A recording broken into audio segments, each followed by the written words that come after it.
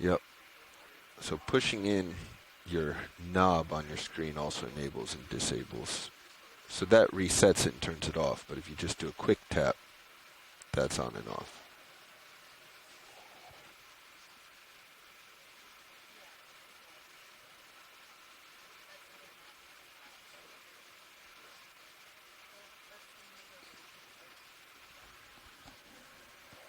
Was it just on? No, I think it got turned off after white balance. No?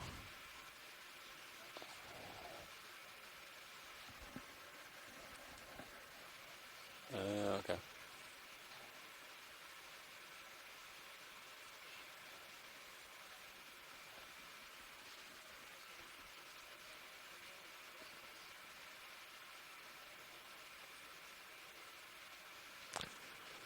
So you want to head to the bottom, and I can work on my Z-bias while you're... no problem. And down. Oh.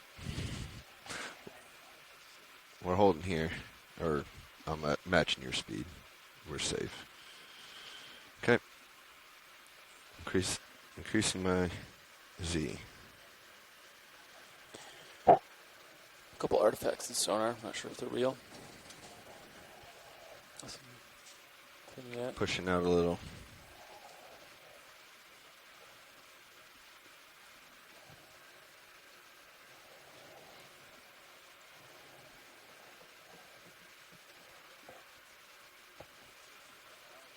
Copy. Copy. I'm driving via your screen, so I'm matching you.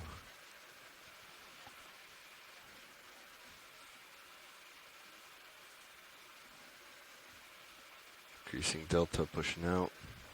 Trying to get that tether to follow me. We're 35 off bottom.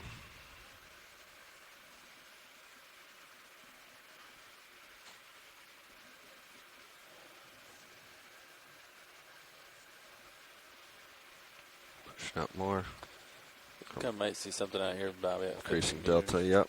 We got bottom. Tilting down. I got, no, those are reflections.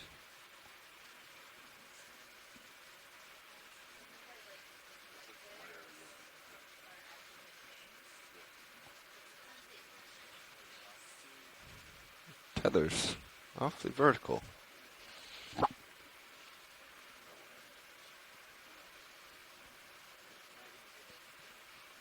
All right, good morning, got everybody. bottom. Thank you for joining us. This is Jeff O'Belts, your geology lead on Okay, I'm Expedition gonna push out. EX1905L2. And if you are watching camera feed 1 from Deep Discover, you are now seeing bottom. We are on Bear Seamount, the southeast corner of Bear Seamount, doing our first seamount dive of Deep Connections expedition. We've been occupying submarine canyons before, so this is breaking new ground for this expedition.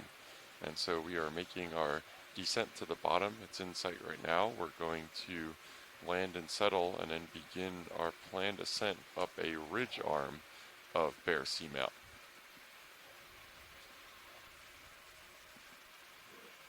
Good morning, everyone. This is Megan Putz, your biology lead from the University of Hawaii. And today, our dive on Bear Seamount is within the Northeast Canyons and Seamounts Marine National Monument.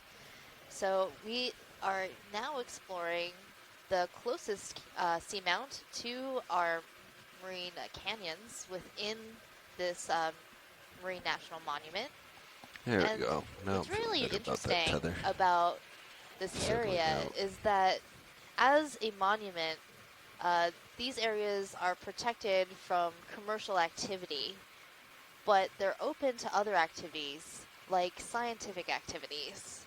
And so our marine national monuments act as living laboratories knob if that's easier. And our explorations of these areas can teach us more about like how the oceans are can also connected crank up your and RPM serve as an important initialize reference a little higher. for scientists that are studying the effects of human activity on deep So it's sea just a single ecosystems. tap as opposed to So the tap and today hold. we are exploring this unexplored area of Bear Seamount on the I got southeastern something side of just this off the area, report. Let's seamount, back up and see what I'm which coming is down going on. up a small ridge along the side of the seamount. A So rock. we're expecting Yeah. to see some really interesting deep sea coral communities, deep sea sponge communities. Oh, cold And down there, you think, Dave? as we're looking at this nice large boulder, you can definitely make out some sponges and corals all over this area. So any area we see Ooh. within this part of the seamount, we're expecting to find Cool some as a deep cucumber sea down corals there. and sponges. And that's because the currents in this area can help bring a lot of food to the bottom, which allow for corals and sponges and their associated organisms to feed and thrive in this area. Is that a hydraulic feature? Absolutely, Megan. And a minute ago, if you were watching the feed, you might have noticed when we were at our bird's eye view, current ripples on the seabed, which is telltale evidence on the seafloor of currents transporting sediment. It forms them into dune-like shapes that you might be familiar seeing at the beach in the surf zone or in the back dunes behind the beach transported by wind. Yeah. Those are similar features. And I'm gonna call there's a this lot bottom, of pilots. excitement Yeah. to talk Bottom. about already from a physical oceanographic Yep, thank perspective. you. Those seabed ripples that we were seeing, biological, all these Perfect. sponges and corals that you see in your view right now, as well as geological. So I think we're going to do a little bit of a pan right now and get our two-body ROV system settled on the seabed, and then we'll probably be doing some zooms on some of these really cool-looking sponges and corals that we see.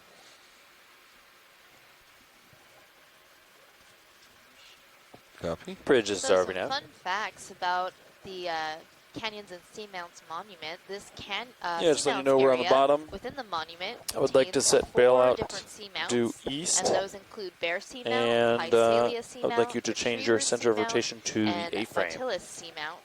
And all of these seamounts were formed by a hotspot in the mantle plume.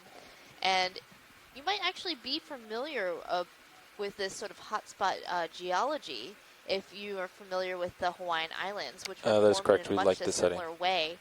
This hotspot in the Earth's mantle allows magma from Almost gonna below tilt to up come for up you. and Still start getting a forming little these settled. mountains. And as the tectonic plate moves over time, it starts to form island chains, and that's how we see these island chains moving across the ocean. And we can also see this Watch the hotspot pilot. activity on land, as this same hotspot formed the White Mountains in New Hampshire. copy. So it's a really interesting geological setting to be looking at today.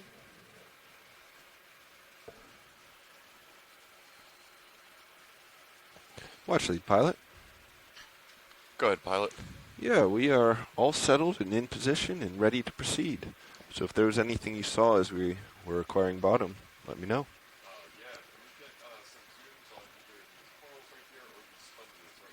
We'll do both.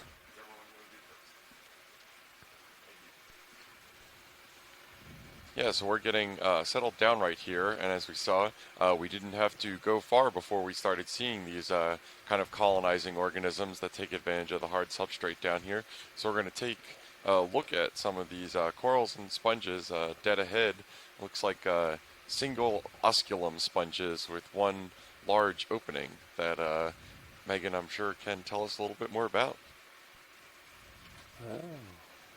So I'm thinking that these sponges we're looking at are in the family Rosellidae Go type ahead, of video. glass sponge. And like Jeff said, they have a single osculum or opening at the top of the sponge, making it look like a vase. So we often refer to these types of glass sponges as vase Tilting up sponges. sight. The coral you're seeing in the background is in the family Chrysogorgidae. Okay. The common name for this family of corals is golden coral because their skeleton is actually more of a golden color. But you'll notice that the tissue or the polyps Bridge is starving on out. You this want left? coral is Yeah, so, more of a pinkish orange color. you guys would and they prefer have to have very your heading small, come to delicate port, looking or? polyps. You guys don't like The the setting? animals that you're seeing spotted around on these corals and sponges with the long feathery arms are known as feather Tilting you up. stars. They're a type of ancient animal known as the crinoids. What you're seeing is these small little legs called cilia wrapped around the main branches of this chrysogorgid coral, and Okay. their feather arms, which act as both swimming arms and feeding appendages, Tilting down sight. are splayed out in the water column. So Nope, if this my animal camera did wanted not want to to, comply. it could let go of the coral and undulate its arms and swim through the water column. So maybe one will treat us to the crinoid swim today, and we'll be able to see that activity. Also in the branches, I'm spotting a type of polychaete worm or a bristle worm. It might be Yep. a scale worm. It's that bluish purple animal that you're seeing right in center screen once we come into focus. So these corals and sponges act as habitat for a number of different invertebrates and fishes, which makes them really important for conservation, because we have yet to study all of these different animals, and every time we dive, we are always finding new and interesting associations and species. So we want to catalog what we see with our ROV footage, and we're really excited to see different associations between organisms, and then also see if these associations happen again and again. Are crinoids often found on sponges? Are they often found on corals? Do only certain ones land on certain species? These are like the Continuing questions down. that scientists like myself are trying to answer, and so it's really exciting to be able to make these observations and learn more about these animals. You'll also note in the shot, as we're looking at the sponges holdfast, the really distinctive dark color of this rock that these sponges and corals are on. And we had a little pre-dive conversation in the chat room with Jason Chater, a geologist at the USGS It's your Coastal call, and video. Marine Science We're done Center with these in Woods specimens. Hole, who confirmed that Oop, the we're going top of the fast. seamount probably had a normal fault that led to a Perfect. submarine landslide at some point in the past that probably displaced these rocks that we're Rotator moved seeing a on little the faster seabed than I right wanted. now. So this is probably All right, material from I'm the going to top just of try the to see seamount if I that can was pan displaced right and has fallen if we can down get at these some corals point in the from here. past. One of the geological focuses of Deep Connections is submarine geohazards, which is when a geological phenomenon interact with human interests or can cause some sort of hazards with their action. So seeing evidence of a slope failure like this in Why don't you a give us headlights seamount for this environment one, as opposed to a submarine canyon co-pilot? is interesting to confirm.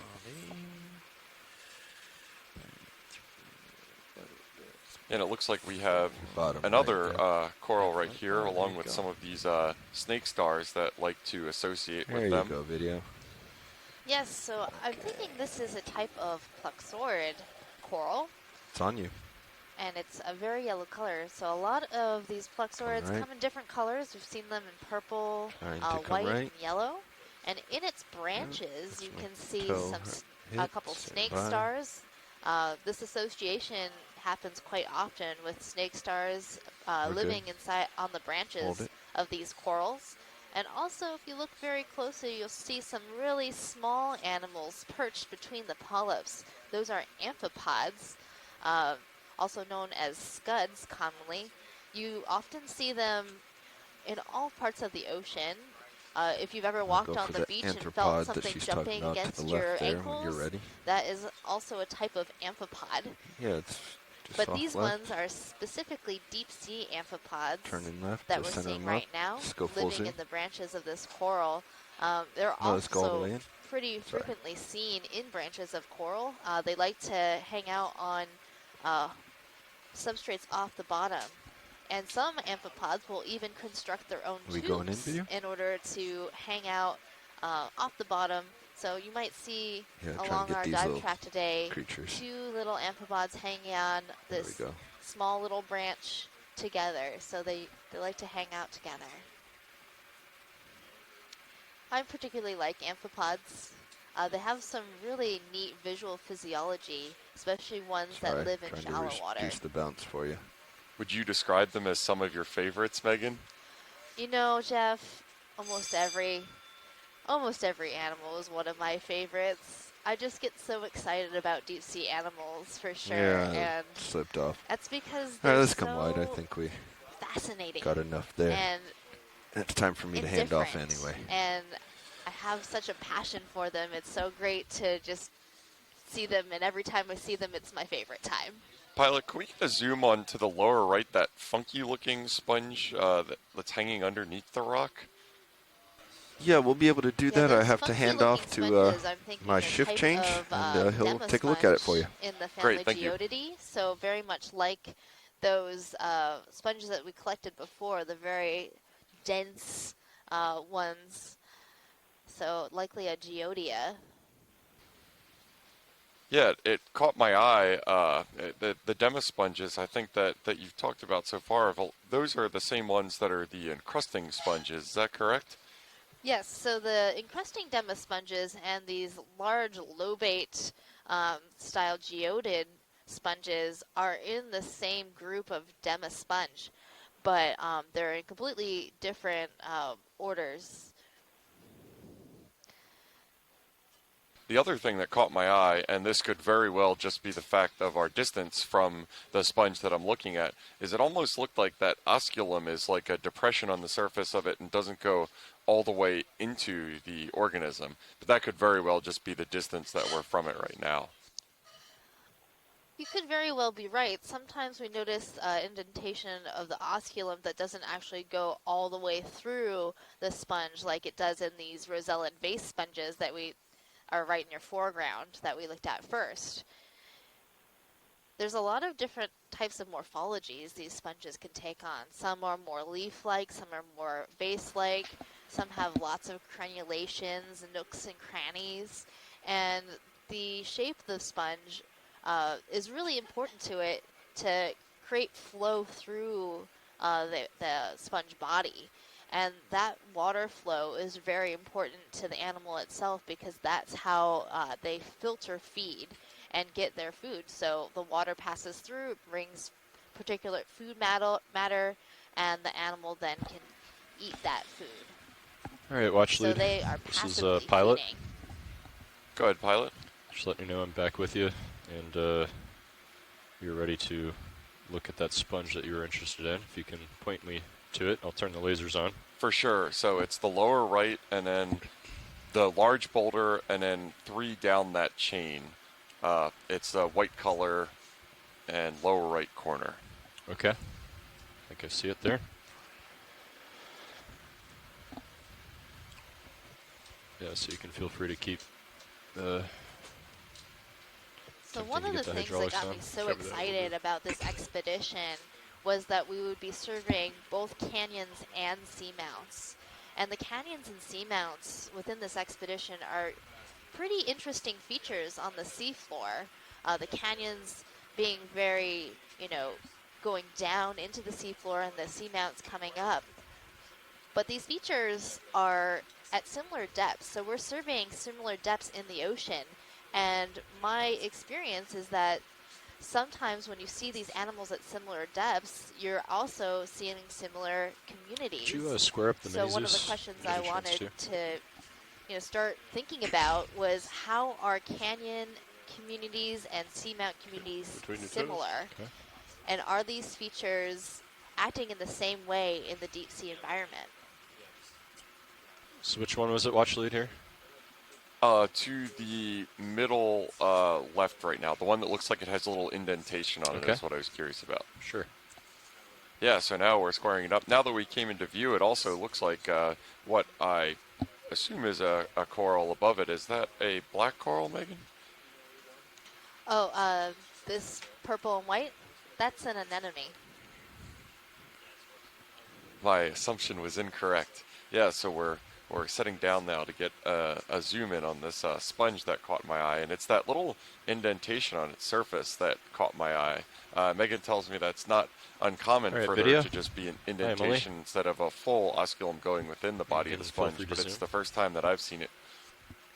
So Demis sponges are pretty interesting animals in that like they have a completely different body plan form that compared to a lot of the glass sponges we see at these depths.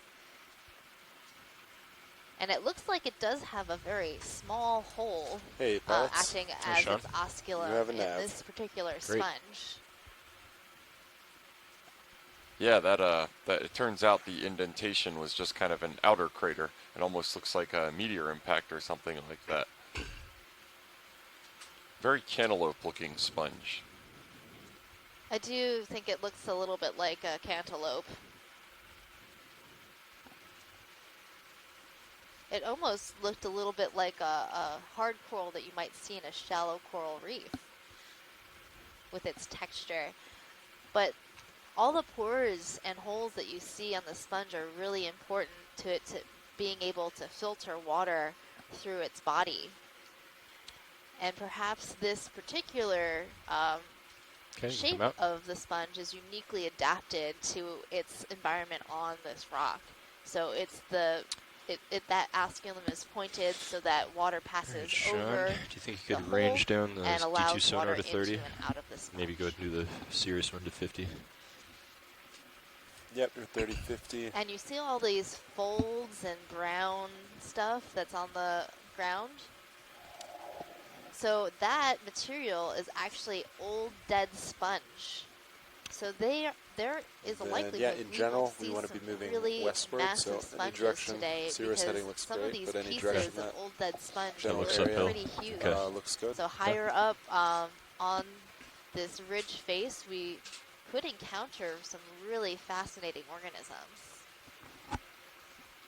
On this larger boulder, I also am seeing a bunch of different kinds of corals and sponges. So we already looked at these vase sponges and these yellow corals, but the very leggy coral right in the middle of our screen, I believe is a bamboo coral. So bamboo coral is pretty interesting because it has a two-part skeleton structure.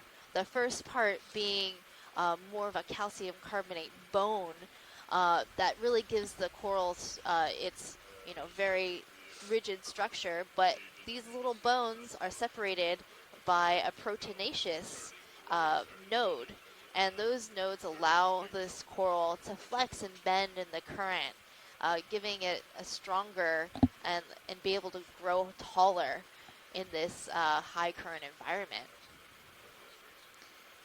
And this bamboo coral is covered with a number of associated organisms. We're seeing some more feather stars up in the upper branches, but these little orange animals wrapped around the mid Okay, you can branches frame it up, Emily. are a type of brittle star.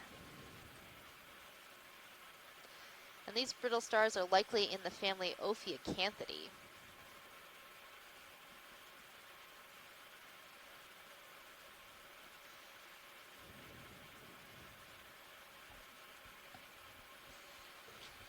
And one of the things we want to look at when observing this Sorry, sliding a little bamboo bit, coral video. is where you see the branches originating from. Are they branching at the nodes, those black proteinaceous parts of the skeleton, or are they branching internodally, so on the bony parts of the skeleton? And that can help us determine what clade, what group genetically this coral belongs to, and possibly help us get to a species. So it looks like this coral is branching at the nodes. So you're seeing a black band right where the branch occurs. And the way it's really splayed out and branching in sort of a bushy sort of way makes me think it might be in the genus Acanella. And if Scott France was on the line, he might have a better idea about these types of corals because he's been studying bamboo corals for a number of years.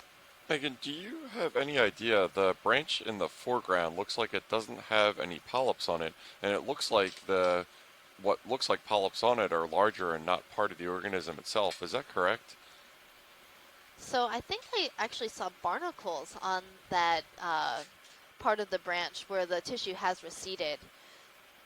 And sometimes you'll notice bare parts of the skeleton on these corals, and that could be due to feeding by other organisms. So there are a number of sea stars and other organisms that will actually feed on the tissue of coral, leaving the skeleton bare.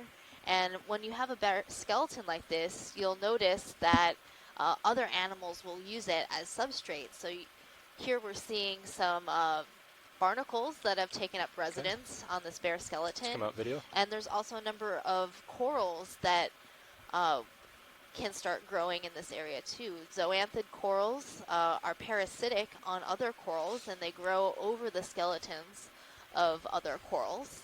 And then anemones will also use bare parts of the skeleton as habitat. There's a steep. Yeah, and it's really, you're getting a sense right now looking in the background. 10 meter move. Sure. The Seamount proper and this rock that we were just looking at, this large boulder that had detached and fallen. I think uphill is going to be more to starboard. It's pretty cool looking right now, getting a sense of the visibility that we have right now. Yeah, so maybe like 240. Pilot, could you turn on the lasers when you get a chance? Believe the lasers are on. Oh, great, thank you. They're just off in the distance. There we go. Yep. Thank you. So we're just discussing our next move. We can either move directly up slope, or we can try to approach this little cliff here, if you're interested in taking a closer look over there. I'll leave it up to you, watch lead.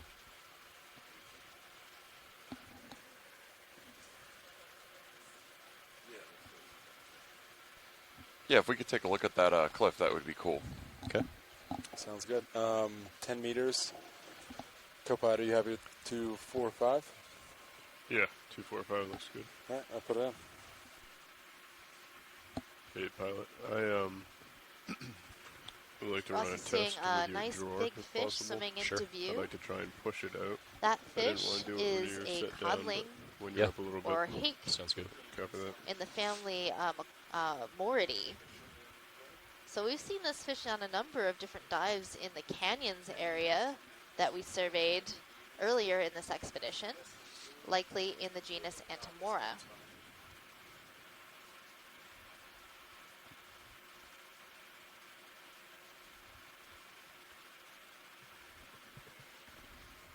No. All right, I'm all set with testing, pilot. Okay. So we've Wasn't been able making to a kick it move back on. over to this try very again a little later. consolidated slab of Copy that. the seamount, this nice You can probably huge come down rock, a couple meters. and just a spotted little more across tail. this area, we're seeing a number of different sponges, glass sponges, in view, along with some dema sponges. So those are those more yellow looking sponges that look like maybe stools, ottomans. I tend to think of sponges in terms of good furniture. So I'd definitely like to get a couple zooms on these glass sponges. Sure. They're definitely different from some of the glass sponges we've been seeing within the canyons area.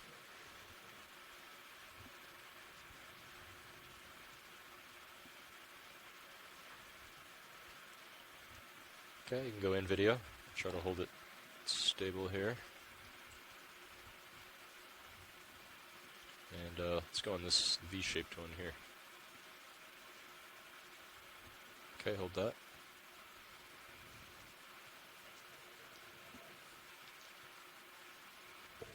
So this sponge that we're zooming in on is a glass sponge, Coming back. meaning that it's made up of small little glass pieces, and that's what constructs its skeleton.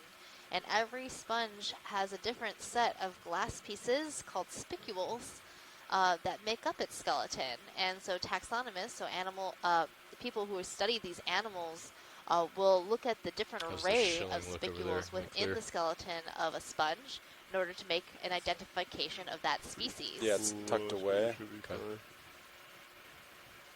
So you just touched. And so when we're zooming in on a sponge like this, I like to look at the Feels like a framework of the corner sponge. toe. So how Makes sense. how But dense these chilling pores from my are within the perspective looks good. sponge. Do I see, more consistent color within the sponge? And that helps me understand perhaps what family this sponge belongs in. It might be in the Farreid or Euretid families. And then we're also seeing another feather star perched in the branches, or perched on the edge of this sponge. All right, let's come out video.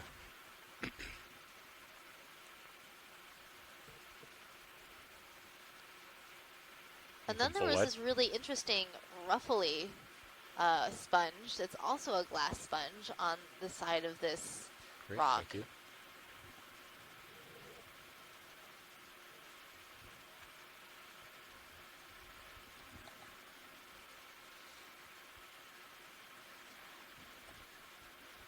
Oh yeah.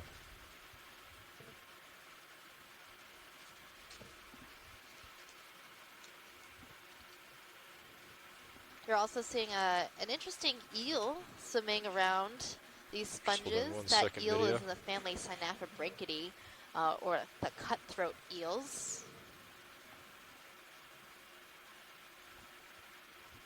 I'll try going into auto depth here so I can stay in the water column. But when I first engage it, the vehicle always goes up a little bit, but it'll come back down.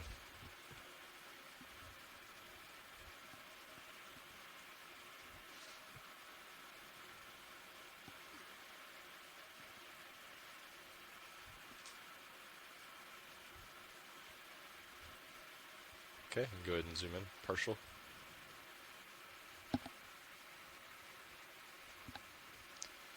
So I'm thinking that this ruffled sponge is in the family Okay, go a little Farreidae. tighter. It's another type of glass sponge. You can see how it's different than the one that's near its base. And this one has a number of different brittle stars hanging out inside its ruffles. And as we zoom in, you can see how the framework of this sponge looks different compared to the one that we were just looking at. It seems a little more delicate and transparent, folding in on itself and around itself.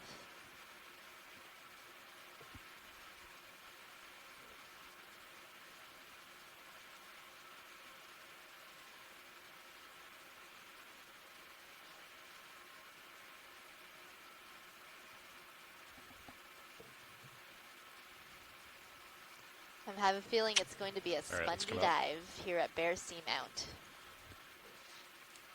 Hold that.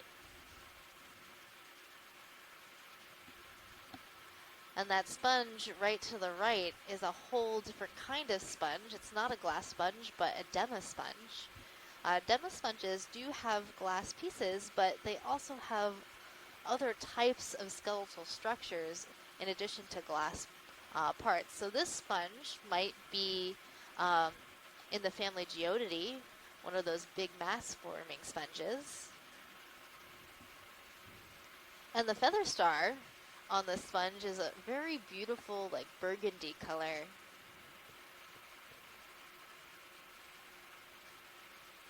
Okay, go to a little tighter. Hold that.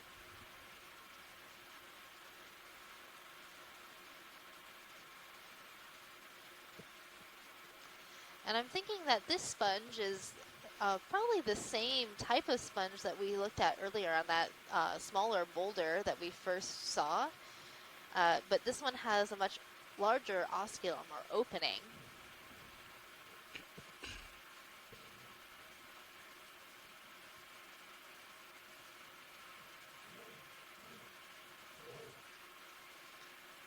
So as we get to bottom, we like to take a look at all these different kinds of animals, get nice good zooms on them, which helps the taxonomists see the features that they're looking for when they're trying to make an identification Okay, you can come out. of these organisms.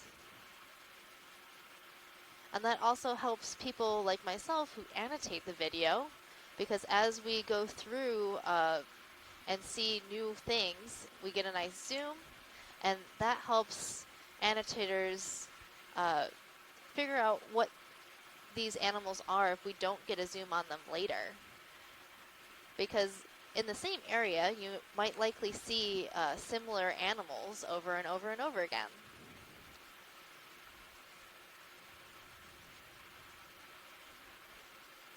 Sure. Well, this is a really cool chrysogorgid coral. Is there something in particular you'd like, Emily? Pilot, can we check out this really tall coral? Sure. Sure. So I'm thinking this coral might be a Metallogorgia, also in the family Chrysogorgidae, the golden corals. But you'll notice that most of the polyps are concentrated right at the top, and the rest is a very long stalk. And in the branches of this coral is some type of brittle star or snake star. Metallogorgia has a snake star that often lives in its branches right there near the middle where the main axis, that long stalk of the coral, Okay, go in partial. meets with all the other branches. And, let's see. And we've noticed this association again and again and again with this Metallogorgia.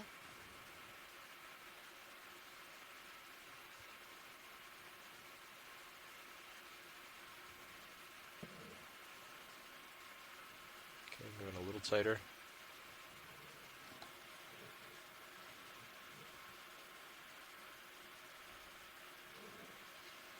So I'm not sure, but in the Pacific, the Metallogorgia coral is always associated with this snake star known as Ophiocreus oedipus.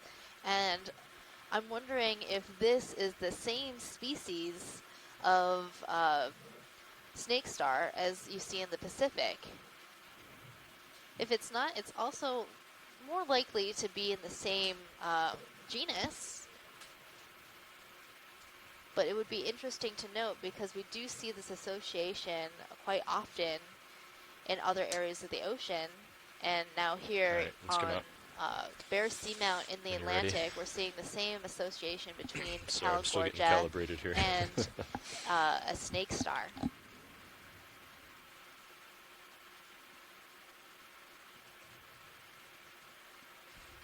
It's kind of interesting down below, huh?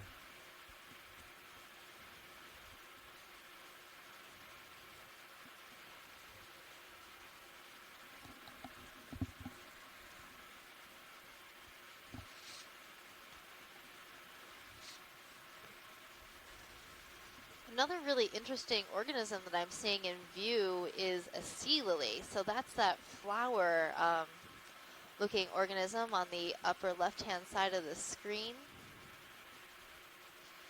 It's related to the crinoids, the feather stars that you see on the sponge, but it has a long stalk instead of leg-like cirri. And so that's a sessile version of the feather stars, which can swim away. No luck with the hydraulics. And the sea lilies are also known as crinoids. They're in the same group. Oh, there's a crab under that ledge. Let me get the headlights on. Coming on. Okay, we can zoom in. Oh, look at that crab. It's pretty cute. Let me try it with the headlights off. You like them on? Sure. So as we're looking at this crab, I'm trying to count the legs and looking at the spines. That can help us identify it, but this isn't a crab that I'm familiar with.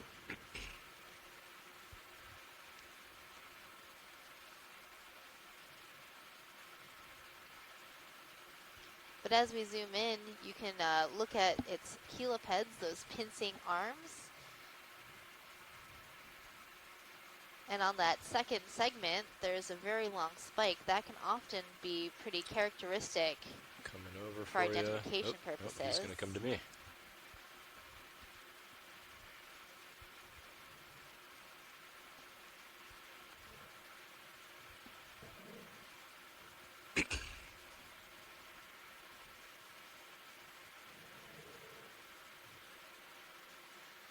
And as we're zooming in, you can notice the little mouth parts of this crab are moving, and it's fluttering them. And that's how this animal senses its environment. Okay. So you're noticing the little antennae that are moving. That's how the crab can smell.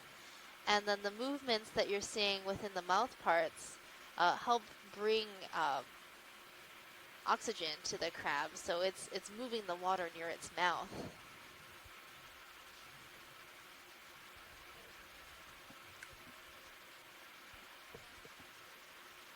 Sure. Just let me know when you're clear. You can take the time you need. And I'm thinking these really bright yellow fans are actually a type of bryozoan and not a coral. They look very much like Do you corals. want to go on the yellow but they're a bryozoan whole since we're on it? different group of animals.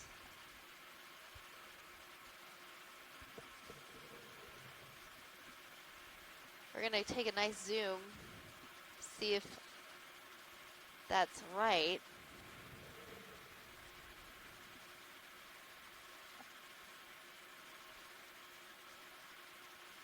Well, they don't look like corals to me.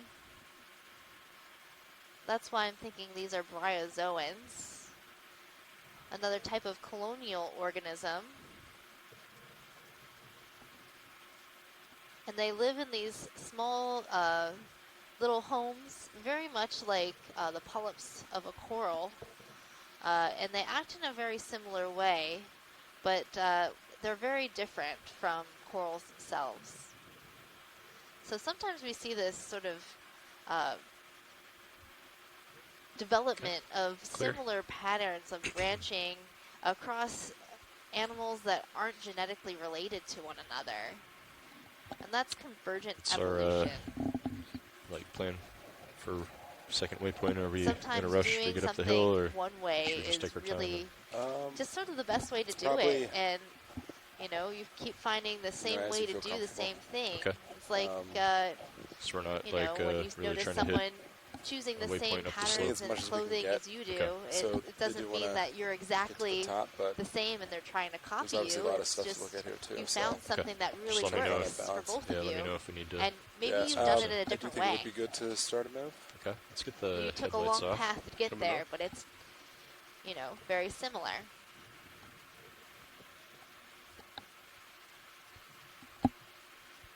Looks like it's pretty flat out ahead of Sirius. Or not flat, but you can see pretty far, rather. Yeah, so you're looking, Sirius is, what, 250 right now? Yeah. Yes. Do you want to do So maybe a little more to the west? What do you think? I kind of want to peek over and see what that harder turn Megan is. McCullough on the starboard side. is Oh, look at that whip. has a lot of Yeah, knowledge sounds about good. these So- types of bryozoans, Yeah, I and just she kinda thinks wanna that yellow one we were looking scan at this is a quick. species Yeah. of Canda bryozoan. And that white fan you were seeing might also be a bryozoan right above it.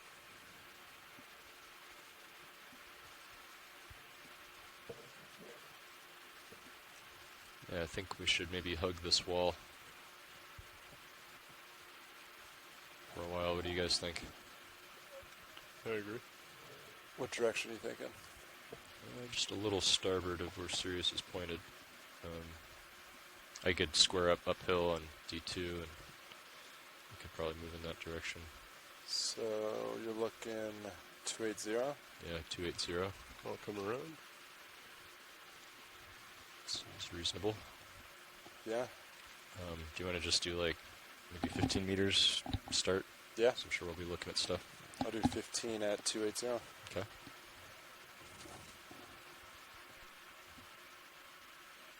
Do we want to do it a little shy of 280 so I slide closer to the wall instead No, I of going? think the direction's good. You could maybe turn your head a little to port. Come to 275. As we're approaching this wall, you'll notice a very long, unbranched coral. That is a type of bamboo coral. So bamboo coral comes in a number of different forms.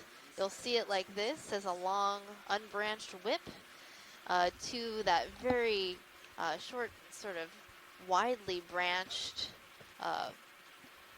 coral that we were just looking at. Sometimes you see them in fan shapes, and all these different shapes can be very useful to these different types of bamboo coral. As an unbranched whip, that colony can move freely within the water column, and that can help in areas where the current is coming from variable directions. The fan shape can be very useful if you have a unidirectional flow and you orient yourself perpendicular to the current. So all these different animals that filter feed in the deep sea have come up with different solutions to the problem of how do we get food to our mouths. And some of that is having a vase-like osculum like some of these sponges. Some is being as tall up off the bottom as you can and concentrating your polyps near the top, like that Metallogorgia, Chrysogorgic coral that we saw. Some act as fans, creating a lot of surface area where current can flow over.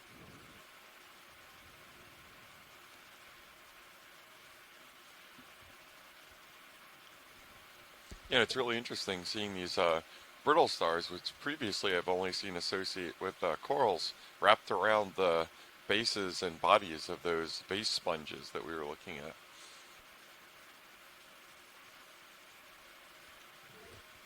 And oftentimes, we might even see it today, these orange brittle stars that we're seeing wrapped around a lot of the coral and sponge colonies, when we get relatively close to the colony, the brittle stars will jump off and they'll fall to the bottom.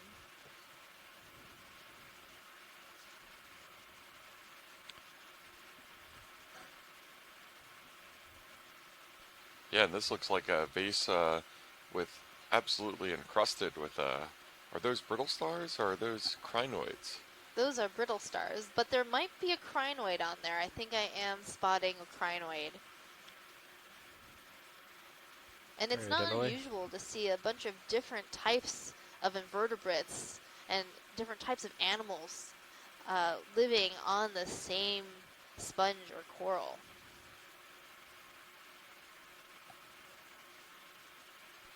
Yeah, that's really neat looking. It's obviously not the case, but it looks very vascular, almost like a heart, with all the tendrils of the brittle stars going across it. That's a really interesting analogy. Yeah, so we're definitely seeing two different types of brittle stars. You have these ophiacanthid brittle stars with the very long spines along their arms, and then the one brittle star with that gray disc that has a really interesting texture is a completely different type. Okay, you can go in. And then over on the side, I'm spotting a small feather star that's on the other side of this sponge.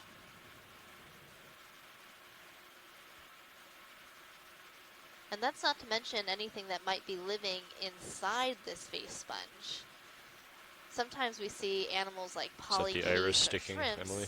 hanging out inside sponges. It's still happening.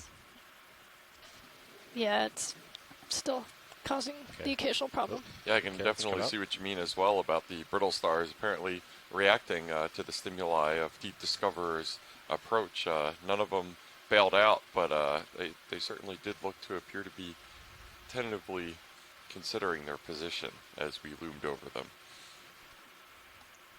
Yeah, I'm not exactly sure what type of stimuli they respond to, but my best guess would be they can feel the movement of the water caused by the vehicle, and they take it as a threat. So, you know, the best way to avoid it is to fall down onto the substrate, and brittle stars can actually really move fast when they need to. So fast, in fact, that we've seen a group of brittle stars capture a squid before. I would need to see that to believe it, Megan. I believe when you say it, but my own eyes would just need to confirm. Holding a Delta Z at 13. And if you do want to watch that video, you can find it on oceanexplorer.noaa.gov. That is our website where we are often posting videos, images, mission logs, and other information about our dives. And you can also get all of the data that we collect from these dives after they happen. So when we get to shore, we'll push all of the information that we've collected onto our data atlas. And you can find the things that you're most interested in, use it in your own research, or just enjoy it for fun. I was able to heat the motor up a little bit, and it seemed to be heating up the water. Yeah, and as you can see, as we're moving along this wall of the seamount, again, the dominant material that we're seeing is this really dark stuff, and that is igneous material. I believe basalt, but I'm not entirely confident in that. And that just reflects the origin of these seamount features, is that these are extruded through the lithosphere, or the crust of the planet, from the mantle, from when the hot spot was right underneath it and was injecting magmatic material up through the hard ground and pushing it out at the seafloor. I would agree with you that I believe this substrate to be manganese-coated basalt. But that's my opinion as someone who's looked at rocks but hasn't exclusively studied them. Permission to zoom? Yeah, go ahead. So now we're going to get a nice zoom on the polyps of this coral. You can see that the polyps on this unbranched bamboo coral are very, very dense. And then I'm also spotting a very small polychaete, that red stripe, on the middle axis. So we often see these small polychaetes associated even with a non-branching coral. There's something to be said about finding a nice habitat up off the bottom. It's just really long. And I was just learning a little bit about the different clades, or the genetically related groups of species of these bamboo corals from Scott France and Les Watling, who study them. And the denseness of the polyps on this makes me think it might belong to the beak clade. And so the beak clade, they've been naming clades just after letters, and as we describe them further, the names might change a little bit. But it's a way for us to classify these groups as one group and help us, identify different features within these groups, so that we can, change I'm just and going to update take a look our at this thing below us real quick. as we learn make sure it's not a line. Yeah, and that nice zoom gave us a good insight into why these corals prefer to be protruding off of the rock and out into the water column. You could see that current lazily drifting by and bringing material to the corals. That's kind of a metric for how quick the current speed was moving at this instant snapshot of time, but it really stood in contrast to our last dive in Oceanographer Canyon, where the current was probably about an order of magnitude faster than it we're currently observing right now.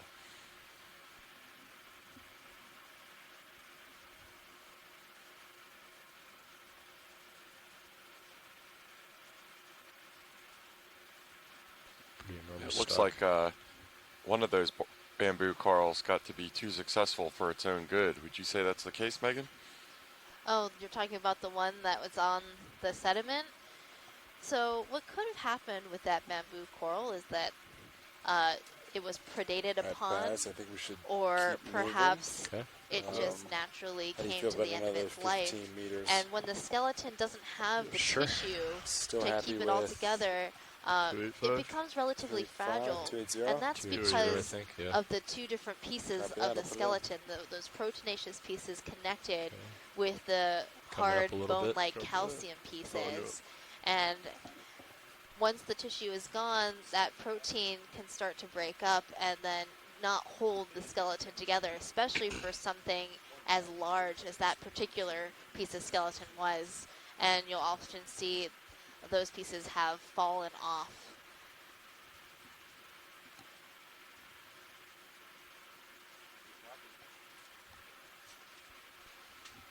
This is quite an encrusted sponge coming into view right now, and unless my eyes deceive me, quite a large specimen as well.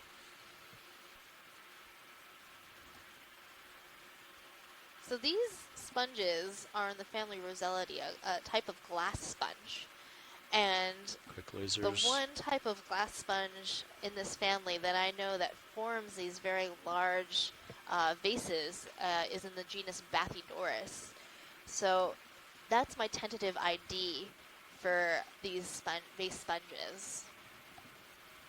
And it does look like now that we have the scale lasers on, those are exactly 10 centimeters apart, that the total height of the sponge is probably about 50 centimeters or half a meter. So appreciably sized and very heavily colonized with those brittle stars and those crinoid fans that we've seen a lot so far.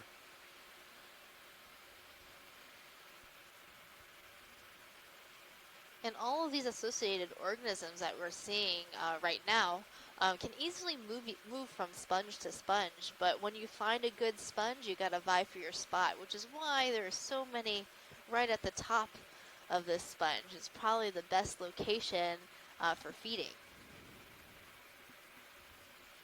So just like the seamount, where you're seeing accelerated currents around and over the top of the seamount, this sponge is probably seeing accelerated currents across this osculum, this opening on the top of the sponge.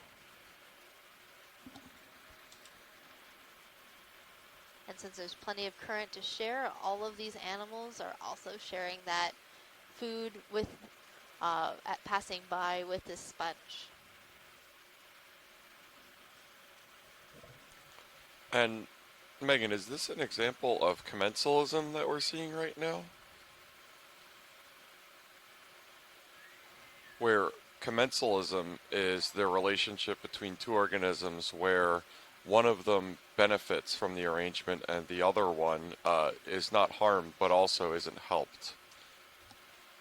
Yeah, so I would say so, and we used to always describe these associated organisms as commensals, but we sort of took a step back and started calling them associated, since more work needs to be done in the area of how these different animals interact with their host substrate. So either their sponge or their coral, some might be actively feeding, and we're not sure if that's what they're doing. Others, we're pretty sure are commensal and just hanging out in this nice area. If I rotate, that'll move. Like I'll be in new water. I can hazard a guess in saying that all of these animals are commensal on this sponge. But we need to do some more research to really know the answer to that question. We'll try it in a bit. I think I know what your strategy is, so I'll set up for it. I'm really enjoying the geology in this area. When we stop anyways. Yep. Mainly because it's covered in biology.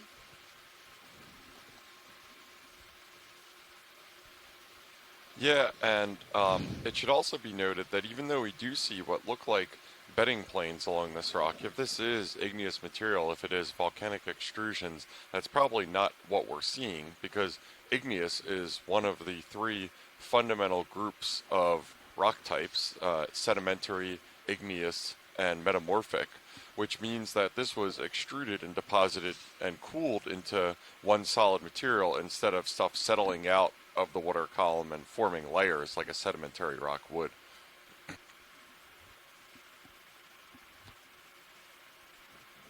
And also, given the depth that we're at and how these seamounts were formed, it makes perfect sense that this is a manganese-coated basalt that we're looking at.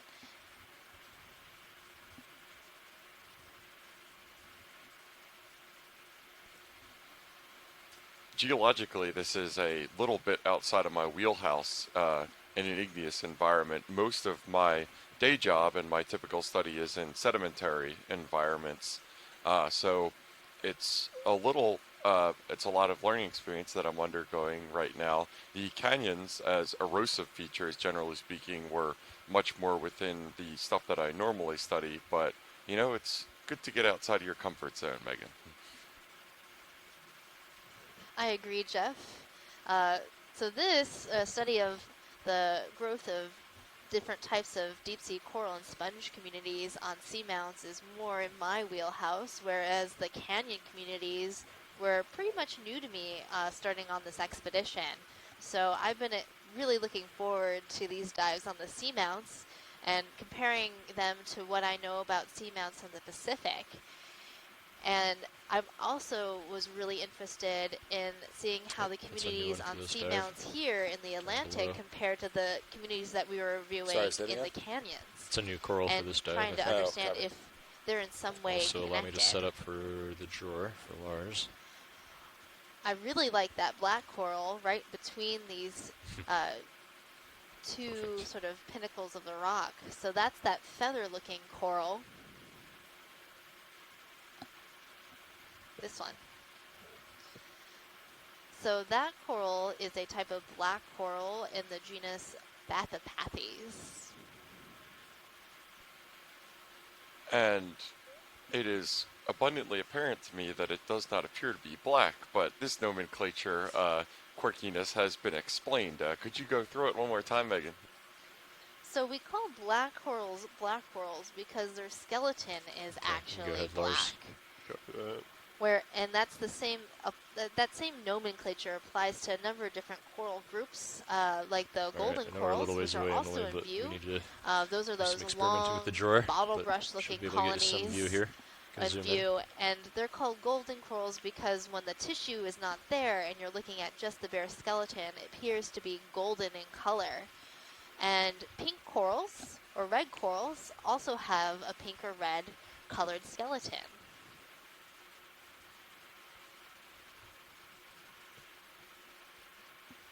We're looking in the background right now. It appears that there's a really high density of those tube worm shells that we're seeing on the rock in the background. We've seen them sparsely interspersed on rocks at various other sites, but I don't think ever in this density. I wonder what's different about it.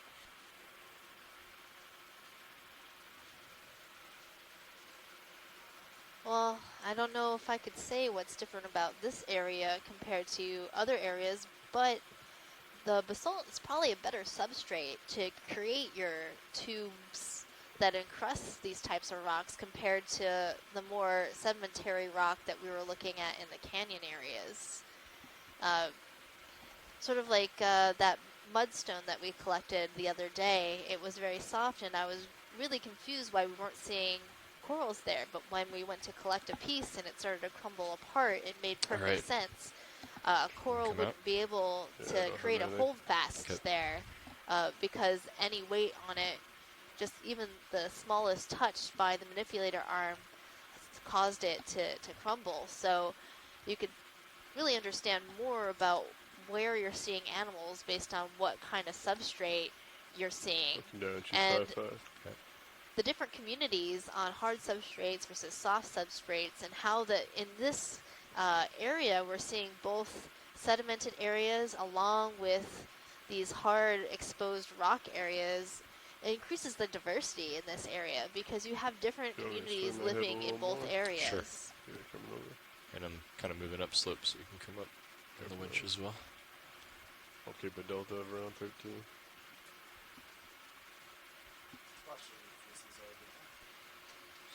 Go ahead, Nev. Is there at 40?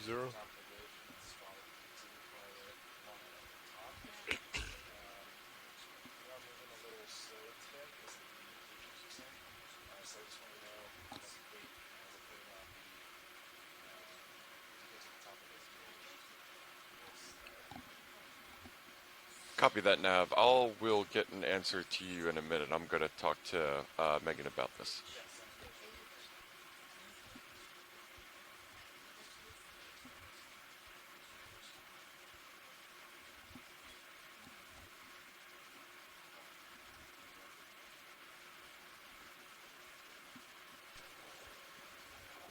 Yeah, pilot, looks like something on your port side. Well, you see it there. Steep face. Yeah. Nice. Look at that. It's an enormous whip. Oh. Wow. Oh, this is a great example of a bamboo whip coral. This one is probably a few meters tall. Yep. Taller than And V2. it has very noticeable nodes and internodal areas. So you can see those black bands of the nodes and then the white bones of the internodes. And that's because the tissue at the Pilot, bottom would half we be of able to this get close up animal, of these polyps? it has is no Yes. longer there. And it's being colonized probably by barnacles, I would suspect. And again, at the top of this coral, you're seeing that the polyps are very, very dense. It looks very bushy and fluffy. So likely, again, in that B clade of these whip-like bamboo corals.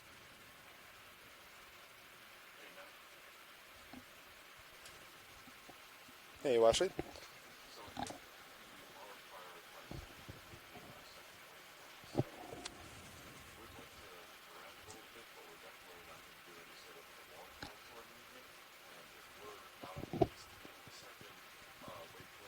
Okay, you can go in partial.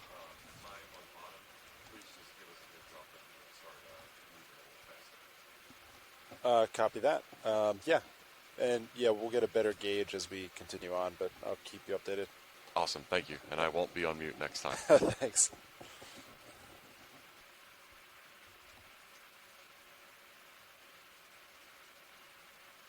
It's really fascinating, Megan, just mechanically, that this coral can keep itself upright and not fall off with how much length. You can't imagine something like this in the aerial environment or on land supporting itself under its own weight.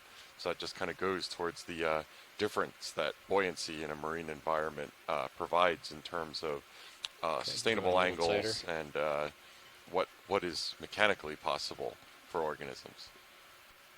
That's A little very tighter in true. video. I mean, having such a long whip-like body is very important in this environment because it allows this coral to move in the current in any direction. It gives it a lot of range of motion and also gets the polyps up off the seafloor in better areas to feed compared to some of the shorter fan-like corals. So there are different solutions to the same problem of how can we get the best food available possible on the substrate, and being a long whip is one of those solutions.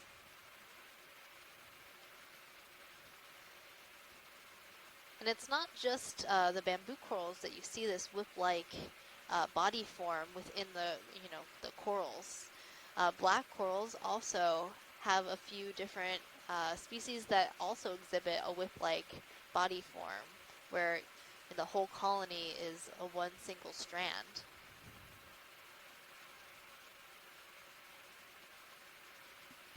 All right, pilot, I think that's good. And definitely, to my knowledge, not anything that you see in the shallow water environment either. Is that correct for reef-building corals that you might see And pilot, in the photic zone? the ridge is a priority to get to. Okay. So in the beeline for the photic ridge is zone, going you to be most at often see hard 255. corals, Copy that.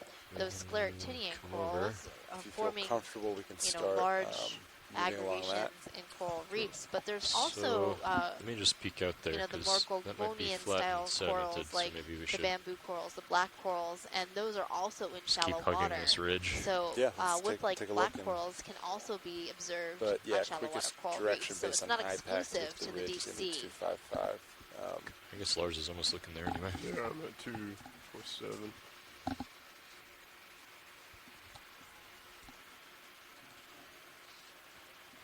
I'd like to go to this side. Why don't we just go to 255 and make a couple moves up, directly up? So that I'll come over. Sounds good. Yeah, so we're And shifting then, the position of Deep since we brought Discover it and up, Sirius we'll right do that now another to 15 meters at 255. get a better angle of Sure. ascent right now. Copy that. I'll put it in.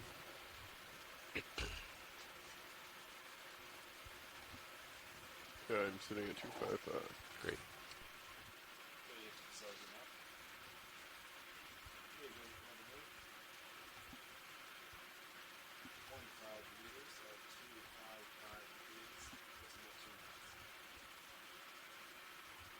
Oh, this one's a very interesting coral here, this pink and yellow. Um, so we're actually seeing a number of different things. So within this colony, I believe it is a bubblegum coral that's being overgrown with a zoanthid coral. Oh, that's interesting. And then in the branches, you're seeing the same snake stars that always seem to be associated with these bubblegum corals. I'm going to try to get a few stills of this, Lars. Yeah.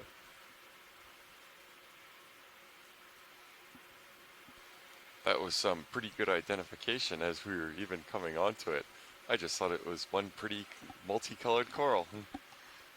Yeah, well, I've actually seen this association before. So when I first saw the coral, I thought it was a very strange color, and my eyes were mixing the pink and the yellow together to make sort of an orange in my mind, and I was like, well, that's interesting.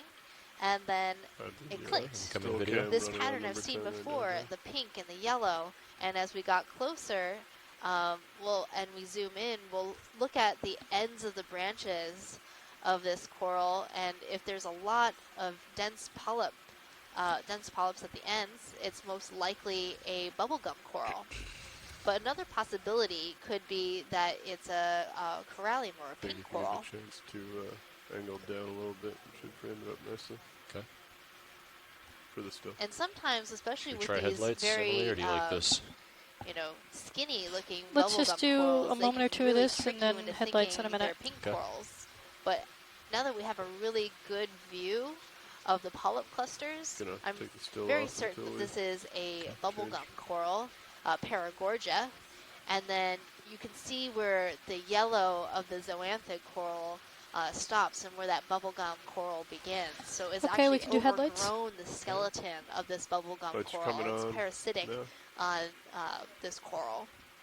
And eventually, it's likely that the zoanthid coral will overtake the entire colony. So the entire colony will be yellow, and there won't be any more pink of that bubble gum. And here we're seeing that snake star, probably an astroschema, wrapped around the branches of the coral. So it was likely here before the zoanthids started growing. But who knows?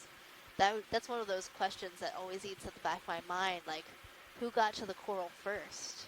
Like, as this zoanthid was, overgrowing the skeleton, did this coral just move, or did the star move around it? What happened? How did this happen? And the thing is, we might not know, because All right, I'm these going to get a corals specimen can view. grow extremely slowly and live very, very long lives. As you do, I'm going to tilt Even down to if we frame it up came in the back still year camera. after year, it's hard for to a few say moments. how much growth of this I'll just do parazoanthid that real quick.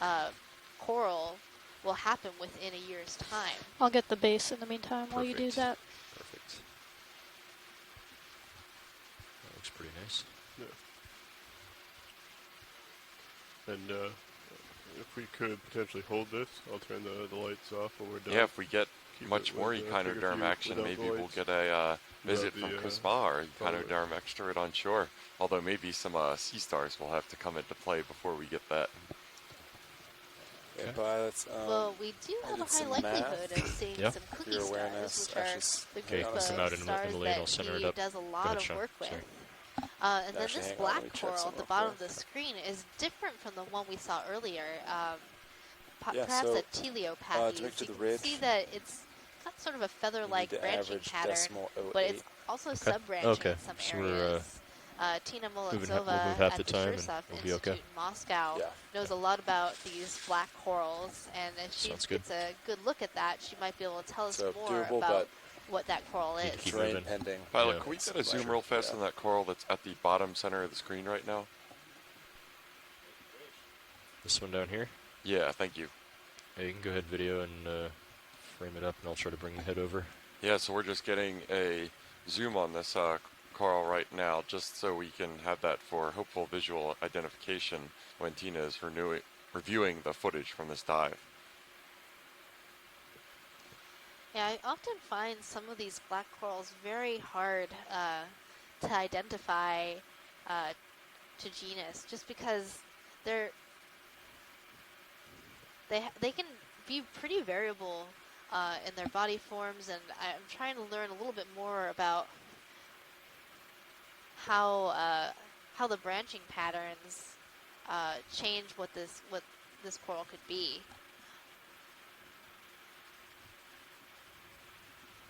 Another possibility is that it's a Stauropathes, which also is known to have sub-branching on the branches, so it has another, mostly a feather-like appearance, but with sub-branching. Oftentimes the Stauropathes we see are a darker brown or yellow in color, and this one is more in the orange range, but color isn't always a good identifier for animals. A lot of times the coloration of the polyps can be dependent on what they're feeding on. And it's that reliance or lack of reliance on color and how tricky it is that makes it important that when we're down here, the color that we're seeing from Deep Discover and Sirius's cameras are as true color as we would get on shore. That's why before every dive, when we're close to the bottom in the environment that we'll be, we make sure to do a color balance of the cameras before we get onto bottom.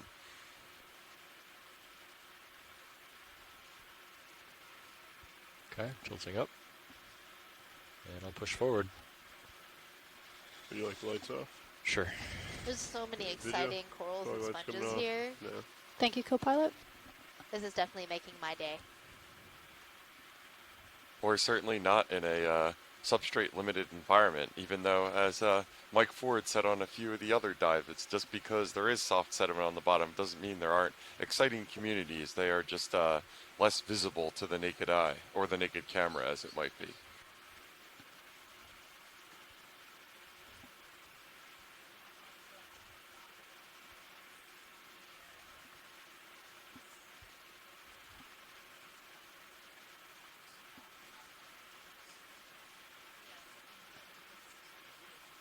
Maybe another. Yeah, I'd feel good to keep going. Looks pretty I good feel out. about 20 meters. Yeah, I think we can do that. Copy that, and I'll keep 255. Copy that.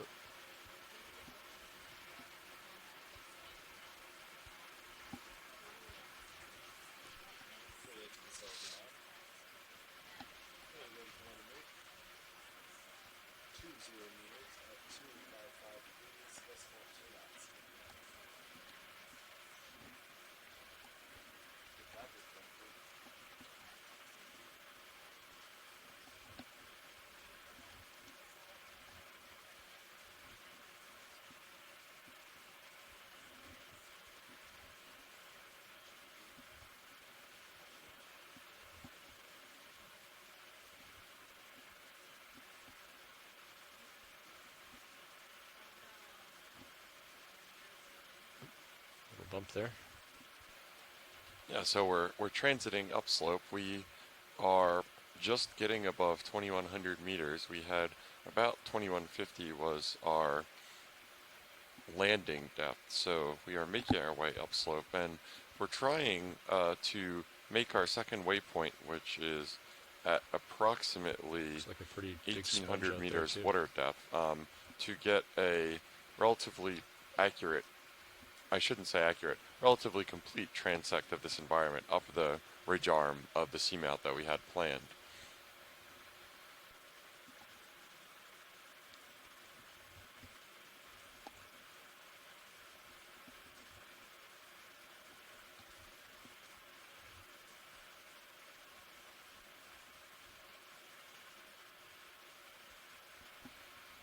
And it looks like in addition to the vase sponges that we've been seeing all over this environment since we landed, that we're also getting some of these ruffled sponges that we saw on the seabed when we landed in terms of the non-living ones.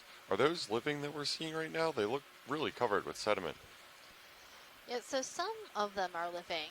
The main portion of this that we're seeing right in the middle of the screen is dead, that very, very brown section. And the lighter, sort of peachy brown sponges are alive. So the sponge skeleton, once the animal has died, will eventually, slowly pick up sediment and particulates in the water, and it'll just get, you know, gunked down with all of that sediment, and it turns that dark brown color. When the sponge is alive, anything floating through the water gets cleared out by the animal itself. So they have little cilia that'll beat, and the animal, you know, keeps its skeleton clear, and that's why you see this, you know, very, very white sponge, or a lighter colored sponge compared to the dead sponge, which tends to be a darker in color. The roselids, these vase-like sponges that we keep seeing, they appear to be darker in color because they have this sort of outer matrix of spicules that often collects a little bit of sediment, and it gives it that sort of tinge, but the animal itself is keeping the inside of the sponge nice and white and clear, and so if we look down into the osculum, you would see that same bright white color. Sit down here and we can zoom in. Is this a foliata sponge that we're looking at, Megan? Or something similar? Oh, this very large colony?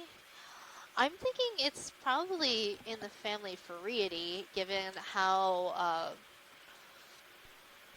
tubey it looks, for the lack of a better word. I'll come up with my own. Yeah. There is no better word than tubey. Last decimal 6, it's been slowly building. Yep. It's now 2.1. It's pretty high. Continue to monitor. But it also somewhat looks like one of those sponges in the list of sponges. At least the wind is pretty low today. Our Canadian partners it's building pretty quickly. Us. Let's go into the north. Kind of looks like this one. Which will take us so parallel to there the was one slope. unknown glass sponge that they sent us a picture of in hopes that we might find and be able to collect something similar during our expedition. And do you think that's two different kinds of sponges? How you see the one looks almost like a fractal pattern of the other with just smaller but a similar amount of osculi? Is that the word, or is it just osculums? I would probably say osculums. I'm actually thinking we're seeing maybe 3 different sponges. You have this sort of with the ship.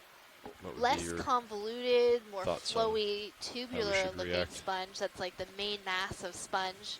Then you have the really sort of densely frilly part. I think that's a different sponge. And then on the right-hand side of this colony was another, also tubey, but regular tubes. And I think that's a third type of sponge. Wrapped out around, or would you suggest? And also a little crab with a very efficient camouflage coloration.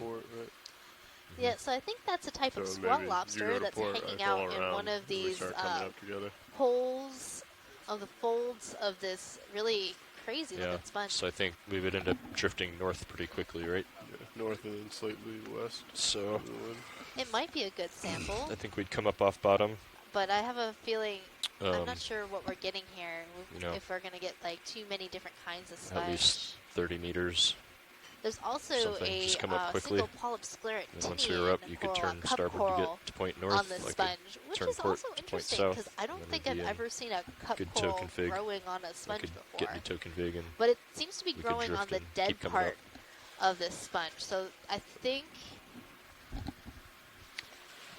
I'll postulate that there was a sponge here at one time. Sure. It died, and this other sponge came along and grew on it, and another sponge came on and grew on that, and all of these animals are growing on this ancient skeletal matrix of a long since gone sponge. Because that's that dark brown area, which is dead sponge. And here we can see that cup coral that's growing there. That's a really interesting observation. Yeah, you just talked a couple minutes ago about suitable substrate for sponges and corals, and denser being better, generally speaking. A sponge isn't something you would intuitively think of would be dense enough for it to get a good hold fast, but apparently in this case it works. All right. We've got some more leash. Can't argue with results. So whenever you're clear video, we'll move forward. Video coming out.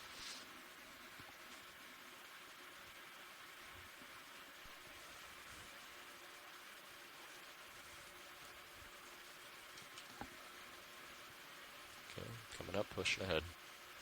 And Pat, as you push ahead, if you're okay, I'd like to call in another 20 meters. Just to keep us moving, but I can pause. Yeah. I'll push ahead here. Get stretched out a little bit. I think Lars is probably still feeling that last move, right? Yeah, a little bit. Still swing. And as we make our way along this Seamount Ridge, we're going to be keeping our eyes out for some nice angular looking rocks to collect. So collecting a rock on a seamount can be really informative to geologists who are studying seamounts. So watch lead. This is pilot. Go ahead, pilot.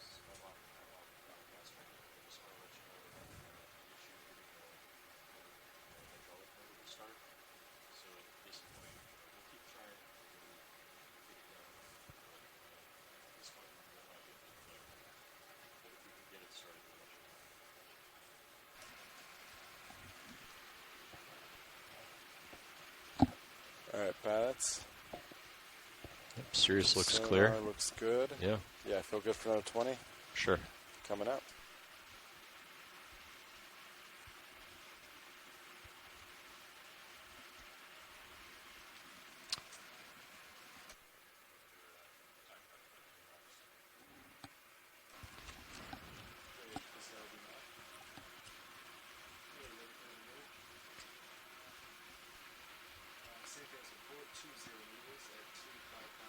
Yeah, we're transiting upslope here, and it looks like we've come into an area that even though this is going up the ridge arm, that it is fairly covered with fine sediment. So as you can see from the really distinct color contrast between those rubble and scree field that we're looking at and the sediment of the seabed, this sediment that we're seeing right now is probably sourced from just hemipelagic or full pelagic sedimentation. So you don't have to get down too far before it relatively levels off slow, just above freezing. fine-grained accumulation of sediment on the seabed. And this is a process that was happening during the formation of the seamount itself and has obviously continued after it. This seamount chain that we're in right now, which is collectively called the New England Seamount Chain, is approximately 124 to 83 million years old. And it was really interesting for me to learn. I don't know too much about seamounts. I've been learning a lot on this expedition, that the earliest seamounts in this chain are in fact not seamounts at all. They are just mountains, the White Mountains of New Hampshire. And those ones are towards the 184 million year old end of the chain, when Bear Seamount is probably about in the middle and is dated to approximately 100 million years before present that it formed.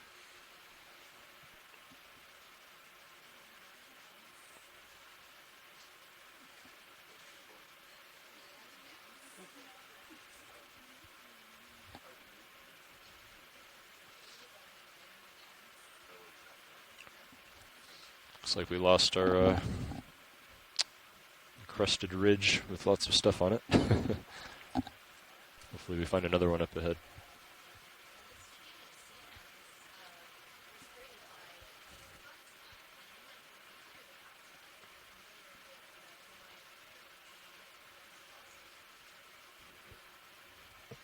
So this group of seamounts that is within our Canyons and Seamounts Marine National Monument is actually a part of a seamount chain that was created from a hotspot.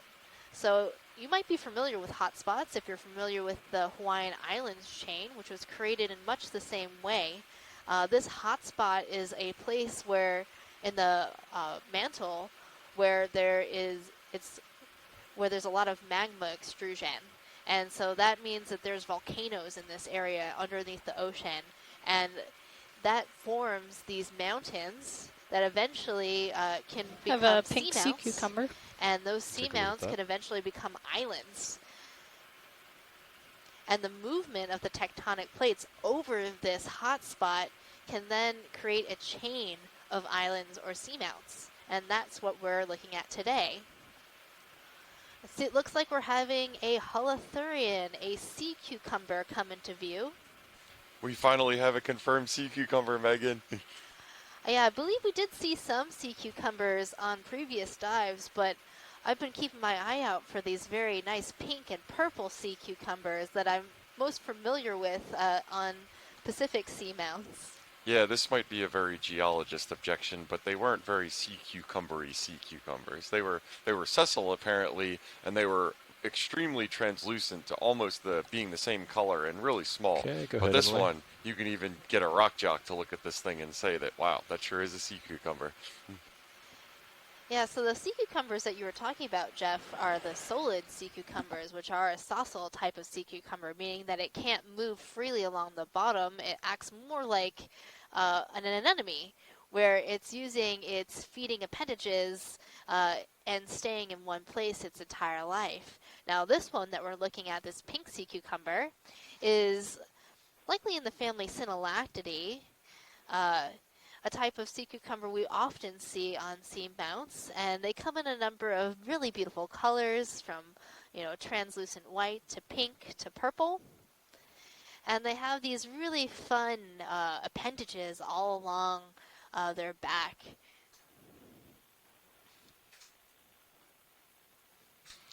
And I've definitely noticed from my biological oceanography classes during my undergrad that it seems that no creature in the undersea environment gets more analogous land names than sea cucumbers, where those protrusions tend to form these characteristic shapes, and so they get names like sea hares, and as I learned on this expedition from one of our video teams, sea pigs.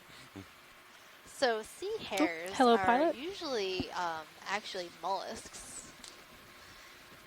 Just FYI. And sea pigs, this is not a sea pig. The sea pigs are in the family Elapidae, and they have these sort of little Video's clear. walking feet.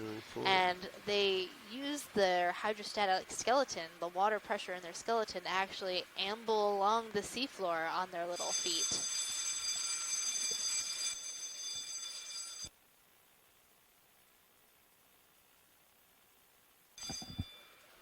Just give it a second. Maybe they'll make the announcement. Okay.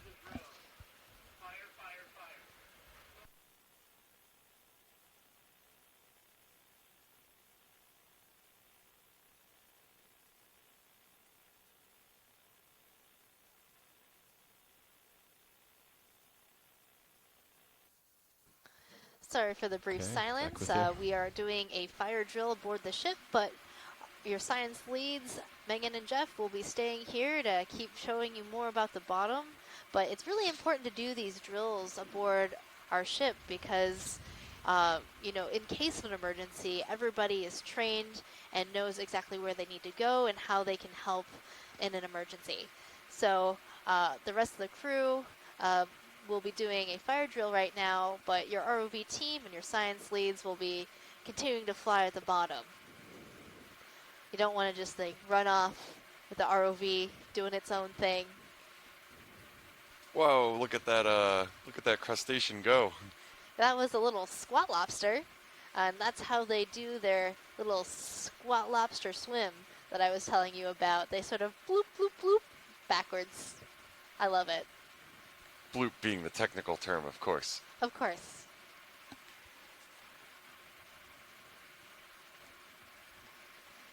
Something purple coming so unlike in when we center first left. landed, we saw a lot of Very consolidated small hard above substrate. the Right now, stock the paranoid. substrate on Copy the that. bottom I is can see it. what we would call a talus field interspersed amongst a lot of soft sediment. And we often see this on seamounts because they're formed by volcanoes, and the basalt can become unstable ahead at and come certain in a points. You little can see like light. where a lot of the rocks have Stare broken to the off right. and tumbled down slope yeah, and I can collected come to the other in side of that these if you low-lying too. areas. Absolutely, and as we said at the beginning of the dive, Jason Chater of the USGS provided some context on this seamount.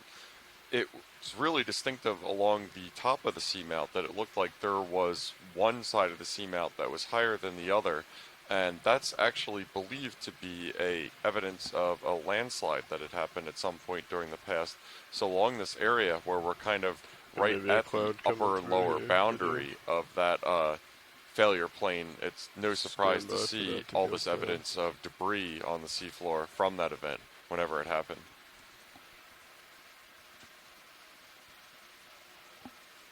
Okay, looking down 60 degrees, but Copy. I think the ship has stopped. And So we're seriously going to just sit down swinging. for a minute and Yeah, been stopped take a while. a look here. Once this sediment cloud hopefully subsides in a second, looks like we have a little purple Seeing thing on the seabed. Instantaneous jump up to like 2.4, 2.5 on the surface current. Well, it Oh, is the a little purple thing. ADCV. Yeah. Yeah. I'm not entirely convinced it's alive. But maybe once the Should sediment drift away, and the clears, current's pretty low right here. we can see a little bit more of your purple thing.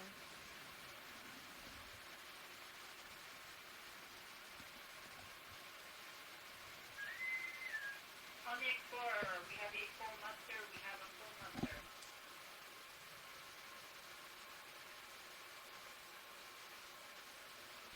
It almost looks like seaweed or kelp in the body plan or the shape of it, very ribbony, but obviously the color Feel is it pretty take more if distinctive you'd and like, different. That's One thing max that zoom. not to rule out that it could very well be is also human debris. Yeah, this might be anthropogenic. I'm going to go Yeah, back wide. this is Copy that. definitely not a coral or a sponge or anything living that I know of. Sorry, pilot. And given its really Oh, bright no worries. color, I That was would my probably mistake for say picking it up a might little be a bit of piece of dust. plastic. Yeah, it's good to keep moving too. Copy. Heading up.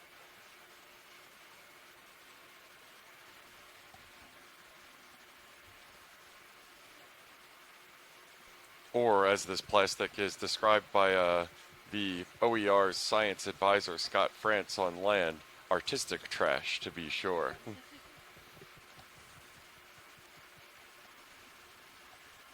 The bright coloration was doing its best job to the confuse rock the there to scientists the who wanted right. Does that to look different to you? eagerly interpret it as some kind of cool creature, into a second. but no dice.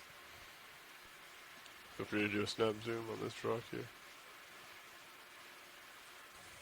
No. Okay. Pull wide.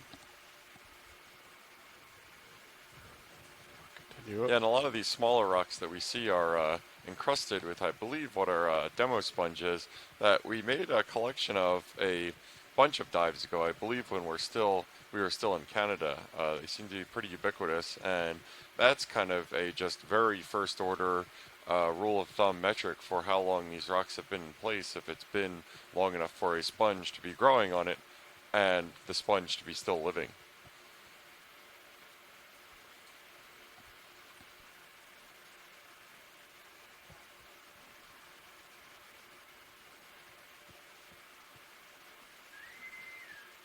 On the Explorer, fire is reported in the engine room. Fire has been reported in the engine room.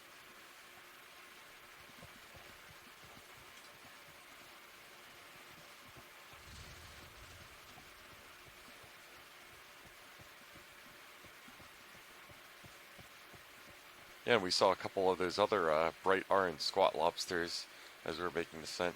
And as I've done more of these expeditions, it's become really distinctive to me that pearlescent, eerie, almost ghostly color of a sponge. There's almost no doubt that Alright, when we see pilots, that even fairly far off from stop the for a while. How do RV, you that's feel what we're about another seeing, 20 as you meters can ahead? see in the lower left Do right another now, 20? with a couple associated What do you think? crinoids and sea stars along with it. Let's see. I might turn my head to starboard a little bit. Sounds good. Do you want me to adjust? I'm still Why don't going you- for the beeline to the ridge, but we can always adjust. What do you think? Why don't you saddle to starboard a bit, Lars? Okay, that coming over. Maybe like a 260. So I'm seeing a number of encrusting demosponges hanging out on all these small cobbles and boulders in this area, Are you along with a expecting this to number steepen up of much? sea is it lilies, those consistent? flower-looking. So a lot of times in this, crinoids based on that high pack, it are should on the be about bottom. this. That's pretty consistent. Those then. are pretty but interesting organisms in in this my type book of terrain, a lot because of times we do see steps. Right. So They look sort of like corals sometimes. Thinking They can about, trick it you looks into like it's thinking they pretty are. clear And you still. zoom in and it's a Ahead of crinoid. Sirius, so. yeah, I think on Sirius sonar, I mean your first returns are about 20 meters out, but you can see over it. Yeah. So. Do you want to do But 20 that again then? definitely is a 20 coral in our safe. sight right Okay. now. It looks Yeah. like maybe another one of those so I'll golden do 20 corals at that we saw 260. earlier, perhaps. I would hazard the guess that that coral is in the Plaxoridae family. So not a golden coral, but a different family of corals that doesn't have a real common name.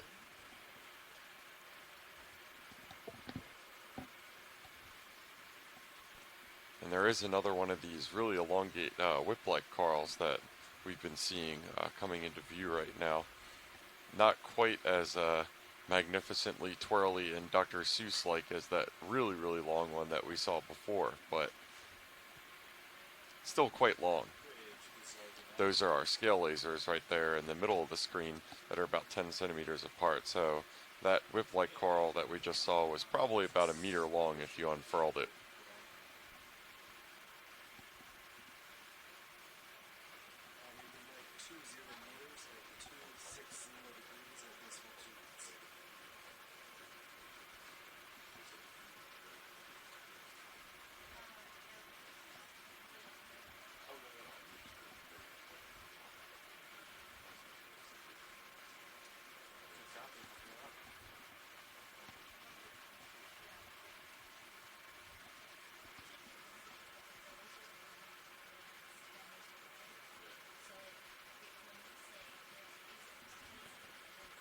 Any interest in this darker colored? Ooh, I've Or the spotted a sea star? sea star. Looks like it might be a cookie star down in the lower left-hand corner on one of these small boulders. I believe Bridge might have it So open we're going to mic. zoom in and get a better look at this star. It's one of those stars that will summon Chris Ma if he's listening. Nice. So Chris works at the Smithsonian, and his expertise is in describing Feel free to come sea in, stars yeah. like this. He's written a number of papers about Come down on the different rotator. types of sea stars, and Bring it has over been working to pretty forward a hard little. at describing a number of new species that we've found on the Okeanos expeditions.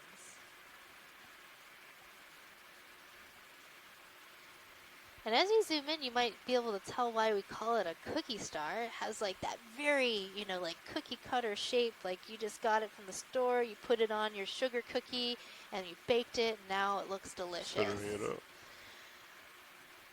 Another one of the characters of a cookie star is you'll see these sort of pillow-like scales along the outside edge. Reported out in the generator room. Fire has been reported out. Hello, Hi, Gonna Chris. bring up the rotator a little. Sorry. Megan, and hi, Jeff. How are you today? Thanks for you. Oh, we're doing pretty good now that we're diving on Bear Seamount. Yes, I've been following fastidiously.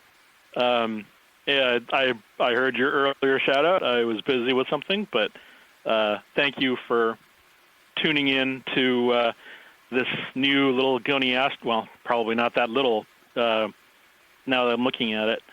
So the more I look, the more it looks like something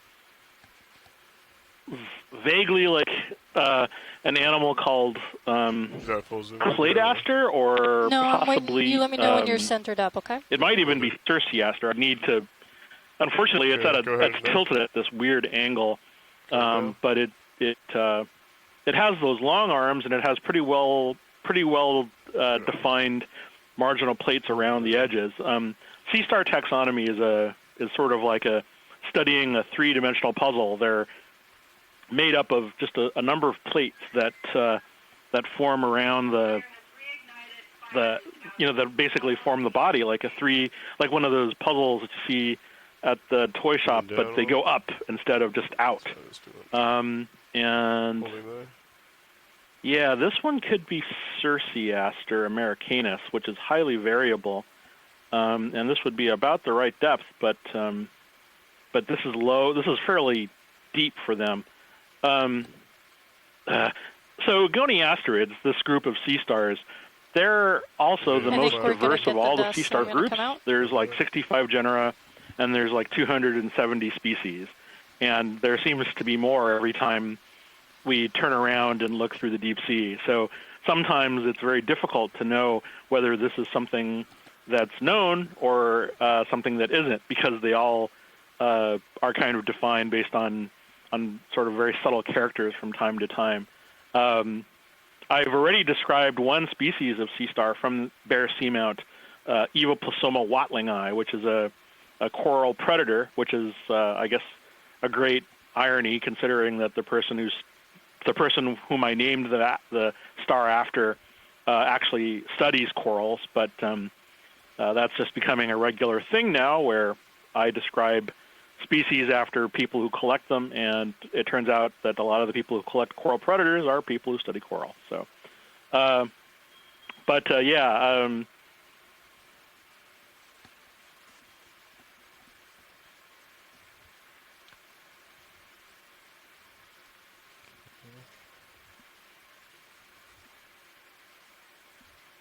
Chris, are you still on the line?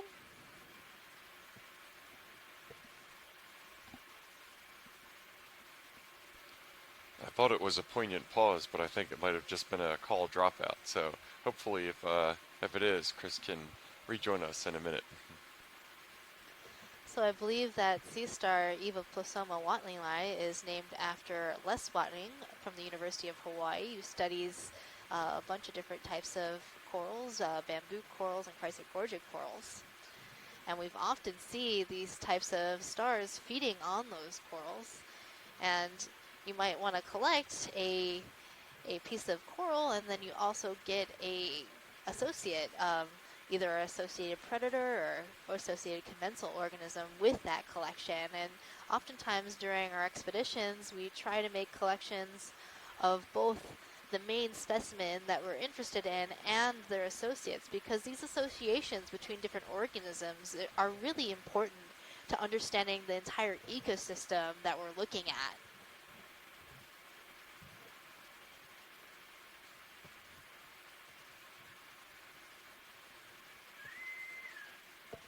Preparing to release the halon. Preparing to release the halon. So those of you at home, if you keep overhearing some announcements on your feed, we are just doing a fire drill today, so please disregard anything that sounds scary. This is just a drill, and it's really important for our crew to practice doing fire drills just as you did in school, so that it could be very dangerous on a ship, a very enclosed area in the middle of nowhere, so we need to be prepared for any type of hazard All right, or danger start that your might 260. arise. On the explorer, releasing halon. Releasing halon. Absolutely, Megan. I like to Copy think that. that we're pretty dedicated to our craft, but if we didn't have the preface of the "this is a drill" before all these announcements, we would be right along there with them. We're not going to go down with the ship describing our very cool rocks and corals and sponges. Oh, and urchins as well, as I'm going to add to the list. It looks like we have one of these coming into view. And this looks like a familiar face that we're seeing right now, unless it's just something that looks like it. It certainly appears to be one of those distinctive pancake urchins that we've seen at a number of other sites. Stand by. Halon has been released. Can we get a zoom on that urchin, please? Sure.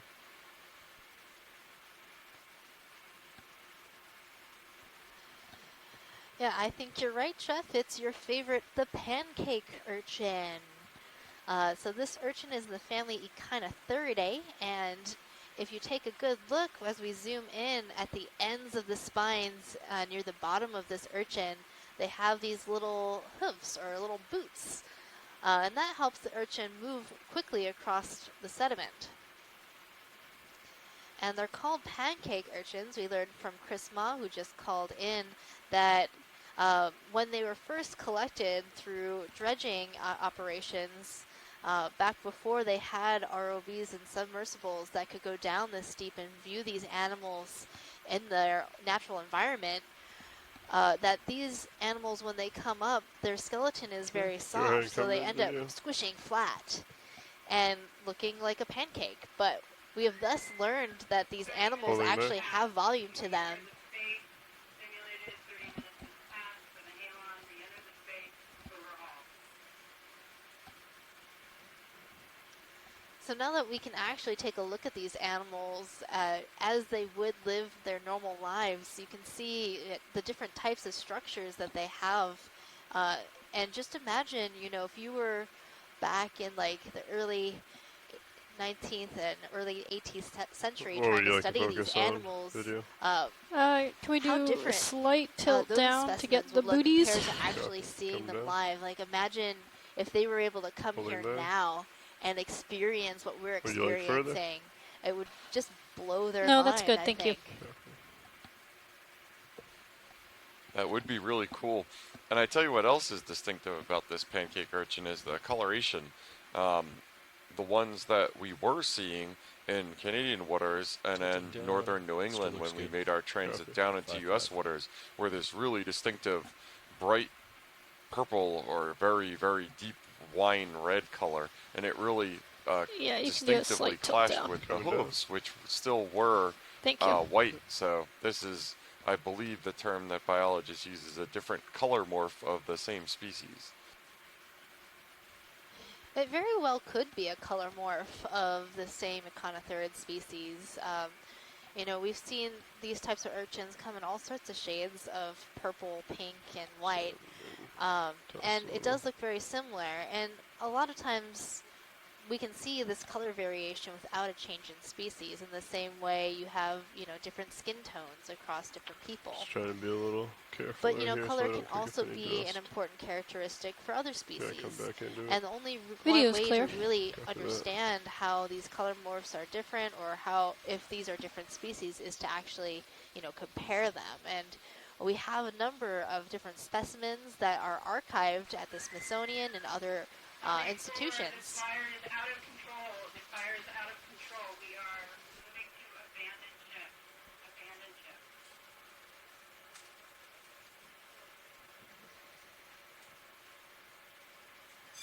Oh, excuse us.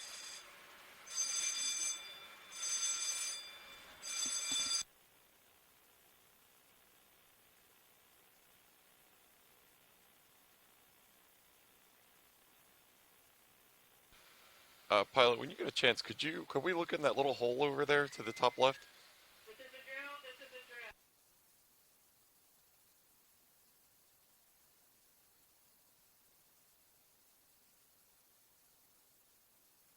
All hands report to your abandoned ship state. And pilots, just for your awareness, I don't know what could have caused this, but the sonar on Sirius, see those little dots that just kind of popped up? Yeah, so we Yeah. are crawling up on these, what certainly looks like a barrow It's like a right pat- here. like a symmetric This is pattern an almost, area like- of predominantly strange. fine I sediment don't in know what between would've this made that, or rubbly what is debris making field, it, but and we're going to for poke your our little awareness. ROV nose in here to see if Kind we of, can see if anybody's home. interference there. So there's actually two burrows here, and I believe that they are connected. So oftentimes animals will create a burrow with two back entrance Just and a gonna front take a peek up entrance, here, Lars. and I'll that come can be back down to you really in a second. helpful for, you know, escape If we wanted to tactics, hit the high beams, if I can speak correctly, the fog and lights, excuse me, also on for the- water on the burrow. flow through the burrow, so the animal living in Thank you, there pilots. Back down. is, you know, breathing and using the oxygen within the water, and without an exit and an entrance, Alright, Lars, that might be water time can to push become ahead stagnant Copy and that. difficult to breathe, so the Yeah. animal would have Get to the come lights Pretty out, light which could sediment be a here. dangerous thing to Yeah, we should do push if forward. you're something tasty that a Yeah, predator come might forward. want to look into eating. So that's a really, really interesting observation of a burrow. Take a look at this as we come down over it. And then also spotted around this area, I'm noticing a lot of bottle brush shaped Those artifacts are Chrysogorgia still there, corals. Sean. Those are those golden corals that we were talking about earlier. We often see a number of associated organisms living in the Yeah, it's branches. like perfect The main spacing. one that I often associate with seeing a Kind of Chrysogorgia electrical coral is feedback a type of interference or squat something, I don't lobster. know. But you didn't change Squat anything. lobsters are No. almost always The seen in the vehicles, right? branches of these types of corals. All hands, this is a dawning drill.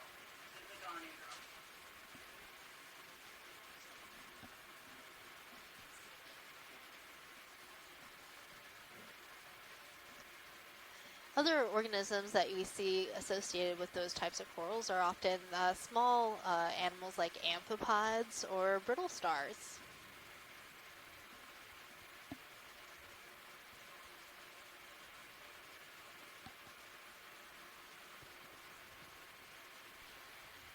These squat lobsters are really active. We can see them moving around a lot more than some of the other varieties that we were seeing in previous dives. It seems that they're very skittish around Deep Discoverer, which probably looks like a extremely large apex predator to them. No, they're off. Okay. Well, our lights are pretty bright, and they probably are sensing some of the movement of the water as we slowly drift past. And those squat lobsters we keep seeing are in the genus Munidopsis. Those are those larger squat lobsters. So you weren't really setting down at all, were you, co-pilot?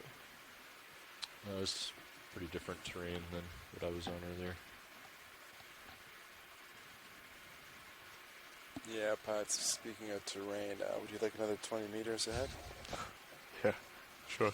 Yeah, I think there's Copy a that. very yellow encrusting sponge on that rock, and then also on one of the smaller pebbles is a sea lily, a type of crinoid that has an attachment that attaches firmly to a substrate. So unlike the feather stars that have little legs that will curl around wherever they want to land, these ones are sessile and stay in place, but they're actually related to one another.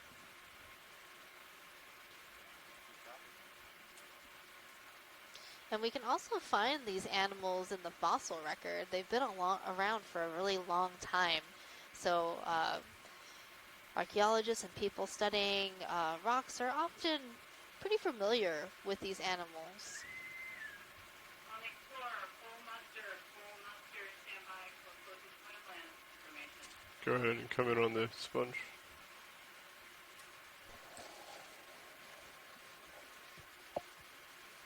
Yeah, Dan, it looks like there might be to the port side. Yeah, of this D2. definitely looks Looks like it might be a pretty little drop similar off to and then some of he the picks it demo up. sponges that Okay. we've seen But at previous it's pretty sites. far out there.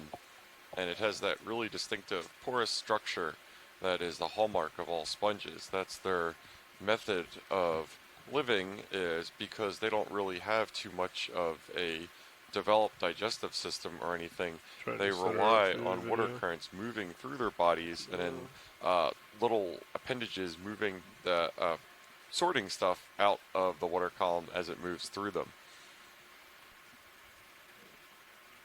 And it is really interesting, as you mentioned, the very spiky nature of this encrusting demasponge, and I believe those are the spicules sticking out. Stand by for closest point of land, Nantucket Island, Massachusetts, bearing 305 true, 315 magnetic, 143 nautical miles. Nantucket Island bearing 305 true, 315 magnetic, distance 143 nautical miles. On station, knock off.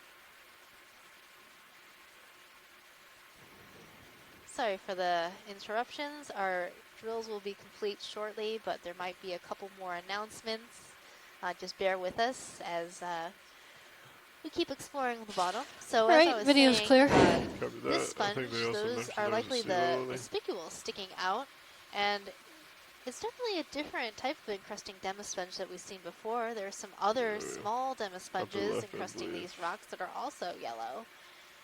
So it's really cool to note the different variability within these different kinds of demasponges that we're seeing spotted all over the place. But it's also down. very hard Copy that. to 65 collect and degrees. study Copy. those demasponges because they encrust so closely to the rock. Removing them and being able to study the structure of the Just the sponge shape of that can return be on the very port difficult. side. Makes me think it Yeah, could and be a these little steep crinoids feature there. definitely look familiar with fossils that Yeah. I've Yeah, seen where it's like a, previously. like a little, And it should almost be like a little noted that crevice this would running along. probably Yeah. be a Oh, pretty maybe it's poor like one of those little area canyons for like we were in fossil earlier. preservation in the future, given that the I think substrate that we might see intersect is it relatively eventually, though. course. Yeah. Either Like this that, so That'd be cool. Bottom sediment, the sandy material, as well as the We have rocks some and debris rocky that you substrate see, again. generally speaking, for preservation, especially for soft parts of the Does it have animal, you some need dust to it, fairly yeah? rapid deposition in a Yeah. fine-grained sediment environment for We'll just preservation. hold on a second, and then we'll leave. Copy. So these crinoids could be in the family Proisocrinidae.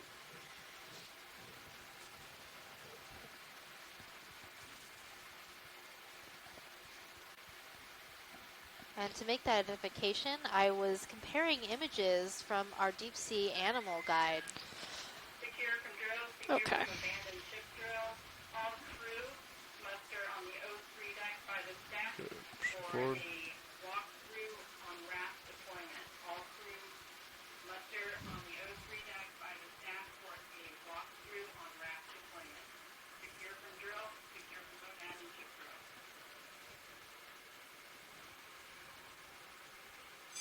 Oh,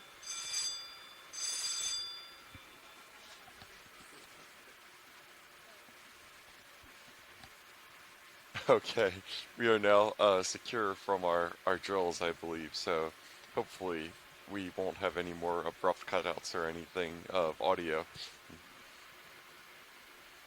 as we transit over and see a couple more of these distinctive crinoids. We've also seen a number of krill in the water column here too. What is notably distinctive than what we've seen on our previous dives, especially our recent ones, have been the abundance of short-finned squid that we observed in a few of our previous ones, and that should probably come as not too much of a surprise given that we're at fairly deep depths and seaward of the canyons that we were studying before. that's right, Jeff. I'm not sure how deep those short-fin squid swim, but most of the dives that we saw them during were relatively shallow, so shallower than 1,000 meters, and we're close to 2,000 meters, which definitely makes sense to me as being too deep to see that particular species. But that doesn't mean that there aren't short-fin squid near this area.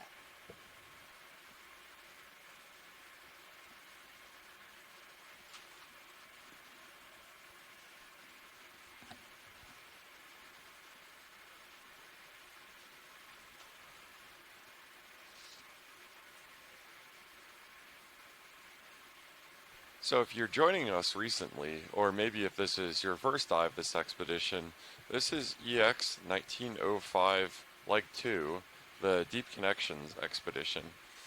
And we called it Deep Connections. We settled on that name as kind of a couple of meanings.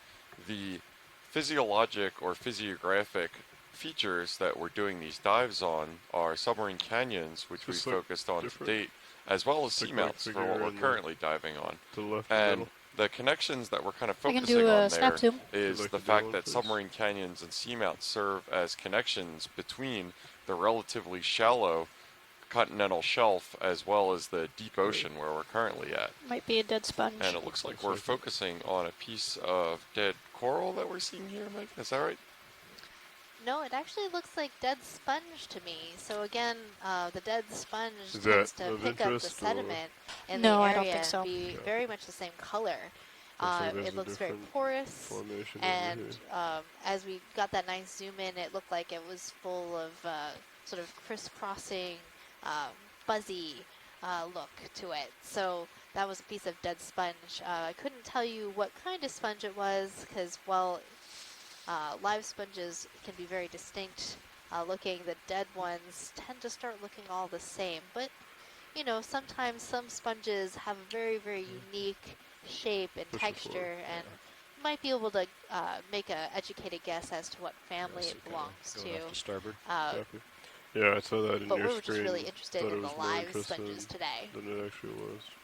But that doesn't mean that dead All right, sponge pilots, doesn't as provide D2 pushes habitat forward, to a feel number of comfortable different with another animals. move? We've definitely 20 seen meters? some very large Go ahead and do that. dead sponge masses Same that have direction. supported you know, when did that last brittle one move? stars, Finish, sorry. lobsters, shrimps, and About 5 crabs minutes ago.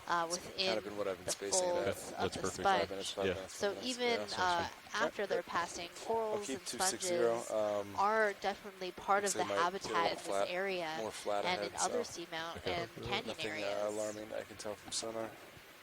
Absolutely, that sponge branch turn was almost more conspicuous for a its little lack bit, of apparent I was going to come back associated to port organisms once than I it was checked out for this having route. them.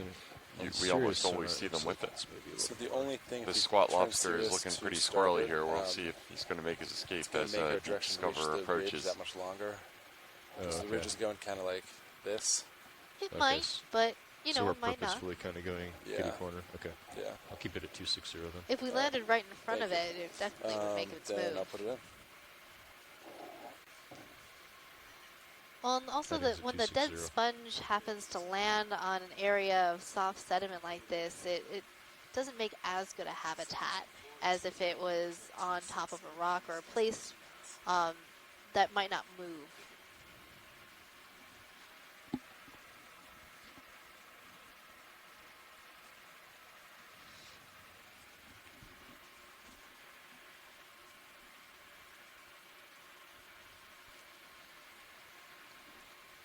So, pivoting back on something Wow, that they're I was really saying a bare couple fast, minutes huh? ago, Yeah. this is the Deep Connections expedition, I think it might be. and one of the That's the drop connections off. that we're really Yeah. interested See, in it's are filling links in on the between sonar as the he moves deep up. sea environment and Looks the pretty flat continental on that shelf. side too. And the continental shelf is Fortunately. generally thought to be in the area of about 120 meters below sea level or shallower, while the deep sea depths range from thousands of meters, 1,000 meters down to 6,000 meters or even more in the trenches. These features submarine canyons, which are canyons carved within the seabed, as well as seamounts, which are these protrusions that are formed from mantle hotspots pushing through the lithosphere, serve as bridge communities between that shallow continental shelf and the deep sea. They do so in a number of ways: biologically, chemically, physical oceanographic, as well as sediment conduits. So they're really important to study from various disciplines. They mean different things to different scientists, but they're important for them all to study. And one thing that's really apparent from the seabed that we're seeing right now, ahead. which has transitioned into Jets up. predominantly fine-grained sediment, Camera's at is 40 these really degrees. distinctive sediment waves. And at these grain size, these grains are relatively small and could probably be picked up point, you could by maybe, currents that aren't explore extremely out to strong. your side. This is probably evidence that we're seeing right Interesting. now for currents probably stronger than are active in the area right now. This seems pretty serene, so this might be something like slack tide in this area would be the terrestrial analog that we would use. But at some point there are currents moving above the seabed and organizing it into the wave field that we're seeing right now.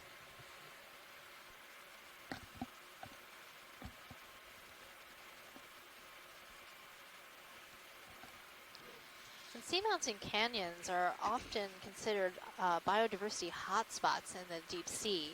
That means that we see a wide range of animals that are very densely packed in these small, relatively small areas of the deep ocean. And that's because these areas have similar on the features fish real within quick. them, being that canyons have steep canyon walls and these seamounts have steep slopes. And these types of steep and rugged terrain are really important for corals and sponges and their associated community of organisms to live. So what we're looking at right now is a halosaur. It's a type of eel-like fish, and it's floating vertically in the water column. I say eel-like because it has this long tapering tail and swims in a very efficient motion by undulating that tail in an eel-like Sorry, manner. repeat your last. It's at the maximizer. So I really like or actually halosaurs because they have my these tilt. really adorable pectoral fins that are tilted upward, almost like little wings. So they look like dragons in the deep sea, at least to me. It does. I'll definitely agree with that. And I can't remember who it was. One of our shore-based scientists was elaborating a little bit on why they have this really distinctive vertical position, and it's for two reasons. It makes it efficient for it to predator or prey Fall on down to the bottom of it and then let it go. organisms in the water column above it, and it's also for any potential predators. It produces a really small footprint in the water column if you're viewing it from up and down, which is probably the way that you would be seeing it in the Coming down. pelagic environment. It makes it just kind of less obvious and less conspicuous if you're looking down and you only see a little dot instead of the full length of this fish. That's particularly true in the water column. Well, if you wanna just So go ahead and put another one in, 2 Sean. days from now, we will be doing some water column Yeah, I'll do explorations, another and the 20. animals Looks like they're living about in the to water column, some stop, areas too. between the bottom and the surface of the ocean, is one of the largest ecosystems on our planet, and it's also one of the few ecosystems that we know the least about. So we'll be transecting across these areas at different depths and seeing what kind of animals live there. And like Jeff was saying, a lot of animals will adopt this vertical swimming habit, and they'll have very, very large eyes in order to pick up light coming down from the surface above, because at this depth we won't actually see any light at all, but in shallower waters some light does penetrate, so they have these large eyes that will capture the fewest photons possible and try to resolve an image. And by looking upward, they can see anything that's making a profile above them, and by being vertical and reducing their profile, any animals below that are looking for a tasty snack are less likely to see them. So it's a really interesting thing. Oh, there's a tube anemone. Can we take a look at that down at the bottom of the screen? Sure. So tube anemones are pretty cool too. They create these sort of paper-like tubes within the sediment that they actually live inside. And one way to identify this as a tube anemone is that it has a ring of tentacles along the outside of this anemone disc, and then they have a second set of tentacles around the mouth of the organism that are much smaller. Go ahead and come in video.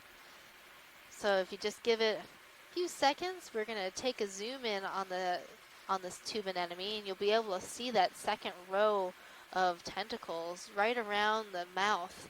So the mouth is located straight in the center of this organism.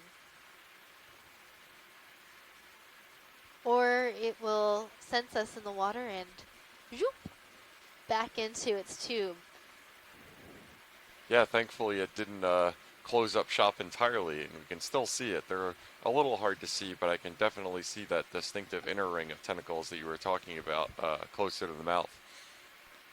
Yeah, these animals can be particularly difficult to sample because they will pull into their tubes. And so, studying them can be a challenge. Also, being able to see the different structures within the animal after it's pulled into the tube makes it very, very difficult for taxonomists to see. So,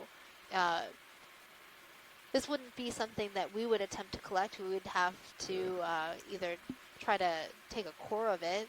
Would probably be one of the better ways to collect this without disturbing the organism itself. And then once we get it in the lab, you'd have to relax it so the tentacles would come out, and all those internal spaces within the anemone that the taxonomists use as a way to identify it to species would also be relaxed so that they could see those different structures. But as we looked at it really closely, people like Tina Molodtsova, who know a lot about these animals, she could probably come to a conclusion as to what species this is based on where we're seeing it, the depth, and the location. Pilot, can we focus in on those sponges to the left?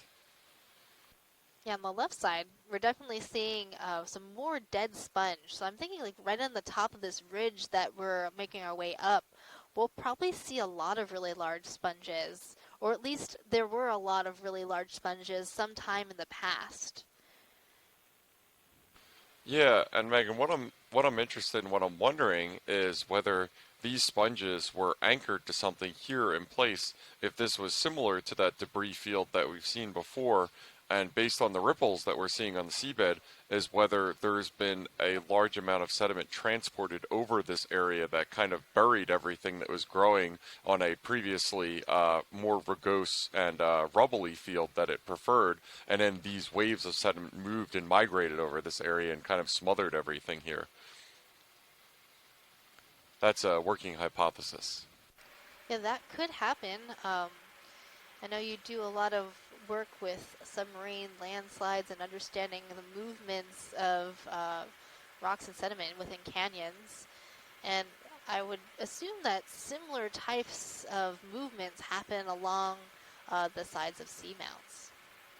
Yeah, that's right. And if this is the case, what I'm postulating, that would be less about seabed instability, which is generally thought to be the movement of the seafloor itself, and more about more superficial sediment transport, which would be individual grains being picked up and moved across the seafloor. It might sound like a pretty irrelevant distinction, but the actual physical principles that dictate the movement of the seabed as a whole, as opposed to sediment being transported over it, result in really different arrangements after the case. So there's a pretty clear physical distinction of the kind of motion equations that dictate these things. It also sounds like that process would happen at two different time scales. Okay, I'll hold their video. On the seamount, the movement of small bits of particulate matter will happen slowly over a long period of time, and that might be why we're seeing, just these gunked up Video's happy. old sponges. The sponge could have, died on its own, or maybe it started to be in a place where there was just too much sedimentation, and then after the sponge is no longer alive, it breaks off and starts tumbling down slope. Sponge skeletons aren't particularly heavy, so having them move quite a bit of a distance further down slope is not unexpected. And you're absolutely right about the timescale comment. Some of my colleagues at the Naval Research Lab use particle image velocimetry to observe the movement of sediment grains that would create these kind of ripples that we're seeing on the seabed. When me, who studies seabed instability and submarine landslides, if I plopped down here and waited to observe a submarine landslide happen in real time, depending on the location, it could be the end of my lifetime before that happened. So definitely different time scales that we're talking about here.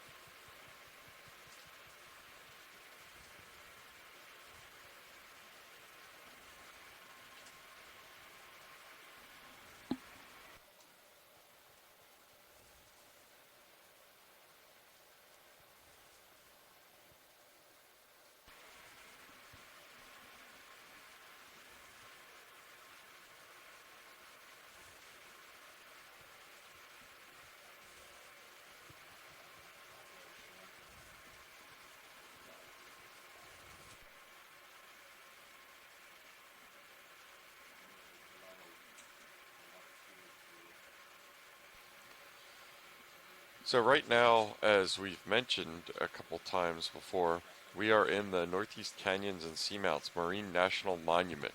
And this is two distinct separate areas of the seafloor that have been protected in terms of certain fishing activities. This was established in 2016. We are a little before the 3-year anniversary of that right now. And it's separated into two different units, one of which the Submarine Canyons unit, which we were exploring right before we had to head back into shore for Dorian, and the Seamounts unit, which is where we're at right now, which is where Bear Seamount is within. And these national monuments are relatively important. They harbor a lot of really diverse deep-sea communities, these biodiversity hotspots that you were talking about a couple minutes ago. And protecting and managing these resources, at least having some areas that are And, also, we're all protected from stopped in a various place fishing of, activities about and 5 can minutes be now, so destructive for if you these can, we really can get slow on and growing make it so it and looks fragile deep sea communities is important for the preservation of biodiversity in the future, as well as for effective fisheries management.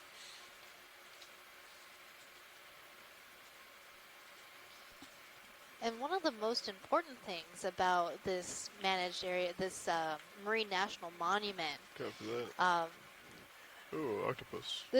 the Northeast Canyons and Seamounts Marine National Monument is important because they act as like Feel as free a to start living coming in. laboratory, Yeah. and our explorations in this area can teach us more about how areas of the ocean are connected, how the Seamounts Try to get him section walking. and the canyons unit are connected. And now He's I'm on the distracted by move. this Feel awesome free to come in more. octopus. It's a cephalopod and it's so Whatever. cool. I love how it's Yeah, you'd walking like. across the bottom.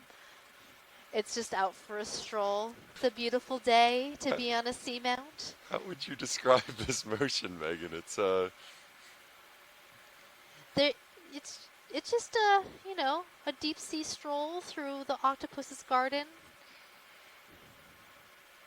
yeah. So, do we have any specifics on what type of octopus this is? I believe it's the same type of octopus you saw when I was at lunch that day, and I totally missed it. Uh, s- uh, Granulone. I'm not going to try to remember how to pronounce that name. Starts with a G.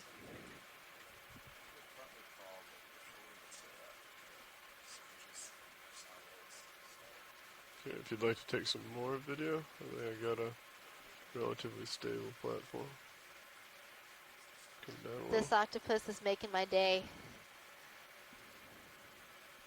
I was just about to comment on the relative lack of mobile fauna that we've been seeing so far in this dive, other than a couple squat lobsters, and then our favorite cephalopod comes along to. Oh, I'm sorry. We had one last announcement. Hopefully, one last. Yeah, and it's really interesting as well. The just kind of rippling effect around its mantle, that kind of webbing between its tentacles. I haven't really seen or noticed that before. Can you just keep an And eye I'm on me, wondering, Cup? I don't know if I as come it back moves a little. by these brittle stars, I'm Nice. guessing it's just transiting right now. It's probably a little wary right now, given Deep Discoverer is staring it down with all its bright lights and all. But I'm glad it hasn't decided to enact a defensive posture in which we wouldn't be able to see this really distinctive squid swagger across the seafloor. Octopus swagger, my bad. So octopus tend to be pretty curious in nature, and they will often interact. And Do you want me to this follow one video? is Do you want me to let definitely it go? What are your swaggering as Um, it's making its way across the bottom, I think strutting we its can stuff. let him go. thoughts? Copy that. It was good Yeah, to see you, Pod, it little might be- octopus. looks like you have a Keep on semi-hard keeping to on. turn ahead. I don't know. Is it that later in color? It looks like a large sponge, doesn't it? I think it's just beyond. It's like 15 meters out. Copy. Okay, I finally found where I wrote down the name Do I have of enough this tether octopus. to get to that lighter It's color in the genus feature? Granulodone, I'll head out there. and we saw one a couple dives ago It's at a the big fish Northeast on the Channel, left. incubating on the some left. eggs on the underside of a rock.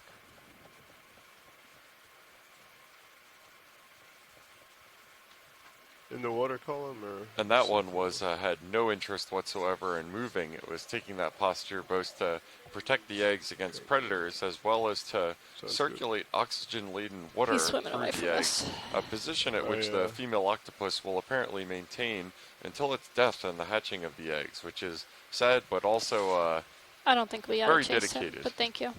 Copy.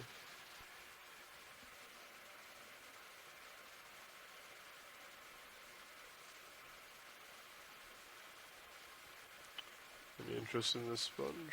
Yeah, it looks like a really interesting shelfy sponge that we're seeing here right now. This might be a living example of one of the ones that we saw downslope earlier on this outcropping of rock. I think we're going to sit down and take a closer look at this and all its many associates that we can see even from this distance.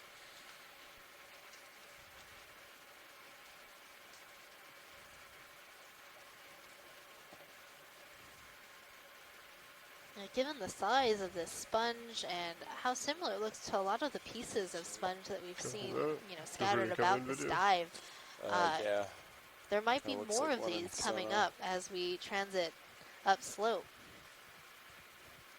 So I'm getting a good look at this sponge, and I'm trying to decide Do you want to try what type something of with the sponge it craft? is. It strikes me as being a glass sponge, likely in the family Rosellida. Nothing comes to mind. Like, But nothing- I don't it's think sort of anything more of a plate-like I mean, can instead happen of a external, like, the vase-like fluid sponge. might flow, but Would you like to focus on video just right here? Or? Yeah, just on the sponge right where it is, Yeah, so and you it's can really stay neat put. to Copy. see the tendrils, what looks like, what I'm assuming are the brittle star on the other side of the fold of that sponge peering over the top, and you can see why the edges of these sponges are such coveted real estate among the associates, because it gets it right directly perpendicular to the water flow that's coming through and exposes it to the best food in the water column.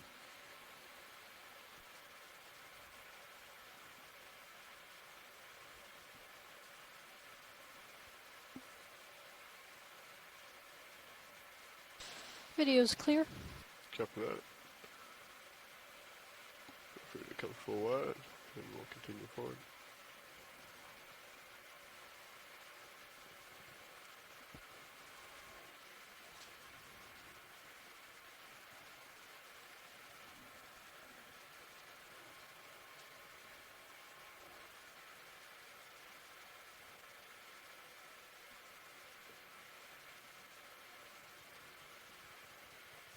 And it's hard to know if what we're seeing right now is an outcropping of the actual Seamount ridge arm itself, or whether it is a clast or boulder that had failed off the wall, the Seamount, and was deposited later.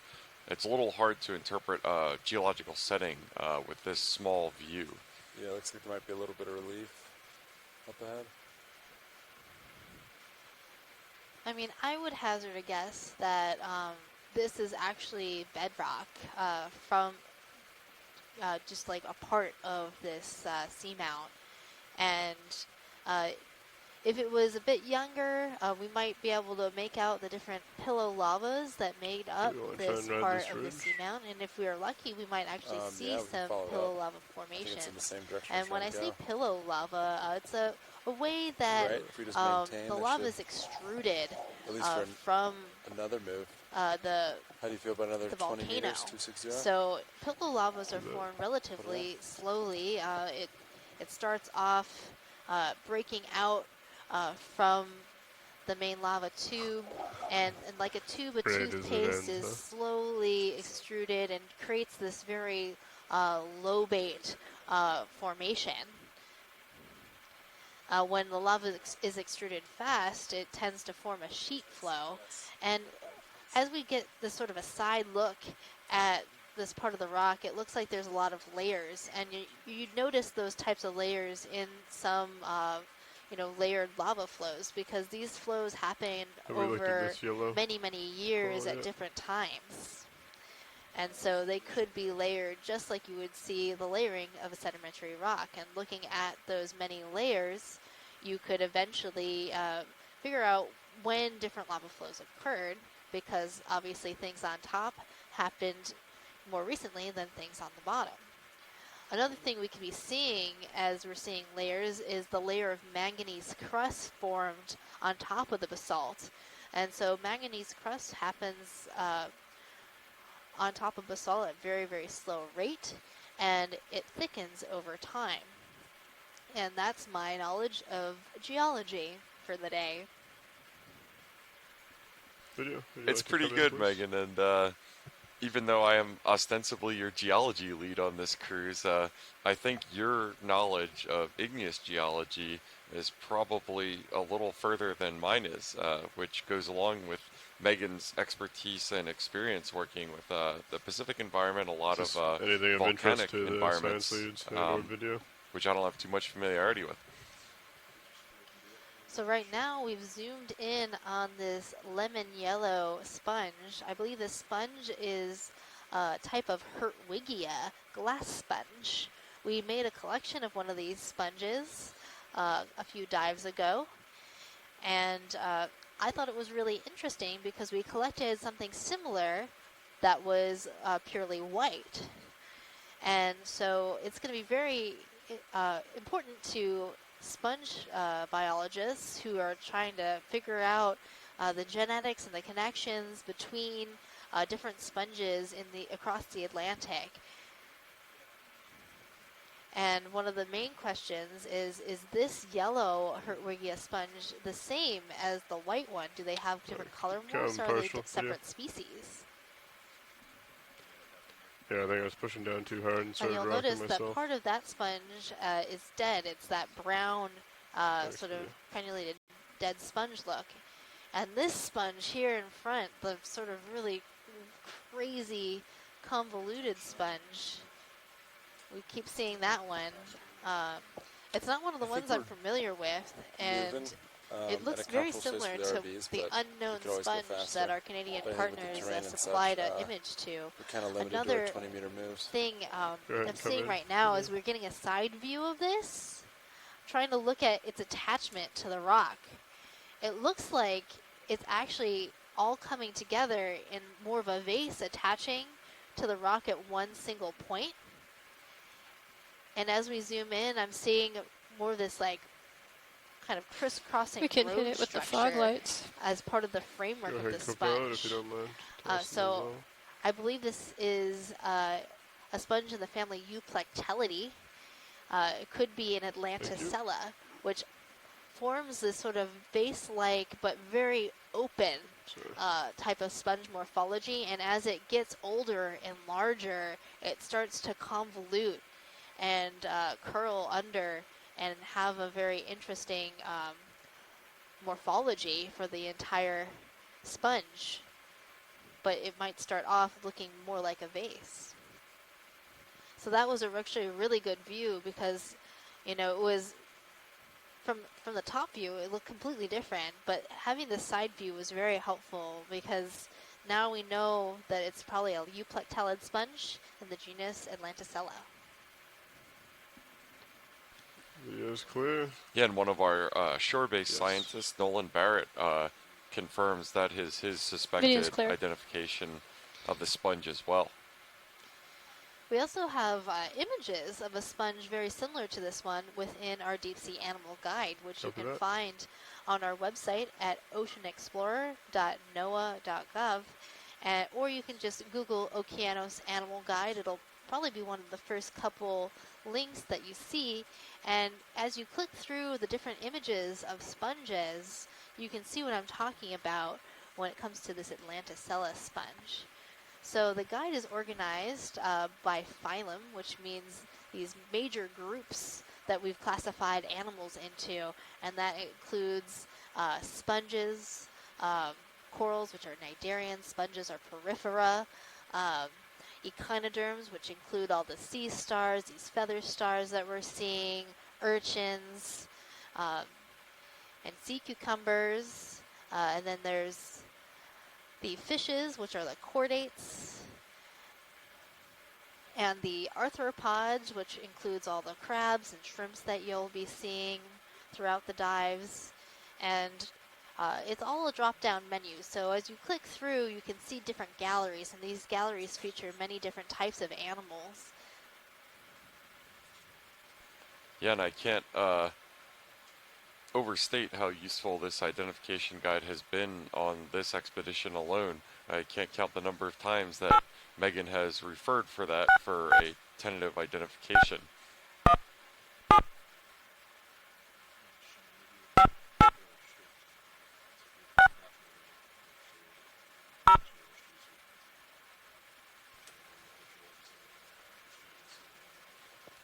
Yeah.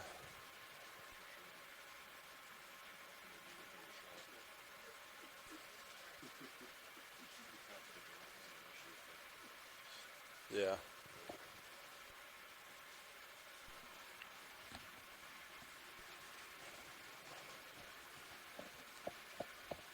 All right, pilots. How do you feel about another 20 meters? Is that another move? I feel like I'm just kind of Pilot, in can the middle we of this zoom one. on that All right, floating well, a couple minutes. animal Yeah. that just went off screen on the lower left-hand side? Might have turned my head a little bit. Oh, Gosh. it might have floated away. What was that? Watch lead you. You're very quiet.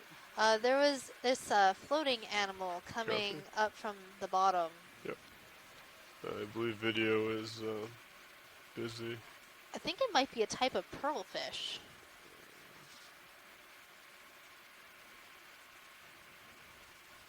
Yeah, so looking at this fish, it looks like it might belong to the family Liparidae. Those are the pearl fishes.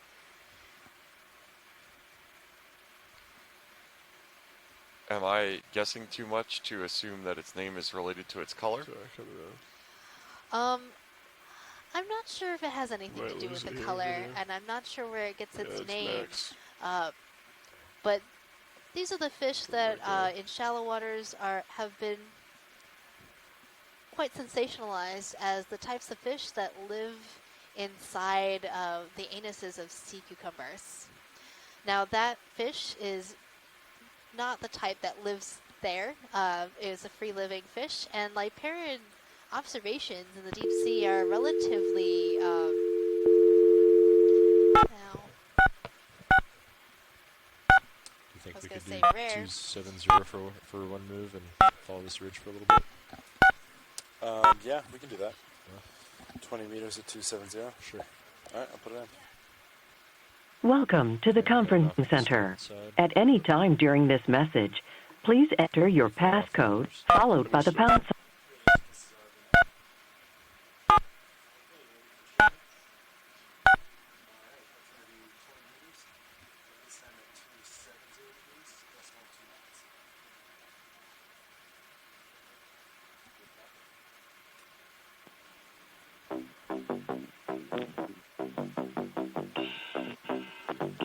Your passcode has been confirmed.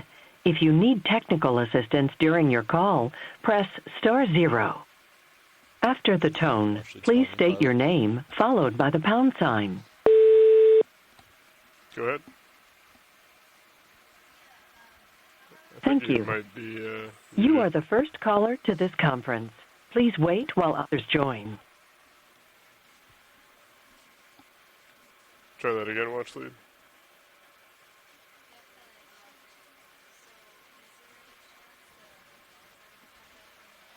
As of now, they are still not functioning.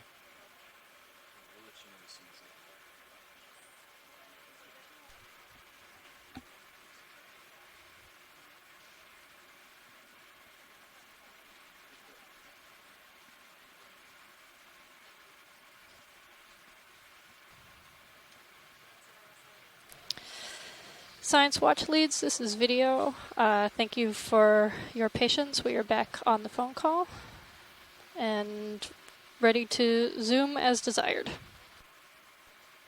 Thanks, video.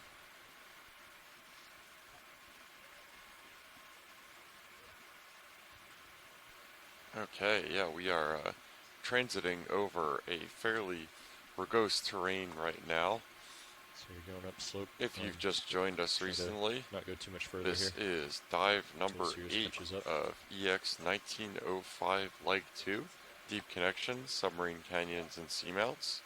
We are on the latter half of this group in the Seamount area right now, Bear Seamount to be specific. Our Leg 2 got subsectioned into 2 smaller legs by Hurricane Dorian, but we are back out and excited to be checking out the seabed elevated features when previously we were looking at erosional submarine canyons for the rest of our expedition. So even though these environments are geographically different, morphologically different. Ones are depressions and ones are elevated features above the seabed. They both kind of serve similar functions in terms of being biodiversity hotspots. A lot of the relief that comes associated with them, which are sheer walls incised in submarine canyons, as well as the exposed ridges and flanks of the seamounts that we're ascending up right now, provide a lot of suitable substrate for foundational organisms, sponges and corals that get all kinds of associated organisms along with them, just like we're seeing right now.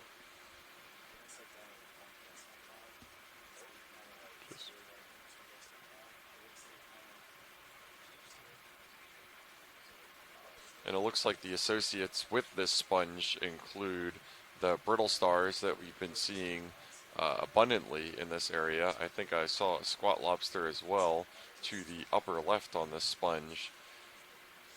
And even though the sponge is encrusted in sediment, you can tell by just that brilliant pearly white color that it's still living and still a fairly healthy specimen. It could be heavy too. It is a relatively large sponge.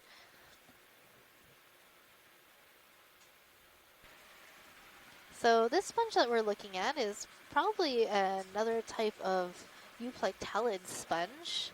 Up to the upper left. I was trying to get a look at the base. It kind of looks like it's coming together in a vase similar to that Lanticella sponge. But I'm believing this one is a little bit different. And that's because we're seeing this very regular dictyonal framework. That's that very crisscrossing pattern of spicules that you're seeing within the walls of this sponge.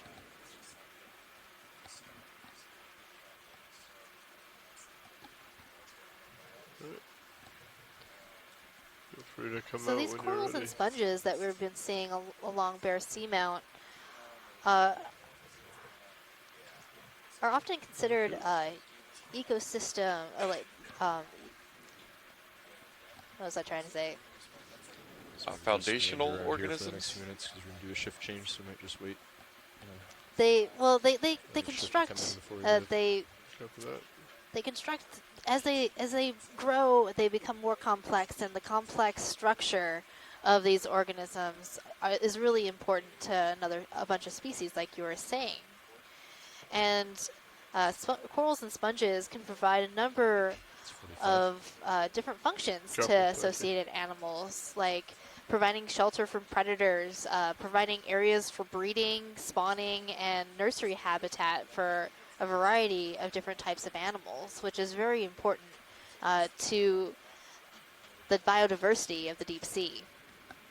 Yeah, Bob Carney, one of our scientists on shore, describes them as engineer species, which I think that's a really apt term. I've never heard it before. I think it's referring to the same thing that in the coastal analog to this environment is usually referred to as a foundational species, Spartina alterniflora, the marsh cordgrass, which grows in huge abundance in the coastal environments in a lot of different areas wherever there are salt marsh, generally speaking.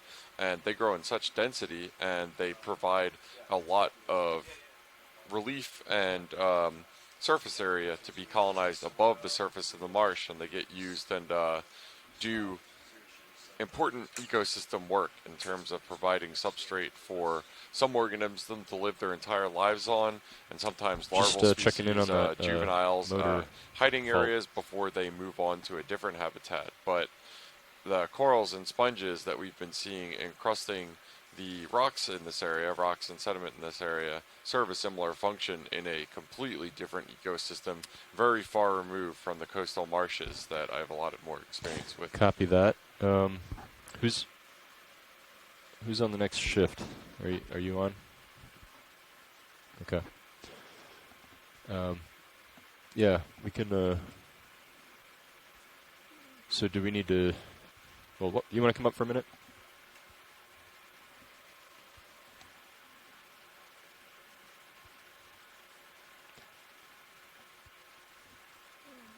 Copy that. Another thought that might come to mind when you look at Bear Seamount, we were looking at the bathymetry of Bear Seamount, which was mapped during an earlier leg of the Okeanos expedition, is the shape of it. It looks really flat-topped, and that actually forms it into a different subset of seamounts, which I believe I've been mispronouncing my entire life up until this morning. I believe the correct pronunciation is Guyo. Guyot. Guyot. There we go. It's spelled Guyot. And a Guyot is what happens when a seamount either extends up into the water column, or if the hot spot occupies underneath it long enough, breaches the surface and it becomes an island, as you might, as Megan was saying earlier, but be familiar with the Hawaiian Islands.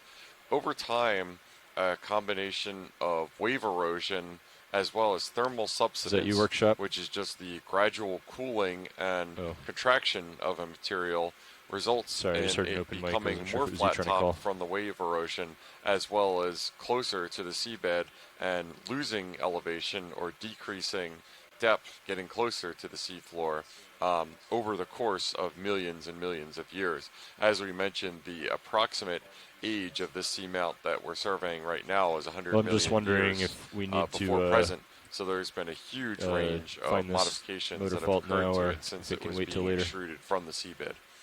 Okay, copy that. Thanks. Copy that.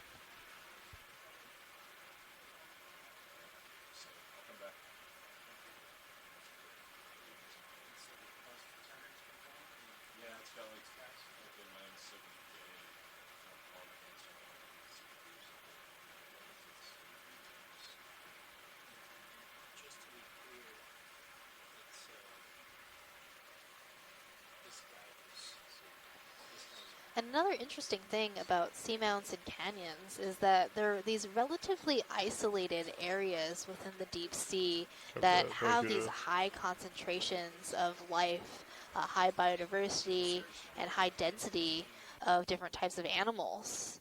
And we're seeing these animals here for almost the same reasons of current flow.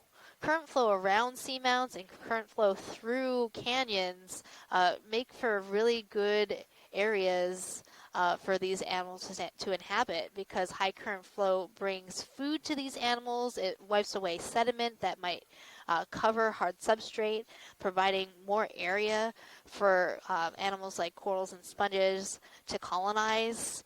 And with the more food in an area, the more animals can inhabit there. And these animals, corals and sponges, are ecosystem engineers building up the rugged structure of the walls of canyons or the flanks of seamounts, making them more complex and providing more habitat for various animals. Yeah, and it looks like to the top center of our screen right now, we can see a sponge that looks fairly familiar. It looks similar to a couple specimens that we collected, one of which was our very first dive in the Gully Canyon Marine Protected Area in Canadian waters, and one more recently, I believe potentially in Kinlan Canyon, which had a similar morphological shape, but a different texture that was identified it as a different species. You remember correctly, Jeff. So this one is a much larger specimen than the two that we collected previously. The first within Gully Canyon, which was in the marine protected area in Canadian waters. And then this one looks more like the one we collected in Kinlan Canyon. The ship's not moving. It has more of a bumpy outside texture, and as our pilots get situated here, they're going through a change of shift. We'll probably make our way over there and look at the framework of this sponge and try to see its texture. But from here, it looks like it seems a little more bumpy, more like what I would describe as regadrella. Copy. if I were to consult my animal guide from the Pacific.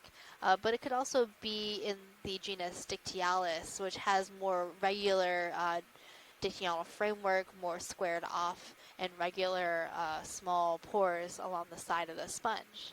Another interesting thing to look at with this sponge is the osculum, that top opening of the sponge. So these sponges often have netting that covers that sponge, and we also see associated organisms living within the sponge, namely these really cool shrimp. They live in pairs within the sponge, and we always just see two every time we've collected one of these types of sponges. And there has been a little bit of study about these associated shrimps, and they tend to always, the same species of shrimp tend to always be associated with the same species of sponge. Before we call one in. Watch the pilot. Go ahead, pilot. Hey, do we want to take a closer look at this subject here? Yes, please. All right. Sorry, Nav. Go ahead.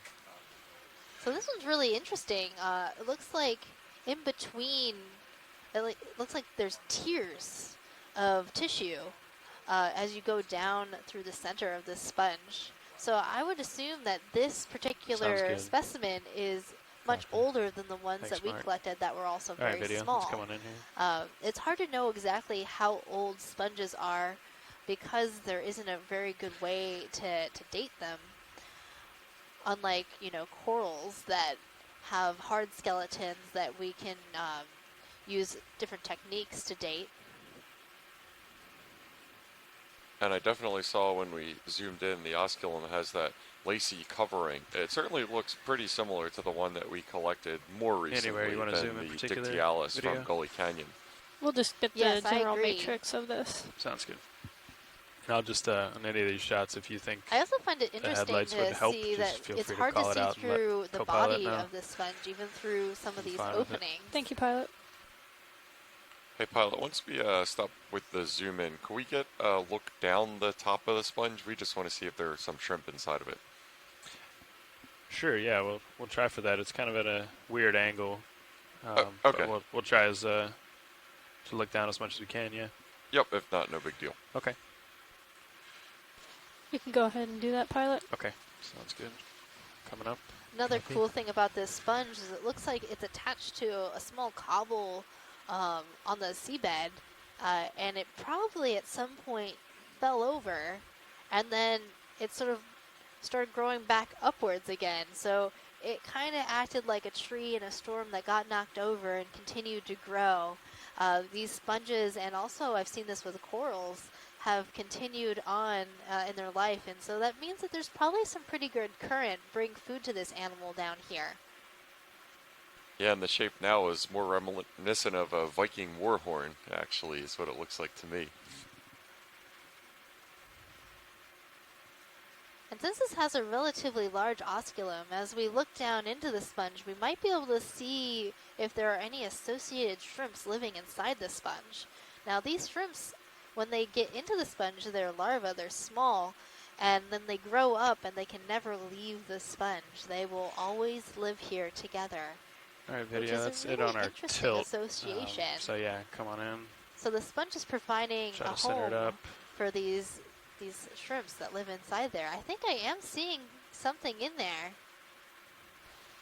This might be one that we hit with the fog lights. Yeah. Okay. Yeah, let's go there's for a shrimp in there.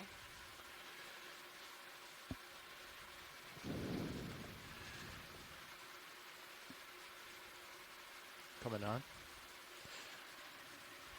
Yeah, thanks, co-pilot. Oh, you gotta love that zoom.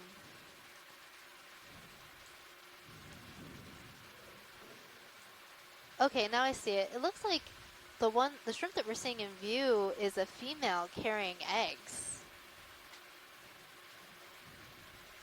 Oh, and I can see the eyes of the other. That's going to be the male. So it's always a female and a male, which is really interesting. Get the other one. But also not unexpected. Sorry, Emily. It's probably because when other shrimps try to make this their home, the first residents have say on who gets to live there. And so it's advantageous to have a male and a female so that they can reproduce. but I don't know if these shrimp like to share. Sometimes your apartment sponge is only big enough for 2. Translucent, isn't it?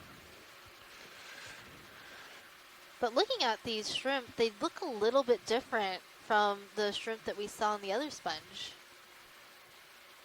They might be in the same genus, but the body of the others were a different color. I'm going to pull out just a little bit.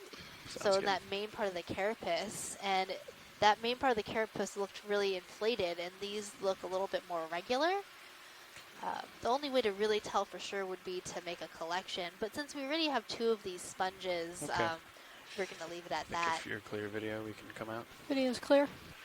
Okay, should I take But we did get some good visuals, and with some good stills of those shrimps, we can compare them to the ones that were collected throughout this expedition. Absolutely, and it's really incredible the regularity at which whenever we see one of those sponges, it almost always seems to have those 2 shrimp associated with it. In a field where it just seems there's so much randomness and variance everywhere you look, it's kind of comforting to know that whenever we see one of those sponges, we're probably going to get a couple shrimp with it. And you're right, Jeff. It's a really interesting association, and the more frequently we see it, that's sort of unexpected. Yeah, let's start with 20 and then how did the shrimp find the sponge? These are the really important questions that we're asking, because these sponges are not rare here, but it's not like you're seeing a sponge like everywhere you look. And when the shrimp find the sponge, they're very small. So how do they know that that's the sponge they belong to? And if it's true that every single species of sponge has a different species of shrimp, how do the shrimps know which species of sponge is their sponge? Looks like it's a little bit off to starboard on Sirius. I agree. Yeah. Okay, I'm going to try and center up on it.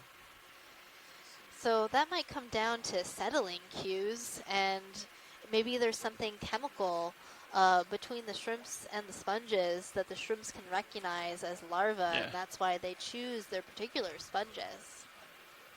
Okay. Yeah, let's get one in then. Yeah. Yeah, that's what I'm working on now, Nav. And I'm rotating up a little bit, pilot. Sounds good. So I'd say roughly there. And speaking like of larvae, you might be wondering how some of these sessile animals get here and how they can get to other places as well. So how do they get here really comes down to larval transport. So a coral on a seamount somewhere will reproduce, send their larvae up into the water column, and currents will bring those larvae to different locations across the ocean, and those larvae will hopefully be able to settle in a new location of hard substrate where they can be successful. All right. And that's how we can see how these different areas, these seamounts that are separated by many miles, and these canyons that are separated by many miles, are connected ecologically and genetically to one another. Absolutely, and that's another link between the physical oceanography and the biology endemic in these areas is kind of whenever these larvae are transported, they're not doing that willingly. They're born with the currents. And this is one area that, as our mapping lead Mike White was talking before this dive, this is a convergence area where you have Arctic bottom water converging or moving over the Gulf Stream, which is warmer and saltier and moving to the north. And even though these water masses are moving over top of each other and below each other because they're separated out by density, there's some convergence at the boundaries, and wherever you get convergence there, you get turbulence, and a lot of times that results in settling out from the water column.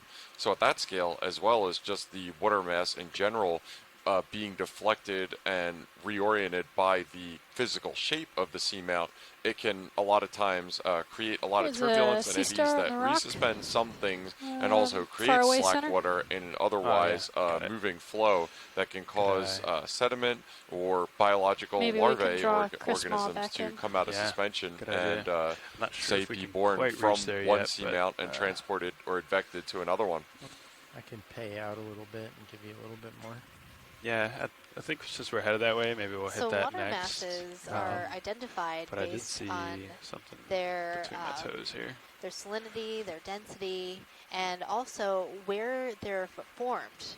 So Arctic bottom water is actually relatively new Emily, don't water, let me forget about that one out a there. new water mass formed at the surface of the Arctic Ocean where ice formation is happening. And so that water tends to be very, very cold and very saline, and that's how it ends up at the bottom, and it moves slowly across the bottom of the Atlantic Ocean, eventually making its way through all the oceans.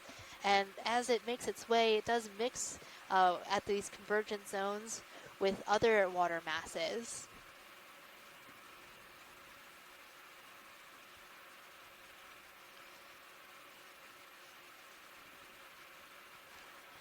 I really like these sponges. These rosellid space sponges just seem to be their own little hotspot of echinoderms. So we keep seeing all these brittle stars and all these feather stars just clustered on top of these sponges. They definitely seem to be a good place to be. I think and I'm kind of wondering if video's clear. the brittle stars help keep the sponge clear of sediment. Like they move their way across the sponge face, and they might be eating some of the particulates that get caught on the outside of this sponge. So if we were to touch this sponge, it would probably feel like a scratchy Christmas sweater. You know, it is made up of glass, so that's where you get the scratchiness from, but the spicules are very fine and they're densely packed, so it has more of a woolly appearance and a woolly feel. I think we spotted another cookie star resting on one of these small rocks. And now that this one is fully laid out flat, you can see why we keep calling them cookie stars. It looks like you took a cookie cutter and your sugar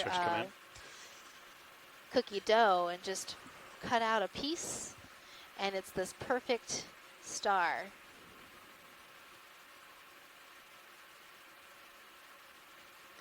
This one looks very similar to the one that we were trying to get a good look at earlier. And you can see the scales along the outer edge of this star. And that can be a really good character for identifying a sea spider standing which above genus that might belong to. By counting those scales and their size of the scales. Back up. I'm trying to creep in. Are you close to max zoom there? Yeah. Okay. All right, let me get a little bit closer. Here? It is. So you're back. Good to hear. Okay. This looks like it might be the deeper water morph of Plinthaster dentatus, or it might be. Okay, let's get another one in. There was a species that you collected, or not you guys, but one of the previous expeditions collected. Yeah, that is a second species of the genus Sabogaster, which is something that I think is a new species collected on the prior dive. So we're still seeing undescribed species, even though we're working in these areas that are essentially in sort of the backyard of America's ocean habitats. It might also, we're at about 2,000 meters, so this might also be, wow. See, again, this is the difficulty with some of these really fine characters. How big is this? Do we have lasers?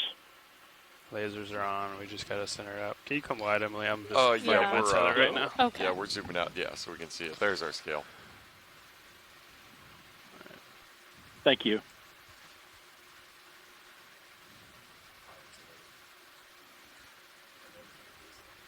So maybe 6 centimeters, I would guess. Co-pilot, when was the first move? So it's relatively small. Okay. Okay. Yeah. So this could also be a sea star called Latonataster, which is a goniasterid that occurs off.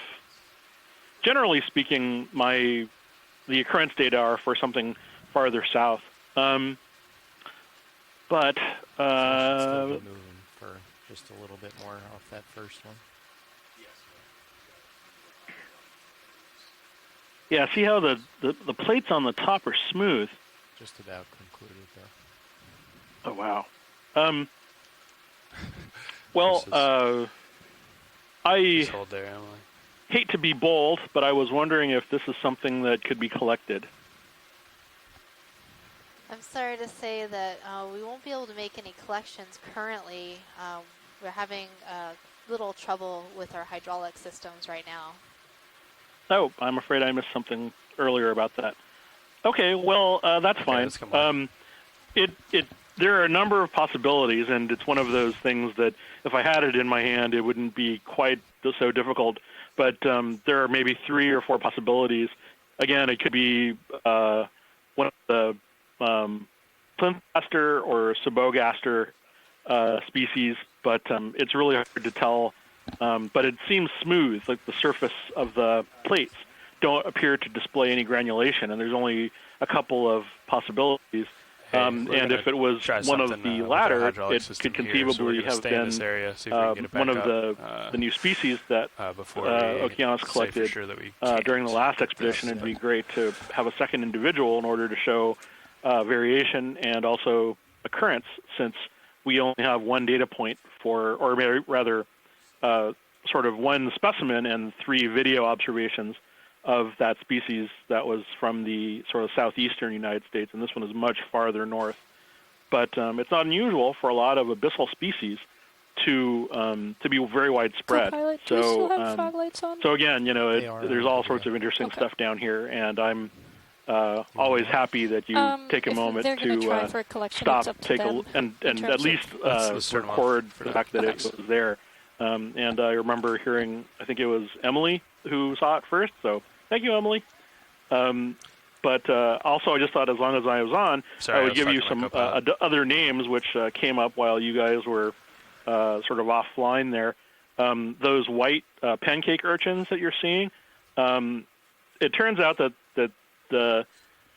is almost certainly something called Hygrosoma petersi, or, you know, if you just want to be more conservative, Hygrosoma.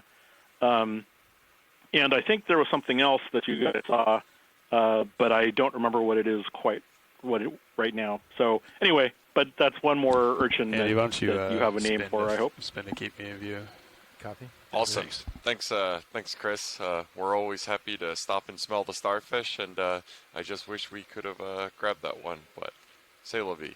Oh, that's fine. I've long since realized that it's never the last one you see. There's always another one. So thank you. No problem. Thank you for the weigh-in.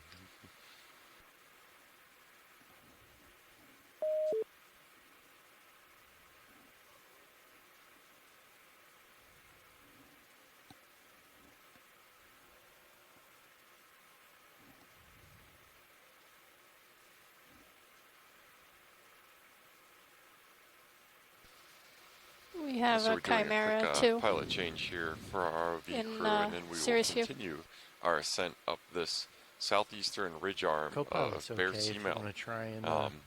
We are currently just at about 2,000 meters water depth for Sirius, the upper body of our 2-body ROV system, which is at 2015 meters. Looks like on the Sirius cam, feed 2, we have something interesting moving through the water column near Deep Discover, but not in view.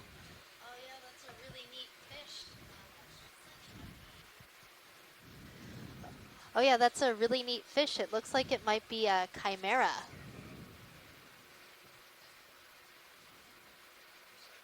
I love how these fish sort of flap their pectoral fins as they gently swim through the water column. It's a really distinctive silhouette too. Now that's why I was able to make an identification of it, just because they're very uniquely shaped. Now if we were able to see this fish's face, that's also a very distinctive feature. Okay, all right. And you can check out more images of chimeras on the Deep Sea Animal Guide. And they're often featured on some of our posts online as well. I'm not sure whether distinctive face sounds like a compliment or an insult, Megan. I think they're kind of cute. Probably. Here, I'll show you a picture. Maybe a vibration. But. Yeah, so we're going through the animal guide right now to Okay, well actually pull that up was not successful, so another sighted we're gonna move chimera. on.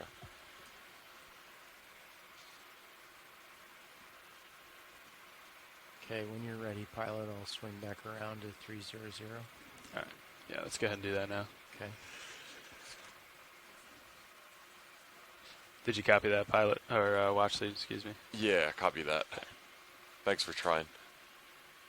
Okay, I'm rotating down to keep you in view, pilot, as well. Sounds good, co-pilot, thanks. So the features that you look for looks when like you're I'm trying lined to up on the local identify high a now, so it'd chimera be from 310 another instead of fish 300. like a rat-tail fish Okay. are these very wide pectoral fins, and That's then a cool shot from Sirius. on the tail you'll notice this sort of indentation on the dorsal fin near the end of the tail.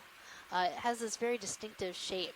It almost looks, I would say, shark-like in nature, even though they aren't sharks.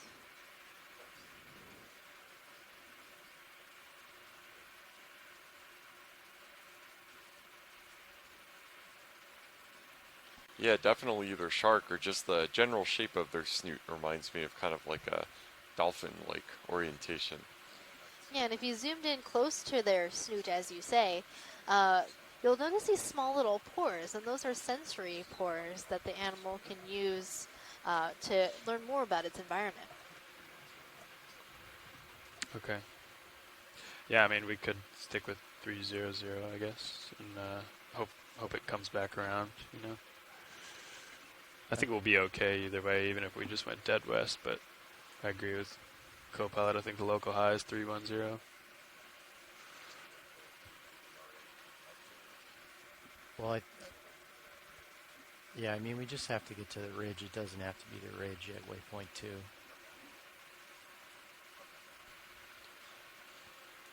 Yeah, we're continuing our descent right now, and at first glance, this looks pretty similar to some of the canyon walls that we were discovering in previous expeditions.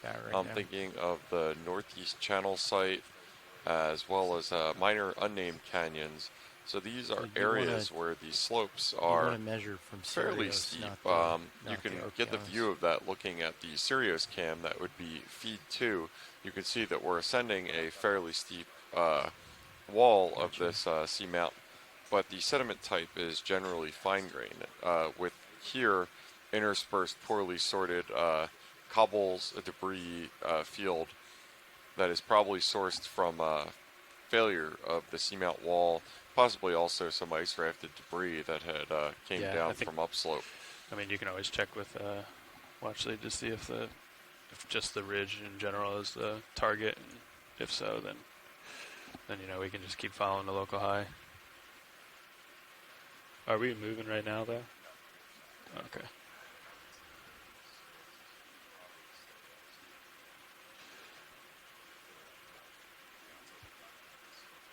Yeah. And now the substrate is definitely shifting towards much more poorly sorted debris. But go ahead, Nev.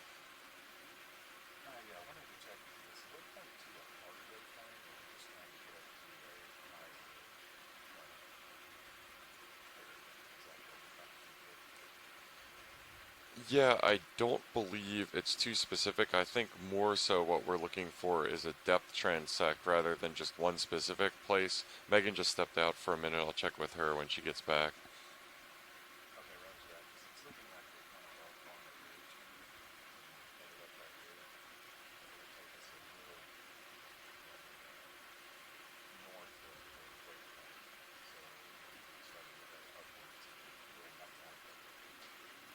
Okay, yeah, I think that should be fine on our current track. I'm looking at the HiPAC computer.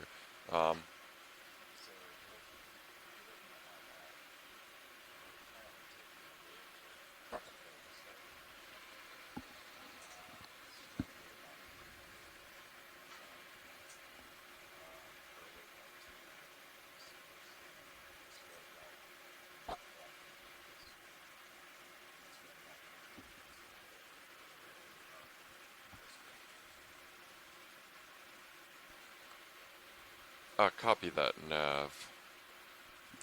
Video, we've got a few minutes here. So I'm just going to come in on this center lower. Copy that.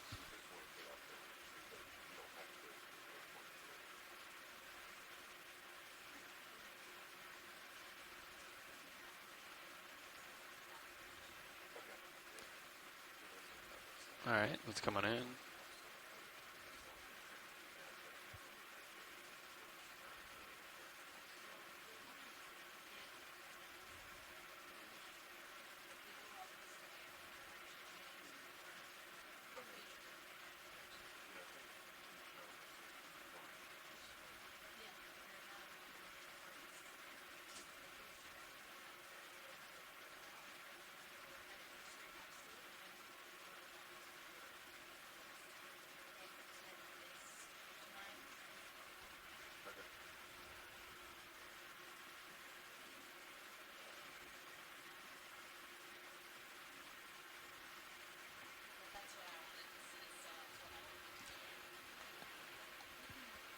Hi, Nav. This is Watch 2.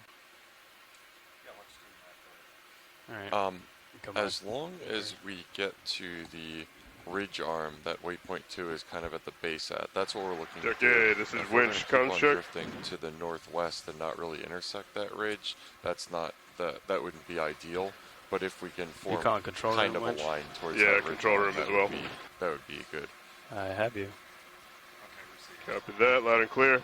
So I was doing rounds, and there seemed to be an odd noise and a little bit of slack in the line. Yeah, whenever just as long as we're heading west, west the line was and hauled not in. just northwest. I might have co-pilot do a couple of tests with me if that's all right. Yeah, can you stand by for a minute? Thanks. Yeah, I'll stand by. Thanks. Okay, sorry about that radio Watch silence. lead We were pilot. conferring with our navigation RV team. Hey, we're going to try to take care of something on the back deck right now. So we're going to get a ship move in momentarily, but for right now we're just going to hold on the water column while I talk to Dive Soup.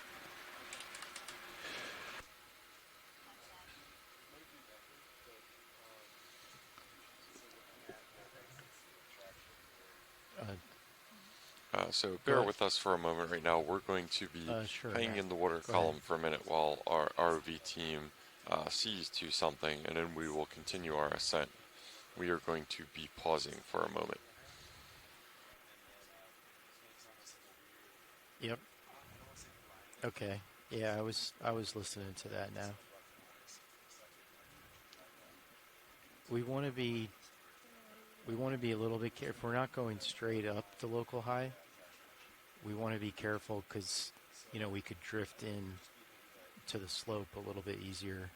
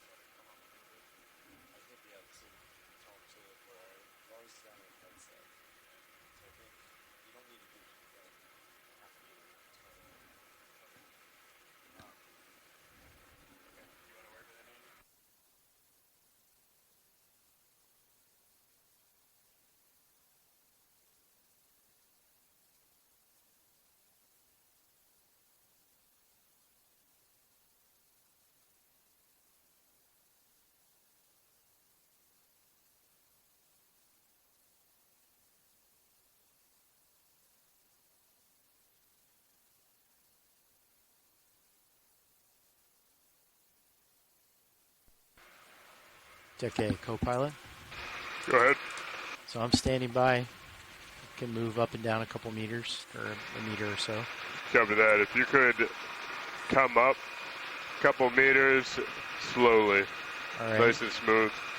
All right. Hauling in 2 meters slowly.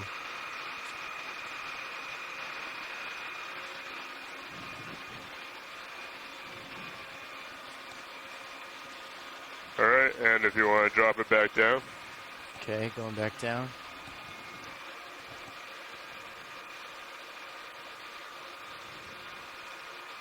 All right, that looks really good. In the past, have you kind of just been jerking it up and down, or have you been pulling the lever nice and smooth when you go to make a change? I've just been adjusting it to get the delta. Copy that. So what you just did now seems to be working fine. It sounds a lot better, and the wire is nice and tight. Okay. And what I saw was a kind of a jerky motion where there was a lot of slack, which almost seemed like it took a second to adjust to the new command. So for a while, if you want to just try and make it as smooth as possible when you do a move, that might help. And I'll just monitor as you guys continue your dive, but you should be all set right now. Copy that, Decade. Thank you. All right, thanks.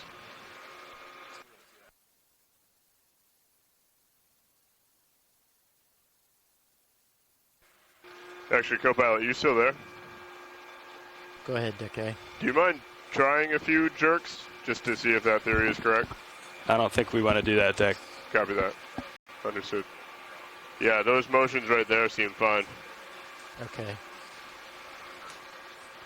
All right, feel free to continue. I'll just monitor it. I'll start doing half-hour checks instead of hour. Thanks, Deck.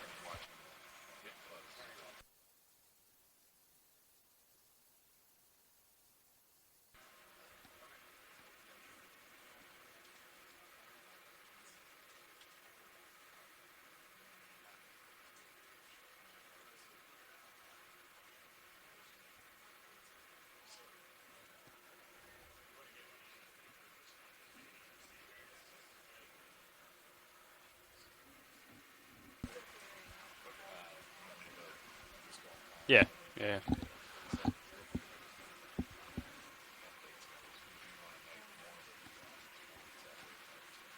Okay.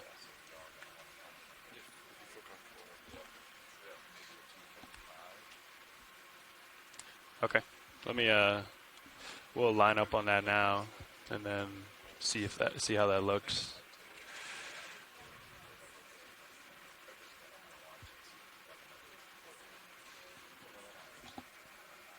Copy. Yeah.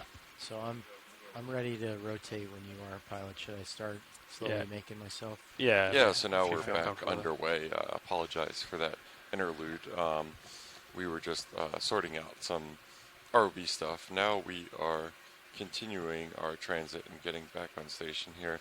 And we're really coming into this uniform sediment drape area on the Seamount arm right now. It's really, it's really interesting. It's hard to get this context from a camera's view of the seabed, but we've definitely seen as we've moved across the face of the Seamount, moving along slope instead of upslope, kind of this difference in sediment environment between what we're seeing right now, which is uniform, almost exclusively fine-grained sediment of the kind of drape that you would expect of just sediment settling out from the water column, and the cobbles and clasts that look like pieces of the Seamount itself having been moved downslope. And the questions do come to mind: what causes that along slope variant as we're moving along bathymetric contours? And that's the importance of the seabed mapping that we do as part of the Okeanos expedition. The ROV dives that you see live streamed right now are really only half the show. The rest of the time during our night's transits in between sites, we're mapping the seabed with multi-beam sonar, as well as looking below the subsurface with chirp sub-bottom sonar to kind of get a larger scale geological context of the seafloor and what's beneath the seafloor as well. And there are also specific expeditions of the Okeanos that are exclusively for seabed mapping. Like one of Deep Connections, 1905 was actually a exclusively seafloor mapping cruise instead of the combination seafloor mapping ROV dives that we're doing on Lake 2. If I come to your starboard a little bit and go uphill, we can thought we can have a process heading is like that sort of we're like seeing all this these and just sedimented translate, areas as long as we just because keep we've an eye sort on of gone off the sonar into for this since we trough won't be between facing the two direction of ridges movement, which within is our kind of awkward seamount. for So us. the original plan for this dive if was that works to for go you, up Yep, that works for me. straight to the slope, but we did so we're plan gonna a like bit further translate instead down, of a and then ended up yeah. going a little bit more 'Cause- northwest than what we had intended. So Right. we're actually probably getting more of that So do you want me to keep my current heading, or should I ridge toward the ridge a little contour bit? I here, can still keep where you we're in seeing view. a lot more sedimentation. Yeah, I think you and, can not as come much towards me in the current ridge a flow, little bit. exposing a lot of and I'll just the, keep coming rock. that way, maybe. All right. And as we 'Cause make our way otherwise up our imagery is towards really the ridge feature poor that going we that really way. wanted to see during this dive, we should be seeing more exposed rock, so more deep sea coral and sponge communities up there. So today we have an extended dive, which means that we'll be staying on bottom to about 5:30 Eastern Standard Time. For those of you in other time zones, you can figure out what time that is for you. For anybody listening just let in me the know when you Atlantic think time you're zone, moving and I'll that would be about 6:30. For those in the Central, jump out ahead a little.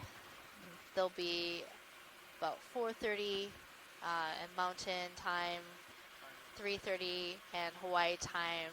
That would be about 11:30. 18:30.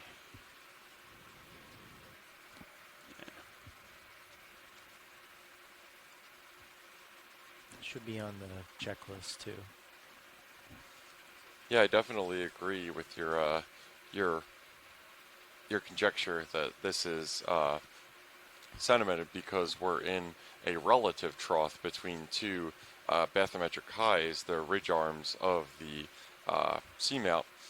That would be an area that, even though this whole seamount is raised over the ambient seafloor, which is much deeper than where we're at right now, it's a relative topographic low. So you can kind of think of it as a little trough on a hill. It's still going to accumulate water, or in this case, it's going to accumulate sediment because it's a relatively quiet area for this finer stuff to settle and be sheltered from currents. It's kind of this abstract concept that we talk about a lot in geology that's called accommodation space. And it's a little hard to conceptualize because it just kind of means an area in which sediment can accumulate. Right. So there's not really a strict definition of like the volume that accommodation space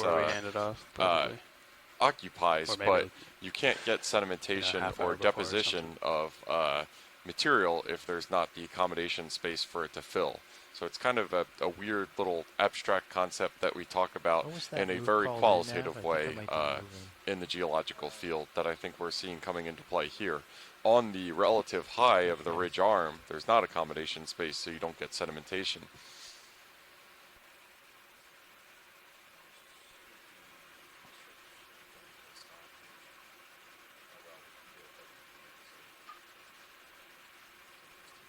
Another way to think about that is the ridge arm being a higher location, you're going to see current acceleration over that feature.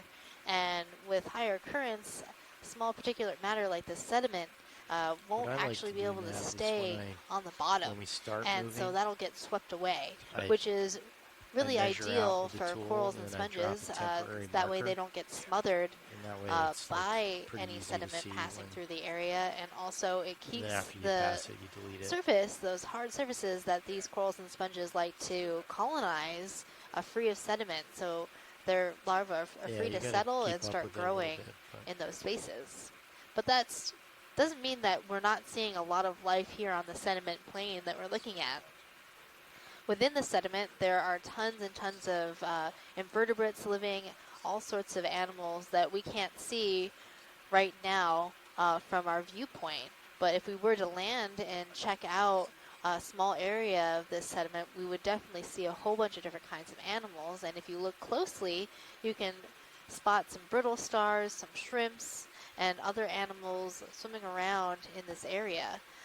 Fish, like those ones that we were seeing in the water column, the halosaurs, often are also often found floating over sedimented areas like this, and a lot of fish will use these areas as feeding areas.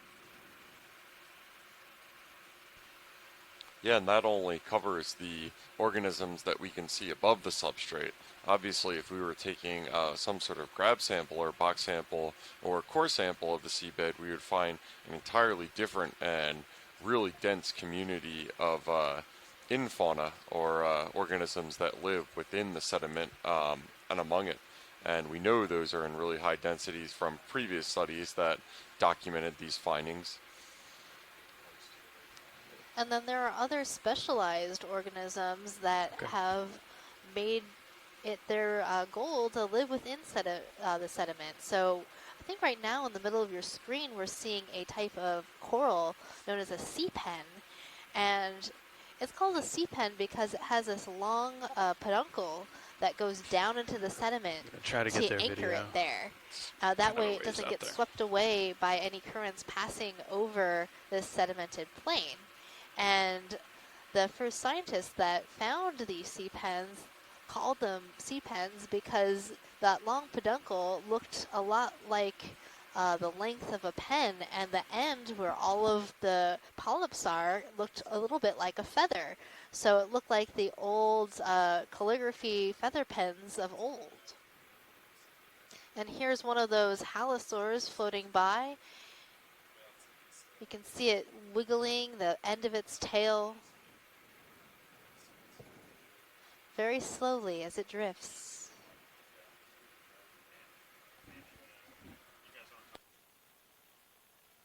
So these fish can actually make their move and swim relatively fast if they wanted to.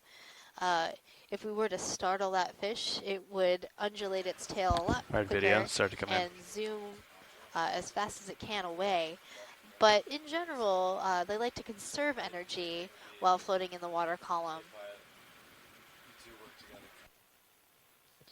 So this is a sea pen, and you can see its long stalk is straight down into the sediment. And if we were to pick it up, you would see the peduncle, that long area that looks like a pen in the sediment. Now, Megan, do you think this organism is anchored onto a harder substrate below the sediment mantle, or it just buries down deep enough to give a relatively firm holdfast? This one does not connect to any hard substrate. It lives entirely in soft substrate, and the only thing holding it in is its own anchor, that peduncle that I was talking about. So it's like Sorry, Emily, if you went to the beach with your beach umbrella, sure, go ahead, and you stick it down really far into the sand, and the wind doesn't blow it over, and it's basically like your beach umbrella, sticking a long piece of its skeleton down into the sand to hold it firm, and blowing in the breeze gently with the polyps extended. And do you want to try the headlights there? Sure, let's do it. Okay.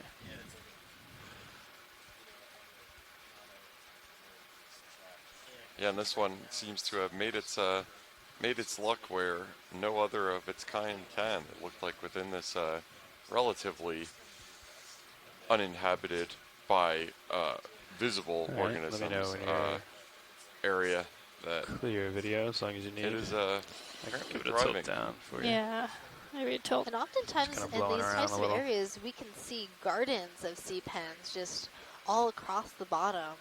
And perhaps later we're creeping in on it. You know, history, if someone were to come back to this location, maybe there would be more sea pens here. We might not know exactly how. Come in, but I think you're clear probably. Yeah, I'm all set. Thank you. Okay. This area is colonized, but it's not unusual to see a number of sea pens gathered in a small area. Yeah, I believe it was during our Vizela sponge ground dive that we saw a huge abundance of sea pens of a white color, I believe, but in really, really high density. In this similar substrate, without the cobbles and clasts that are characteristic of the slope, and without the elevation as well, because in that case we were diving at the head of a submarine canyon before we really started to get any gradient or slope. And here as we look across the slope, you can see how steep that slope actually is right now. And that might be another factor that's keeping a lot of sea pens and sponges that also anchor in soft sediment from growing here. It could mean that a lot of this sediment is moving relatively fast down slope,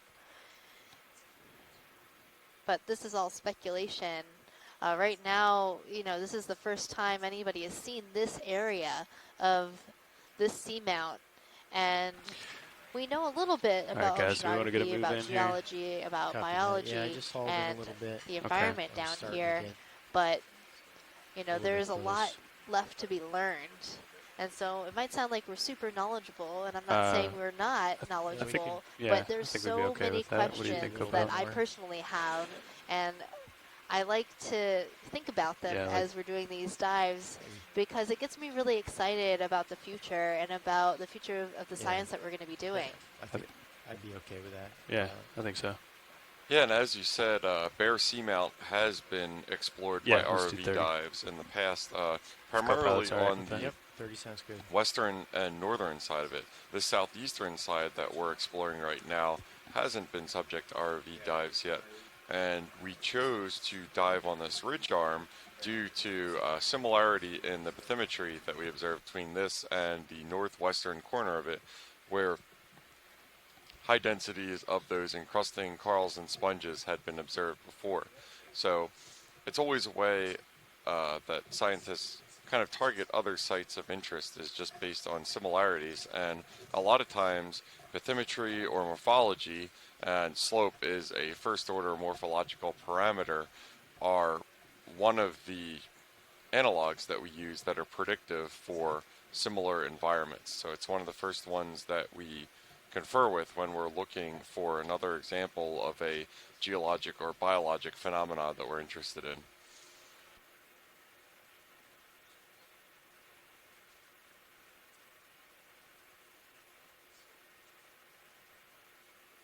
That looked like a good example of one of those fish that we were seeing earlier that the name escapes me right now.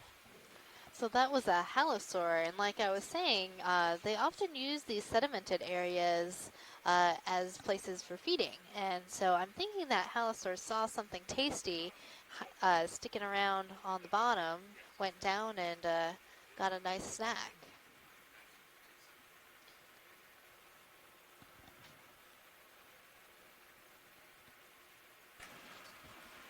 All right, Watchley, we just got another ship move in. Just to get to the ridge, we're headed west now, but that kind of like translates us across this contour. So I'll be doing a lot of laterals instead of our normal zigzag pattern. But we're headed west now, so on the way to the ridge. Thank you, pilot. Sure.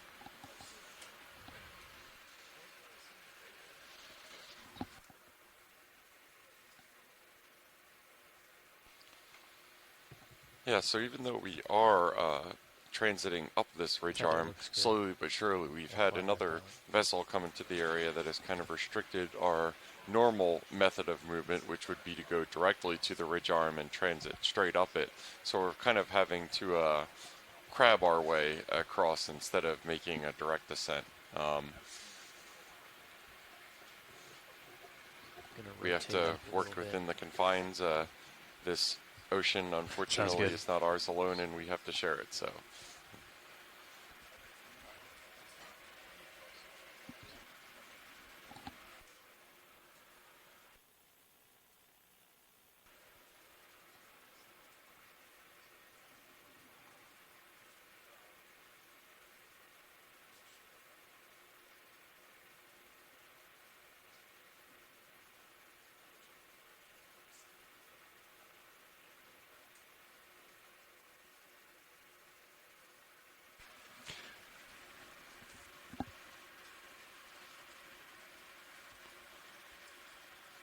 What kind of rock we got here, Jeff?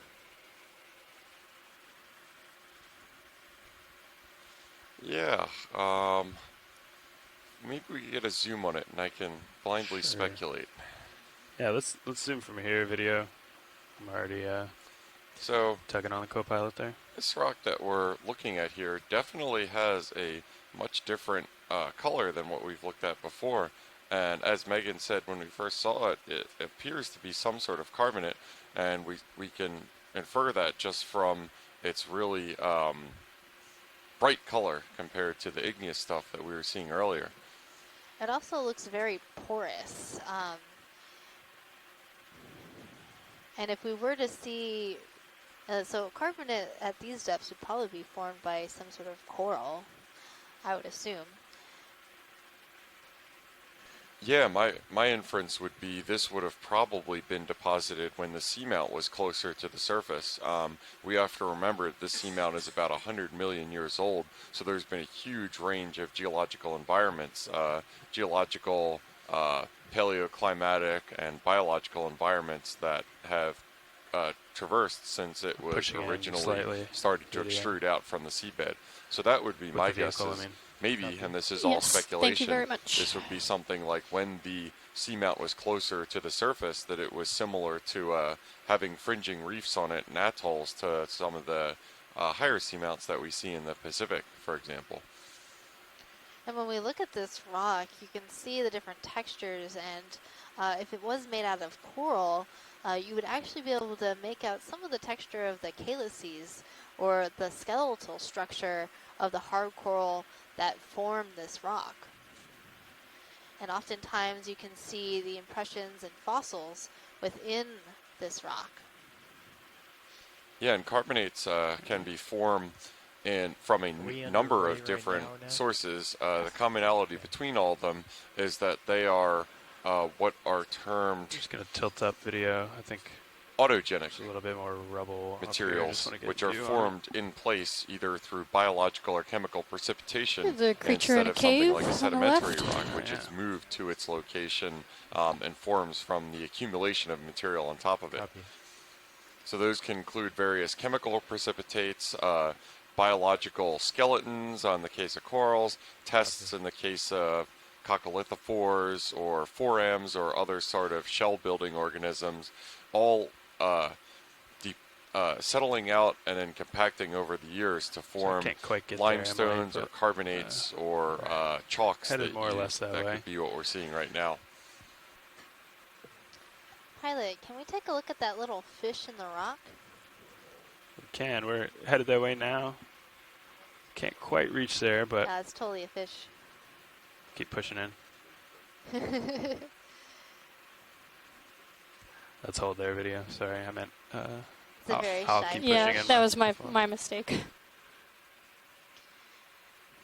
Let's come. Well, Come I'm on, not video. particularly familiar with the geological that's good setting there. here in the Atlantic and with these seamounts, but it sort of surprises me to see carbonate at this that depth. fish still in there? Normally, near the top of a guyot is It's where off you screen. see the most carbonate, and we're still around 2,000 meters depth, so it's kind of interesting to be seeing this rock here. I would certainly Okay, can you assume come this full is wide? in I think situ. that was the overhang that it was in.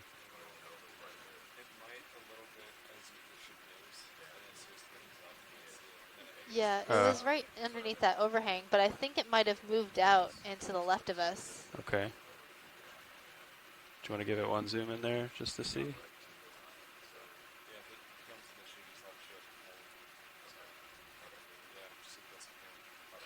They're still in there. No, it is still in there. I'm not sure if we're going to be able to see that guy. Much better than Yeah, that. someone is exceedingly shy in there. I thought it was that halosaur that went to the left, but it definitely is. Something is still in there. I can see some barbels extending out from the side. We're not going to be able to get too much closer. Hard for me to ID it Okay. as a Still geologist, moving towards you. obviously. Oh, that's another look at Starting its to get face. kinda close to the wall on my starboard side, but I'm watching the sonar. Okay. Tether's good. Roger. So this little fish You wanna that's hit the hanging fog out in the lights? hole, Yep, coming on. I believe it's a type of cusk eel. It's hard I to don't know if that'll say do what anything at that kind it range. is. You know, we can only see the bottom part of its chin and maybe a little bit of its eye. But cusk eels are another type of fish that has a eel-like body form with a long tapering How's that tail. move doing? They're a little bit thicker bodied than the rat tail fish. And the family they belong to is Ophidiidae. Yeah, and that one has made itself a very secure home down in this, what we presume is carbonate material, hiding from deep discover, and it's bright lights and very you're large clear, size, video. as any Think that's the best sensible we can do. species that could Yeah, be preyed just one upon more would second. do. Sure. Oh, if you want to hold it, that's fine.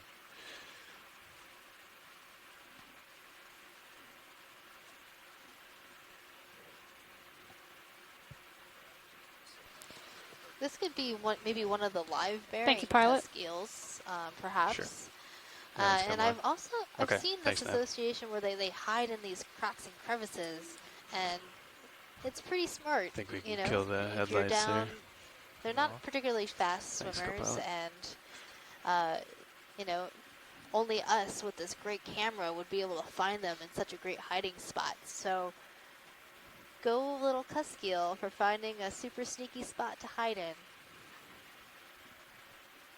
Okay, so we're headed. Yeah, so West. as I was saying Yeah, before and we saw that that cool fish, Megan, I suspect that this carbonate that we're seeing right now is probably not in situ, which means that where the materials that formed this carbonate grew is not originally where it was. We're still kind of at the base of the seamount, moving upslope, and even though wave erosion and thermal subsidence of the seamount itself would have contracted it co-pilot's and there would now. be below I'm the alright with level at another which it move. originally grew. I don't think, I would not suspect that it would account for Let's do 20. 2,000 meters of depth change from where coral would have grown, you know, in the photic zone, the ability to form carbonates like we're seeing right now. That's what my geologic intuition is telling me.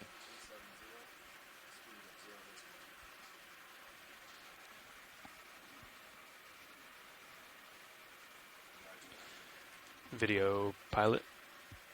Go ahead, pilot. Hey, on the starboard robo, could you zoom in a little on the shiv, maybe? Stand by.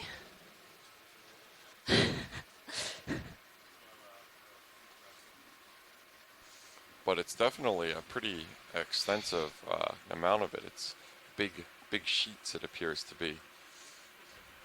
Yeah, I agree. I mean, this looks, I would have thought it's more of a bedrock that was in place, but looking across the way, that looks like basalt. So you might be right that it was a sheet that came down from further up We high. can leave it for I now. mean, I would video. expect no, that this no worries. seamount, because it's a Let's do a flat quick top zoom geo, here. would be figure out if this is totally trash encrusted or- at the top with No, that's carbonate from shallow water coral reefs. And that part of that coral reef has subsided with the seamount as it sank lower underneath the ocean. This is a really interesting thing that we're seeing right now geologically. This looks like a big pile, obviously, for lack of better We do a terms. little bit of a But what zoom I'm here, really video. keen and interested in looking at is, if you can see, it looks like there are bigger pieces at the zoom a little? bottom, and it kind of grades up into finer pieces at the top. And what that might be evidence Starboard for robo. is something called a debris flow. On the And back that is deck. a specific term for a slope failure that happens when material moves no. downslope and integrates some water into it as it moves, so it forms more of a slurry than it does just straight rock moving downslope.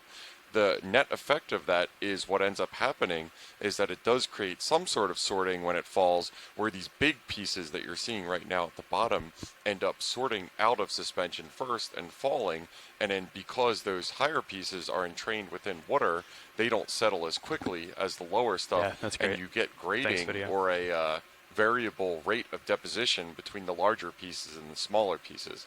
So it looked to me like that's why you see the smaller pieces up top and the larger ones below, is it was kind of hydrologically sorted out as it went downslope. It's really interesting to see. But Jeff, would your story change if I told you everything we were looking at was biological in nature and very soft and very light? Because all those black pieces and all that brown stuff is egg casings and dead sponge. Totally changes everything.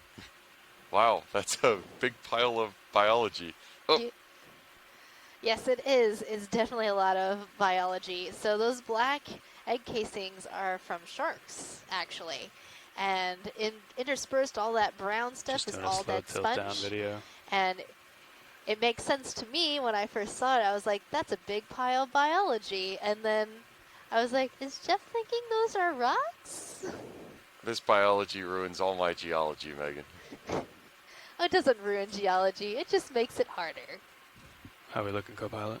Looking good. But it is really interesting to think of all this really light and fluffy have, stuff accumulating you here as well. called another That seems move 2 to minutes ago. indicate some sort of haven from the currents. You've got tether. Okay. Yeah, especially like the amount of egg casings that we're seeing. Here, I'll tilt down a little bit more. Yeah, I don't thanks. think I've ever seen We've this only got a many little bit of longer them here video, so if you want to take in something this sort of particular, you know, relative or low just an point overview. within a Yeah, I'll get a shallow wide divot just to between two see the amount of like, stuff we're rock looking at. ridges. Okay, and I'll hit it. It looks like a submarine trash pile, but it's all biological. Lasers. And there are some living biological things in there too. You're seeing some glass sponges hiding out Copy. in the crevices between some of the dead sponges, and there's some dema sponges, those big globy ones interspersed throughout there. And what I really want to take a look at is there's this crazy white spiky sponge right in the upper left-hand corner. I should also note. Watch it. We don't have a ton of time here. Where was that? Oh, up here. Yeah, it's that Gotcha. big white one. Yeah, gotcha. Headed for that now. I should also note that we also saw in Where's Waldo style our Venus flytrap anemone, which we have to see at least one per dive, and it was hanging out on top of that pile.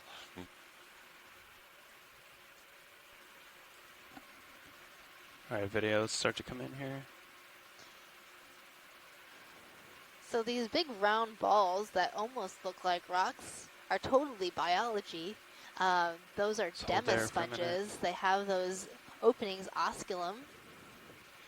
And then I'm thinking that this white sponge that we're zooming in on is another type of demo sponge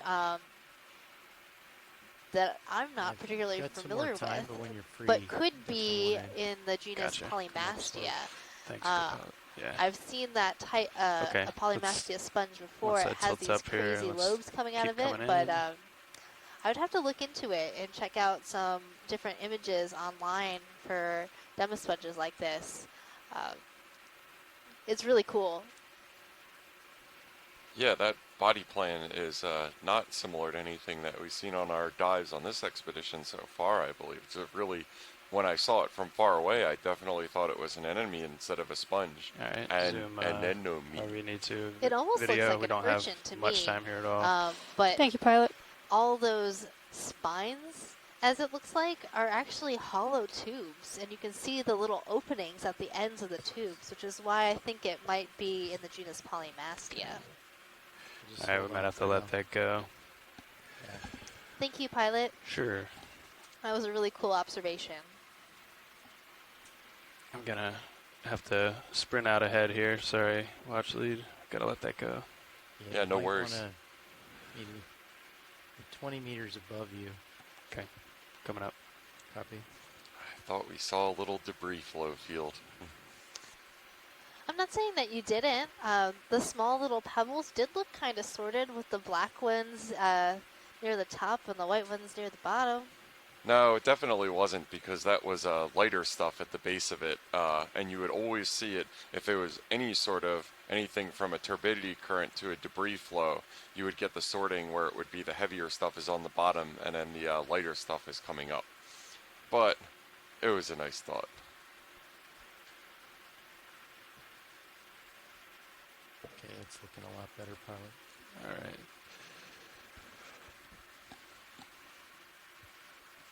Still looking straight down. I'm going to rotate up a little bit. Okay. Sounds good.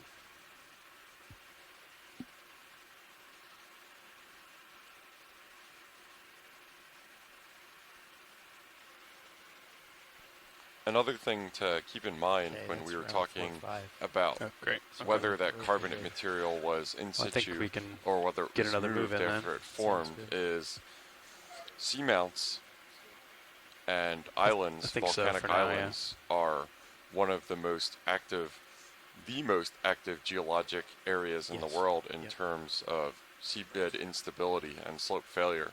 That's how volcanoes, especially shield volcanoes, are kind of formed by spreading outwards, by the flanks of them failing downslope. And in terms of the scale of those failures when they happen, we describe them in terms of cubic kilometers of material failing downslope. I was just reading a new paper that came out about a global database of volcanic landslides, and they described a single event that transported 10,000 cubic kilometers of volcanic material downslope. And that leads us to one of my favorite geology terms, mass wasting. That's right, yeah, mass wasting, it's a nice catch-all term for really just any sort of material failing downslope under gravitational influence.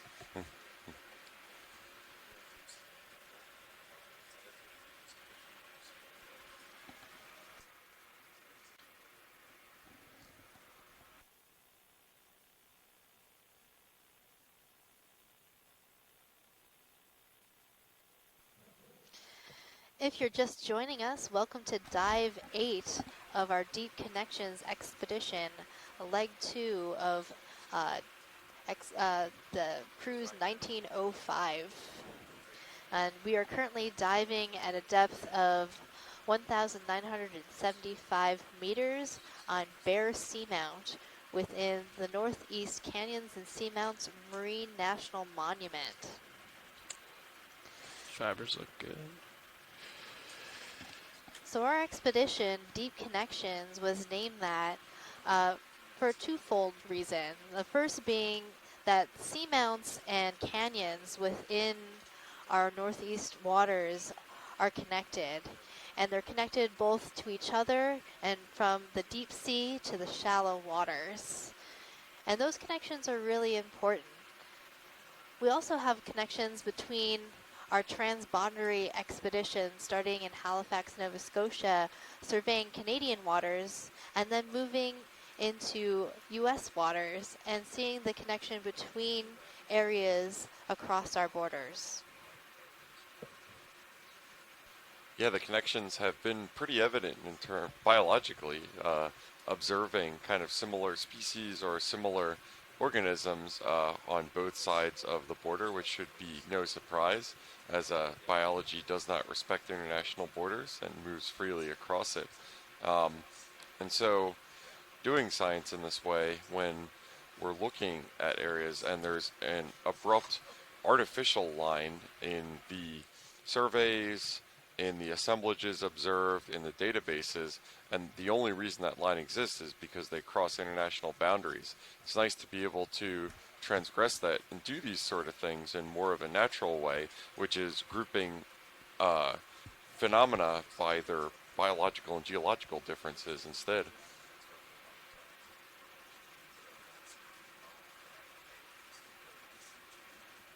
Okay. Okay. Well, when that move is in, I think we're okay for another one, if that helps.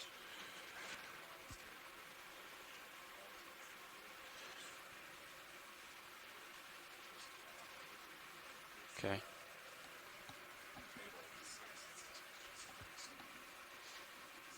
Yeah, that's something. If we're that concerned with it, then we either need to get somebody down there and looking at it, or change up our operation here.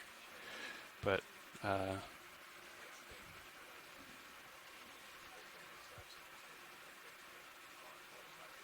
okay.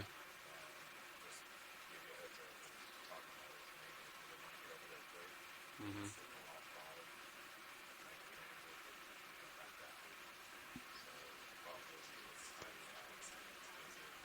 Mhm. Right.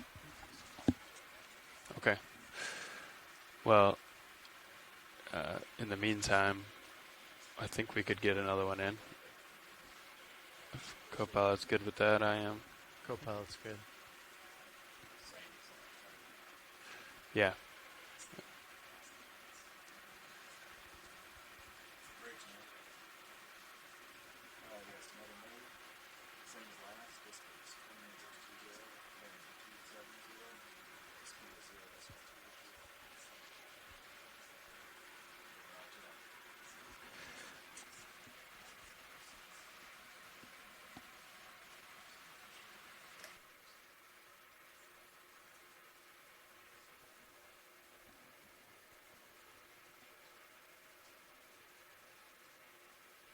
Copy that. Whenever.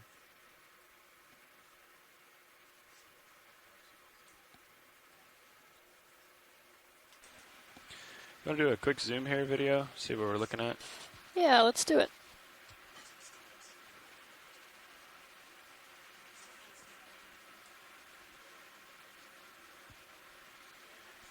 Yeah, this is interesting that we're looking at. We were just conferring with one of our RV crew in terms of plans for the rest of the dive track. This salt and pepper material that you're seeing right now, it looks like a mix of tests or the bodies of carbonate-based organisms, which are the white things that you're seeing. I see gastropods, I see some sea urchin shells, some bivalves potentially as well, and the igneous material, the basalt that makes up the entire body of the seamount. And these are interspersed with a bunch of brittle stars that you see right now. And what this salt and pepper sediment reminds me of is the Hawaiian Islands, when you go to some beaches and you'll see that distinctive black and white pebbled material. And this is just kind of a reminder again that what we're looking at here is a mix of carbonate sediments. In this case, it might be carbonate sediments before they actually become lithified and form carbonates. This is just the actual shells of the animals themselves before they're consolidated together and turned into rock. I'm just kind of walking around that video, but let me know if you want. Yeah, there's nothing specific, so this is fine. There was probably a fringing reef or some sort of thing that was conducive to precipitation of these carbonate-shelled organisms. You could always try. And igneous material.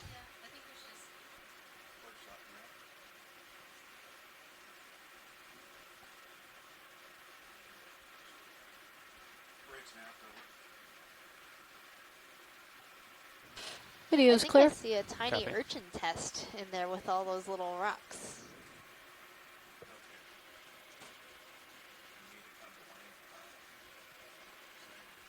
We're okay with that.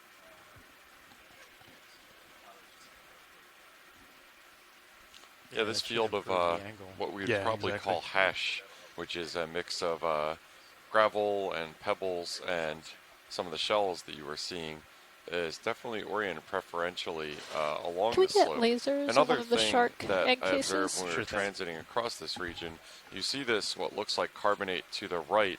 It was interspersed with another vertical band of igneous zoom material. on this one with the lasers. And perfect. What that implies to me is what we are seeing is something that has been transported downslope, because as we know, these sediments, whether it's igneous materials at the seabed or carbonate stuff, especially precipitated out from the water column, it all gets deposited horizontally, more or less. So probably what we're seeing is something that was rotated and deposited downslope, probably some sort of detachment of a large rock off the top of the seamountain and deposited to the depth that we're at right now.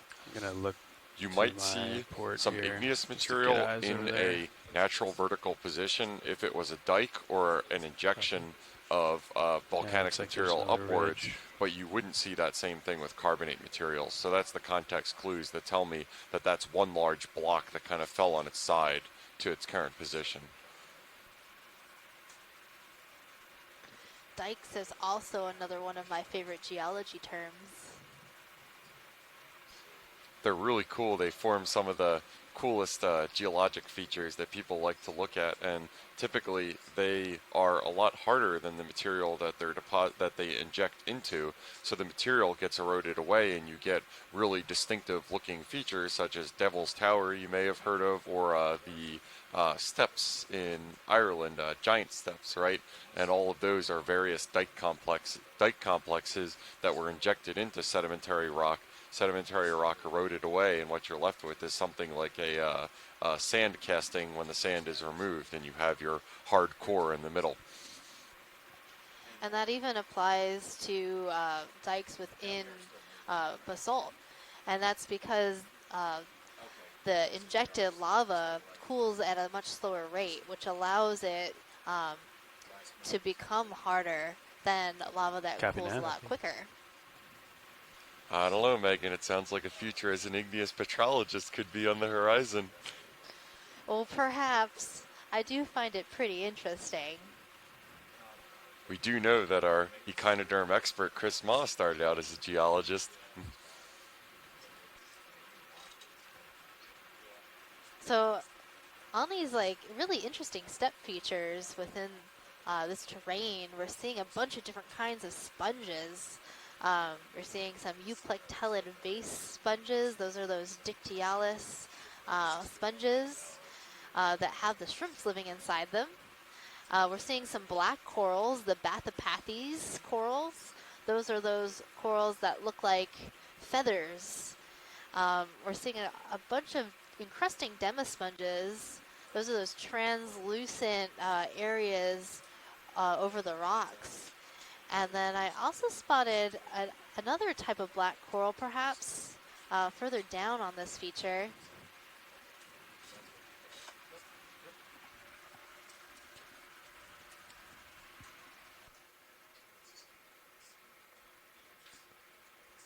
So yet again, an example of when you get next to some really neat rocks, we're going to see a whole bunch of biology. And we're not seeing as much sedimentation in this area, especially on the faces of these rocks.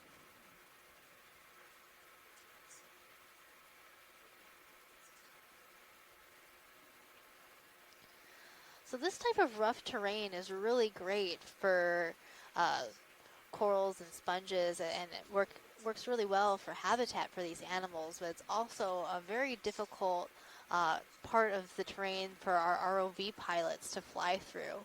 So you might be noticing that we're flying a lot more carefully and slowly right now, and that's because we need to really keep track of our vehicles, and with the strong currents that we were seeing this morning, we need to be very careful so as not to get too close to these features and be caught off guard.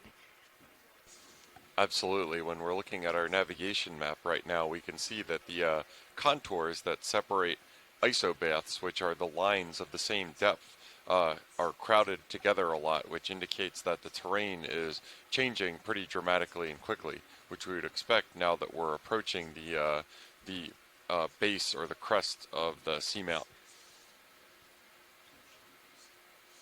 And it does tend to be these characteristic abrupt changes of elevation where we tend to see the most interesting things geologically and biologically. And it's these abrupt transitions and the gradients that are characteristic of submarine canyons and seamounts that make us so interested in them and make them so fascinating objects of study to oceanographers of all stripes.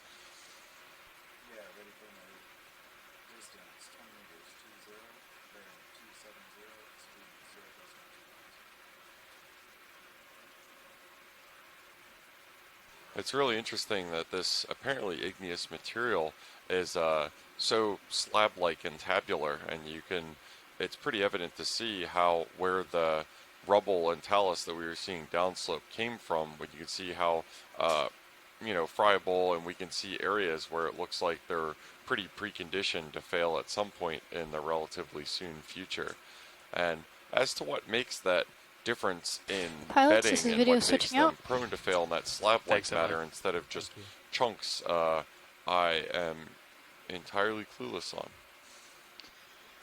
Well, my little geological knowledge makes me want to think that perhaps the lava flows that formed the seamount were sheet-like flows instead of pillow-like flows.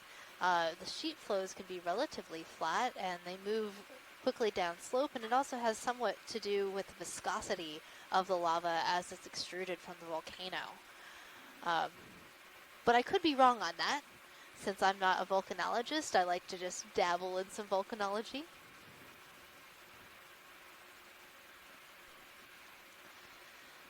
But talking about the things I do know about, we've got some more really cool sponges. We're seeing another one of those vase sponges on the right-hand side, and then a really bright white Dema sponge encrusting this rock. It's not flat up to the rock. It's maybe one of those geoded types of Dema sponges, and then we're also seeing a number of encrusting sponges, all those really light areas across all the rocks.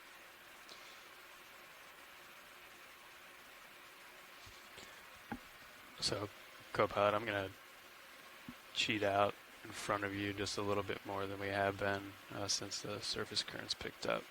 Copy. Oh, there's your Venus flytrap anemone. Just keep from getting No, that's a sea pen, you're right. behind. That is a really cool sea pen. We haven't seen one like that yet today. I only saw part of it and I jumped to conclusions.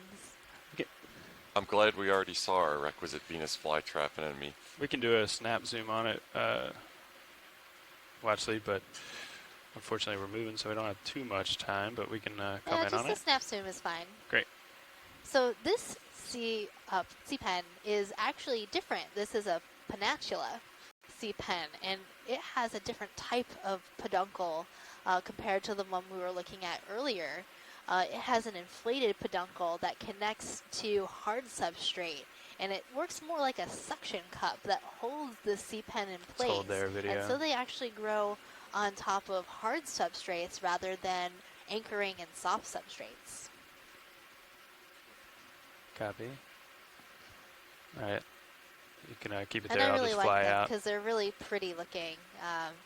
You can identify a Peninsula based on that widened, inflated peduncle, Come wide. Thanks, Brian. and then the very Yeah, we didn't have a ton of feather-like time there. branching pattern.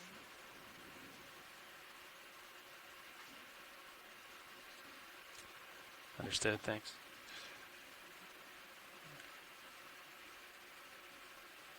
Just gonna tilt up here. We're seeing even more fun glass sponges, and here are some of the big ones that I think we were seeing dead further down on that rock straight ahead. Remember those big dead pieces that were really convoluted and full of sediment? I'm thinking that these sponges might be the live version. And this is another good example of that not horizontal interspersing of carbonate to your right, or limestone, or some calcium carbonate rock, and an igneous to your left that you see. That just kind of clues in that this is not the original orientation of these materials as they are deposited or extruded onto the seabed. I'm just loving the texture of these sponges. The sponge tissue is like really convoluted and crenulated, and it's branching almost like a coral I'll frame it up, Brian. at different Just stand by points, one. creating a lot of surface area on this sponge. Try to get all three in a line here. I'm not familiar with a sponge that looks like this. It's really cool, and I think it's in the family Farreidae, given how Alright, we can start to come in on granulated this first and one. I'm going to leafy tilt it down. appears. Yeah, it looks like a much larger Okay. version of that three different sponge conglomerate that we saw earlier in the dive. The little small one that was on top, but this one is much larger, Rotate. obviously, and it's almost, again, like a fractal sponge where it's kind of complexity upon complexity, self-similarity you can almost see between its overall body plan and the body plan of the inside of it. Yeah, one way to tell what family this could possibly belong to would be to touch it. If it was really fragile, Farreidae would be a good identification. And if it was more spongy and squishy, it might belong to the Euplectellidae. But I'm thinking, just looking at the framework of the sponge and how delicate Just let me know when. the leaves are of this structure, Faridi is definitely my best guess of what family this could belong to. But I'm just really impressed with like the delicate features and how it's actually branching upon branching with this same convoluted like structure. It's a very, very cool sponge. Understood. I would rate it sponge out of 10, Megan. Oh, and there's a fish behind it, a red fish. That's our Archonycops coloratus. It's one of your favorites. It sure is. Those fish, you can see the gill openings as it swam by. Maybe it'll open them again. It can use those gill openings as little jets, just like your favorites, the squid, will just gonna come off eject the wall water here. from their siphons. Those fish can actually press water out their gill openings in order to help them swim better. And what's really cool is that their gill openings are located behind their pectoral fins. Normally on fish you see the gill openings Alright, we've got right a few behind more the seconds cheek. here, video, and then I wanna... Those are pretty cool little critters. Okay. Sure. Oh, and there's a really cool coral we haven't seen yet. This, I believe Okay. it's a black coral, the yellow, brown looking coral. I'm only at 55. Understood. Thanks. Pilot, can we get a zoom on the little fish to the lower right? Can you repeat your last watch thing? Can we get a zoom on the little fish to the lower right? Lower right. Yeah. Is that the one that just swam by? I think it is. Sure. What's the ship doing now, guys? We're going to try to take a quick zoom on that little, I believe what was that Chaunacops that just swam by. Yeah, so the common names for this fish are coffin fish. I don't really like that name, so I just like to call it my friend. Let's hold there.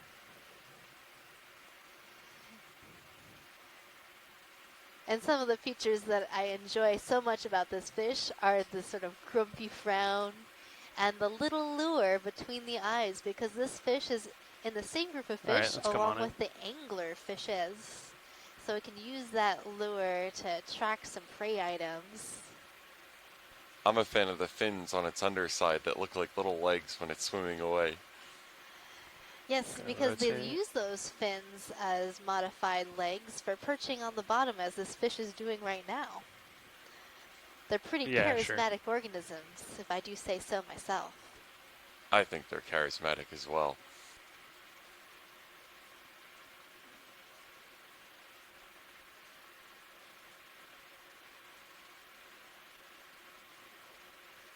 Yeah. Okay. So that's a great zoom. You can see that little lure and the grumpy frown and the little frog legs. All right, let's come wide, video. I do believe some people call them frog fishes or toad fishes. So I think we want to keep moving, right? Okay. I can never keep all these common names straight. A lot of people come up with common names to whatever they want to call something, and the same organism may have multiple common names, and depending on where you are and who you're talking to, the common name can change. That's what the upside of scientific names are, because scientific names are the singular name that we've agreed on to call an organism. I think in the next move we can go farther south too. Fare thee well, little Chaunacops. At least right now, the local high is... So now we're seeing this really, really long we'll start cheating more. Bamboo coral. And it looks like it split off into two. So normally when we see these bamboo corals, they're just a singular Brian, we don't have whip, a ton of time but here sometimes we can see them sparsely branched, as we do right now, making an interesting Y in the water column. Yeah, I'll center up on it. Yeah, and it looks like it might even have a secondary bifurcation. Nope, that was just the angle on one of its split off ends. And it's not the only really long whip-like bamboo Okay, I'm coral. gonna I've come seen up a number of and, them in this lose it. area. Sure. Yeah, they're really kind of eerie, and from a distance, they almost look like cables or fishing gear. Before you zoom in, you see that they're organisms. You've got space to starboard too. They're pretty cool organisms. And we're not sure why some might split and fork, but some theories suggest that perhaps it was damaged and it started growing at that fork. But most of the time when we see them like this, we're seeing that singular whip. This is a really, really cool area along this ridge. So this lava structure here, right along the edge, you're seeing a lot of animals lined up along that area. And that's pretty common, actually. Almost Okay, I'm every gonna dive rotate that up. we find Sounds a feature good. like this, it's covered in different types of corals and sponges and other animals.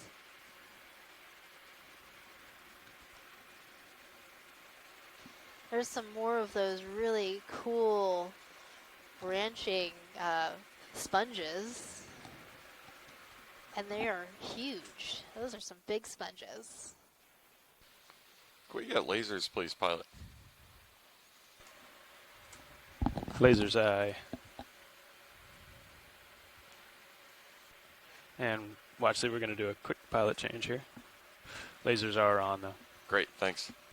Okay, you can spot your lasers. It might be hard, but on the whiteness of the sponge is 10 centimeters or 4 inches space between those lasers. So that makes this sponge over 1 meter wide, I would guess.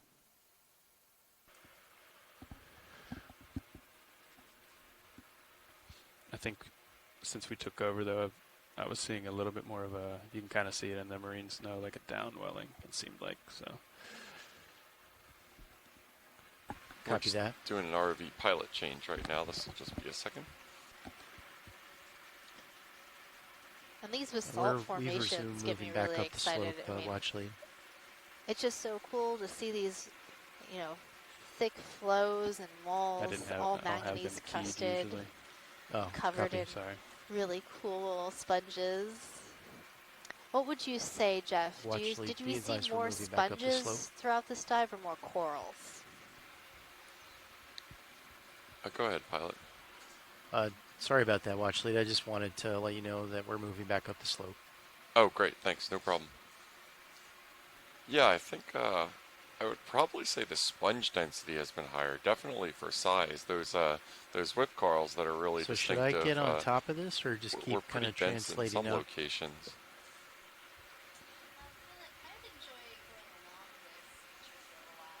Okay. Yeah, but we've just seen Copy that. a huge amount of sponges How in this far are we dive. into that move now? And a huge variety as well. I think that's what makes it really fun for me is the variety of sponges that we've been seeing. And a lot of them are very different from the ones that we've seen in some of our other dives, but that's to be expected given the different depth that we're working at today. This is a bit deeper than what we had worked at before. It's a lot colder down here compared to some of our shallower dives. As far as you can, and that makes it hard there. for Maybe we can go a little bit more some aspects south, of our like you were ROV saying? to work because the hydraulics aren't working, so we can't collect anything today, but that's okay because collecting this visual data is just as important.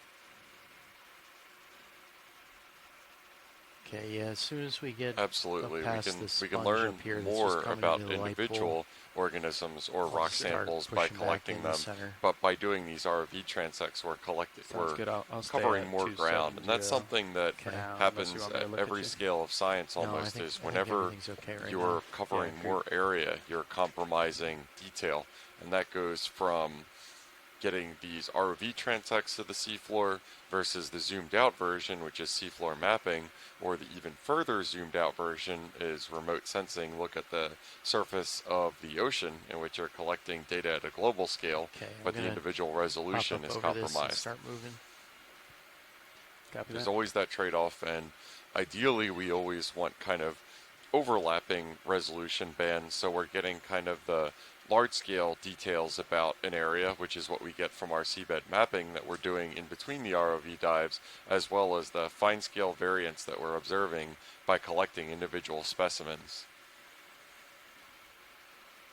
Tilting up, Copy. coming up. And it definitely looks like we're seeing a fracture in the face of the rock moving across this area. We saw it at the very end. Now it's becoming mantled and kind of hard Maybe to even see. like come towards me a little bit more. Okay. Before that next move, we can.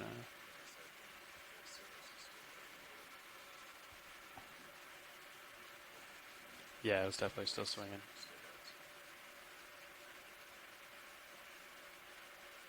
Okay, I'm going to come over to this coral.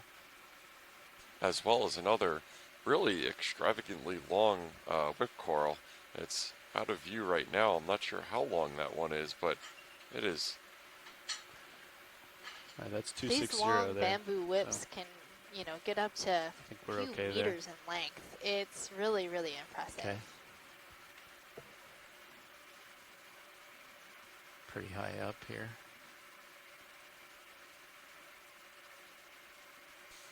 And it's really become apparent right now, the current that's moving across our camera and our view from Deep Discover, it definitely looks a lot faster than what we observed when we landed at the site, which was pretty slack current, not very fast at all.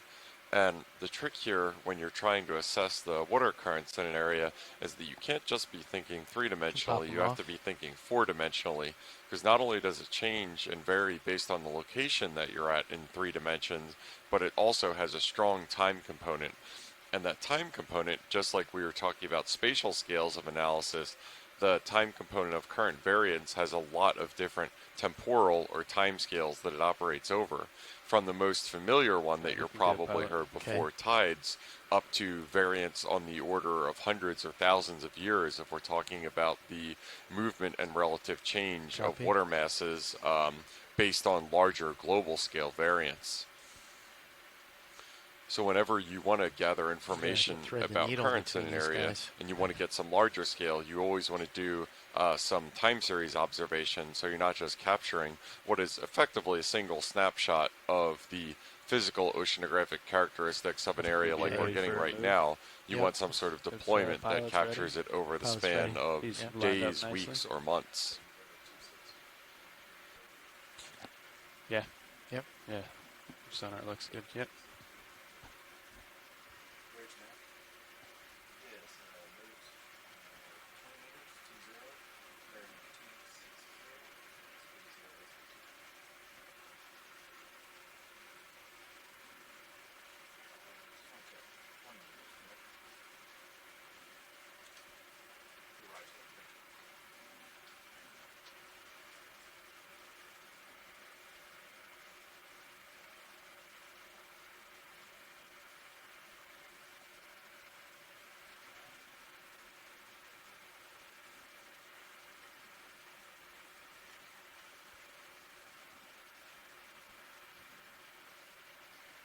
So here's a neat observation from Scott France. He said that we don't usually see these really long whips within canyons, and they tend to be very characteristic of seamounts. So we're seeing a lot of these really long bamboo whips here on Bear Seamount, and in the Pacific, almost every seamount seems to have these really long bamboo whip corals on it. So it seems like the bamboo whip corals are a very seamount-centric organism, and we don't usually see these long bamboos in canyon areas. Yeah, and even though we do see the bamboo corals at way higher densities in some canyons than we're observing right now. For example, we saw a veritable forest of bamboo corals during our first dive in the Goli Marine Protected Area that was really spectacular. The length of each individual organism was 10 or 20 or 30 centimeters tops maybe, instead of these really elongate and curly whip corals that we're seeing right now, whips of bamboo that we're seeing right now. And as I was saying, that I don't think that's a coincidence.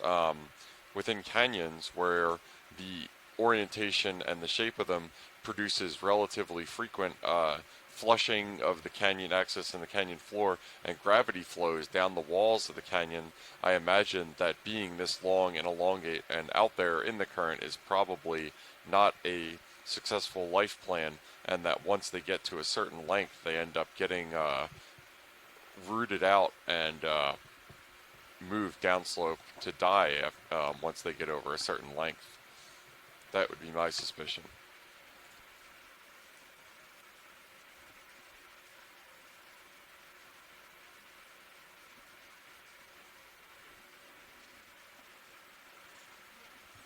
That's a nice shot. Thanks. Pilot, could we get a zoom on the end of this really curly one to the right?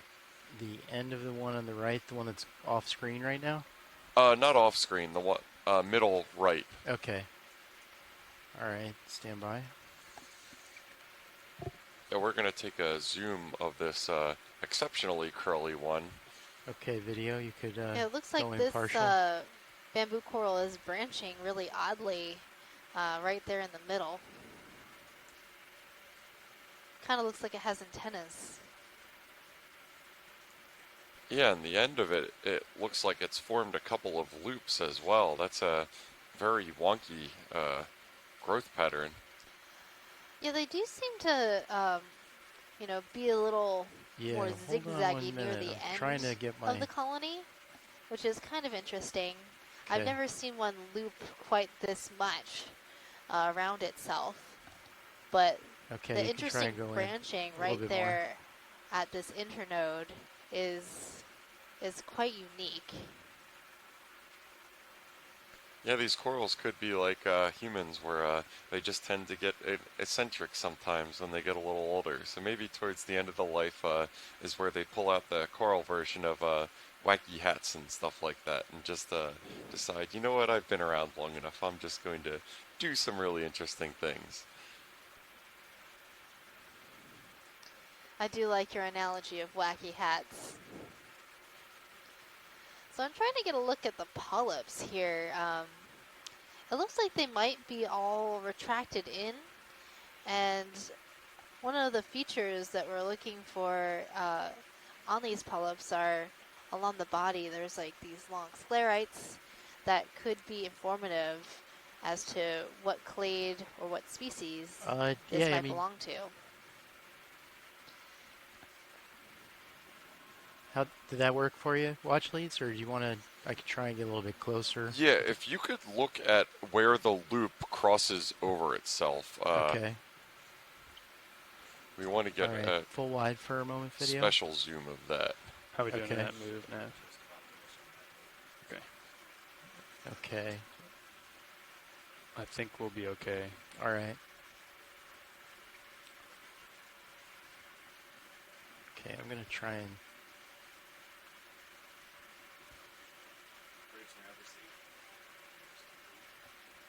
Copy.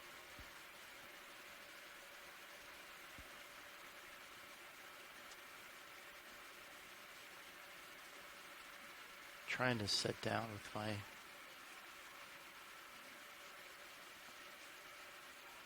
port aft toe. Yeah, it's a little awkward with the aft coming down first, but you don't really have a choice there.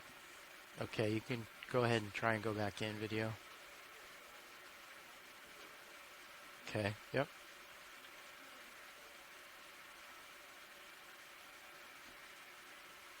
Okay. Yep.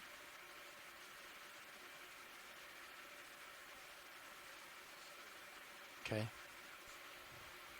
Yeah, there we go. That's what we're looking at. We're just trying to see whether the loop actually bridges when it goes across. If you could pan a little bit to the lower right, that would be great. Okay.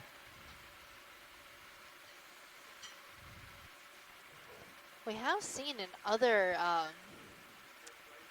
other bamboo corals where the skeleton will like reach out and create new branching points connecting to Is that what you needed, substrate. Watchlead? It wouldn't be strange to, I guess, see it connecting to itself. But I can't really tell if it is. Video. It kind of looks like it is Looking connecting down, to 8-0 itself in a All right, loop. I'm going to start. Not sure. Sorry, watch leads. I have to start going back up slope. That's okay, pilot. Thank you for the view. Welcome. And I'll just keep my heading here. Okay. And just a quick Copy. correction, Copy.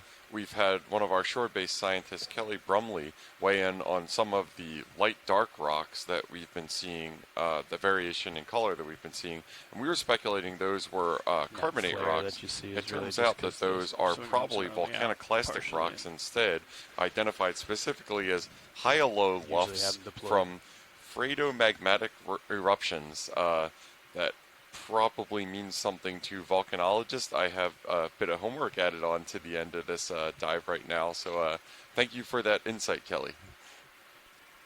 All right, I'll follow you up as you come Okay. up. I'll raise an altitude as well.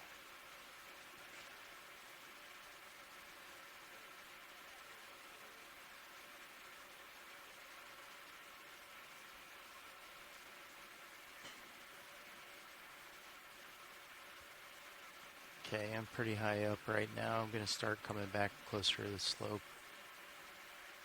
Sounds good. Yeah, looks good.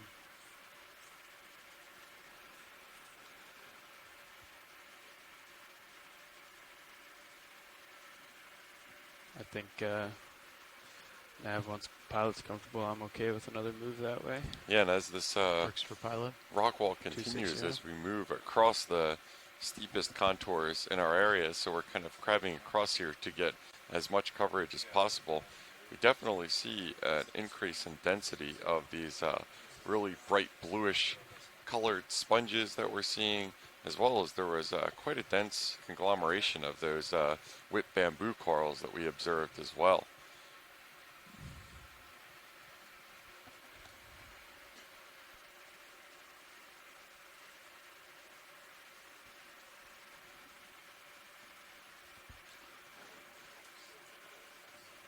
I'm not sure if comping the sonar is what did it or not, but it doesn't seem like we have that same Yeah. anomaly. Yeah.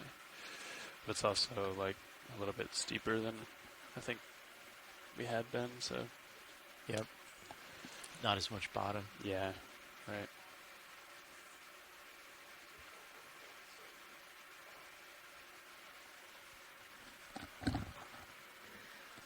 There's another one of those really crazy spiky sponges. I'm really liking them. I think those are really neat. Have to do some homework on that sponge and see if anybody's ever seen one like that before. I'm assuming it has been seen before, but I'm just not familiar with it. We're also seeing some Dictyalis vase sponges along with our round geodity demasponges and that very loopy, frilly branching sponge. Yeah, that spiky one definitely looks like something more Cnidarian or echinoderm than it does spongy. It's very deceptive, but also very cool. And just as a little bit more explanation, as Kelly has been elaborating and we've been frantically Googling for a little bit, hyalotuf is a relatively old-fashioned term apparently, but basically boils down to stuff that erupts underwater. And a phreatomagmatic eruption is underwater, and it was in our quick literature review of it. They tend to happen in shallower water depths apparently, which we are currently not in shallow water depths, so that might provide some context clues for where that rock was originally sourced from. But the important part is just to note that those light-colored rocks and the Yeah, you can always dark-colored tell us rocks if that you we want. are seeing are both probably igneous, so both probably volcanic and magmatic sourced, not carbonate like we were originally speculating on. And that's just kind of, Let again, me the know, way Lydia, if you want to science tilt up or works when down. we're observing stuff, is we work based on the knowledge and observations Okay, that we coming have and make revisions based on new evidence or data that we collect. Sorry, I'll bump down. Okay. So the sponge that we're zooming into, I believe, is in the genus Polymastia, a type of demus sponge that forms these tubes extending Okay, outward coming to from the the left. main sponge mass. So I think it's a really, really cool sponge, a great observation, and I'd be interested to know if anybody's collected this sponge before from these northeast seamounts.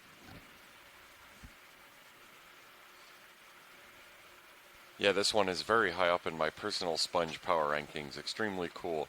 I think the one that we saw earlier with the fringed covered osculum with the two shrimp living inside is probably my all-time favorite sponge that I've seen so far on this expedition. Copy. Just with the associate sponge, but this one is pretty awesome too. And like you said, this sponge looks a lot like a nudibranch with all those Okay, different coming like down. spikes and tubes sticking out of it, or maybe urchin-like, or like, you know, people who use way too much gel in their hair. Okay, coming down. I was getting a distinct feeling of familiarity looking at this sponge, and what it is everybody's favorite chef, Guy Fieri's head is what I was thinking when I was looking at it. So from forever here forth, I believe this is going to be Okay, known I'll in my rotate down a mind little as the bit. Flavor Town sponge.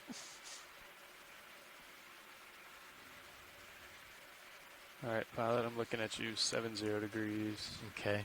All right. Full wide video, please, when you're clear. And got a little bit of a ledge up ahead, so Copy.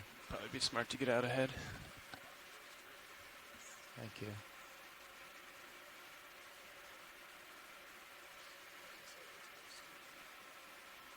Yeah, it does. In my sonar, I was getting some pretty tight slant ranges. I came up, though,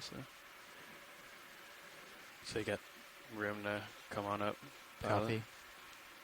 Yeah, mostly coming straight up.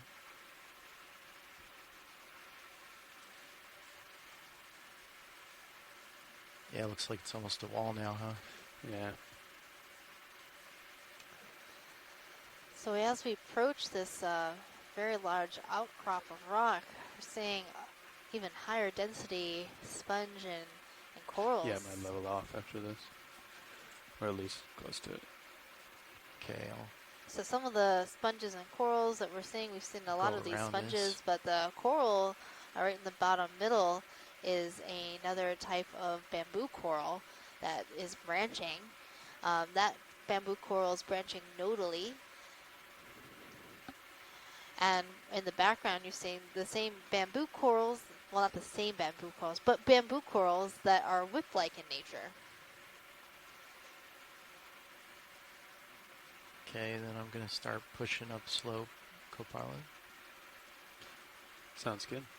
Yeah, I'm all There's lined also up. lots of really cool You rocks looking around good. here. I'll just follow you up with the camera as you come up. I'll keep our delta about 15 or so. Copy.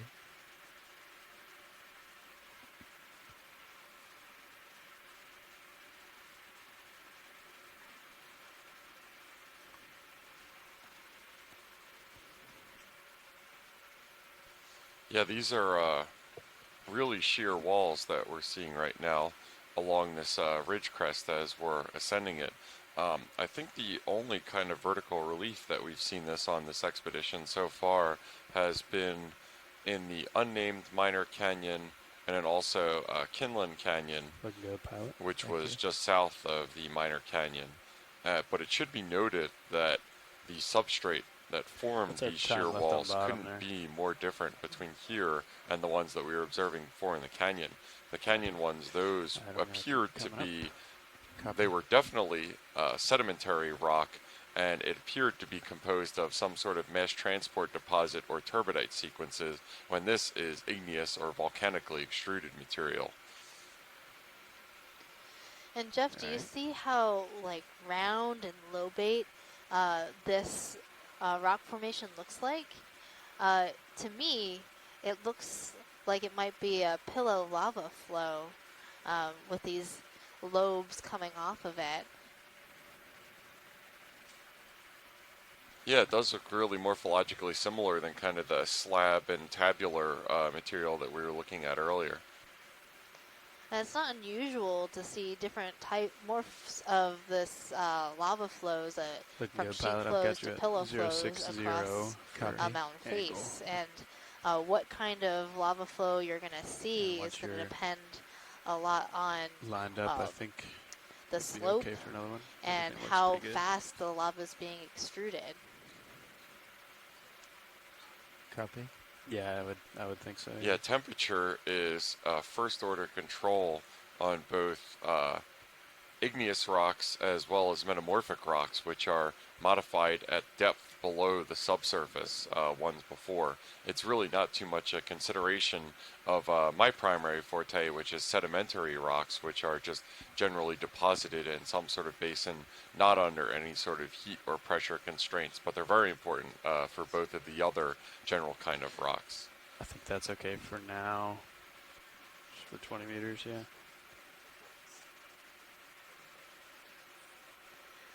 Pilot, can we zoom the yellow coral right at the corner of this rock in front of us? A little bit to start. I'm starting to center up on it now, like the one on the rock, or. Yeah, it's the one lowest down on the rock, straight in front of us. Oh, okay, so beneath the white sponge. Yeah. Okay, sure. Okay, I'm gonna come in and sit down. Maybe give it a minute So on that this move. is a coral that I don't think we've I think imaged we'll yet today. Make it 265. I'm thinking it might be a black coral. We'll just take a moment. Watch lead. I'm gonna sit down on the bottom so I can get a nice stable zoom. Can I point so we're up just that? settling down Yeah, to take a look that at some of actually this is a stuff. good And view it's actually sometimes. kind of Okay. interesting. Some of the growth on the side of this rock could be pretty interesting too. Occluded a little bit by that.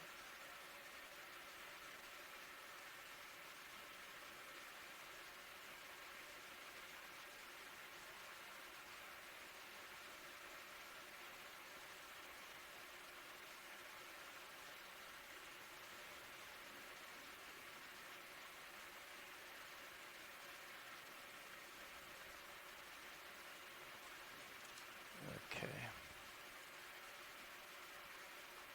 Okay, you could go on in video. So we are zooming into this black coral, and you can see it has a sort of fan-like shape, but it also has some branching, which makes me think it is in the genus Stauropathes. Ready for that, pilot? Yep. Come on. So this is a type of black coral, and named such because the skeleton is actually black, but the scientific name of this group of black corals is Antipatheria, which translates to generally against disease.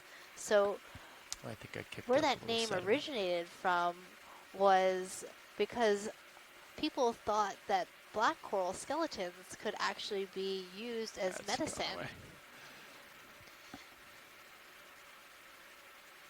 And then behind this Sorry, coral, Lydia. we're seeing a Lost my geodid, footing a little bit. geodia sponge, Gonna very rotate out. round demasponge.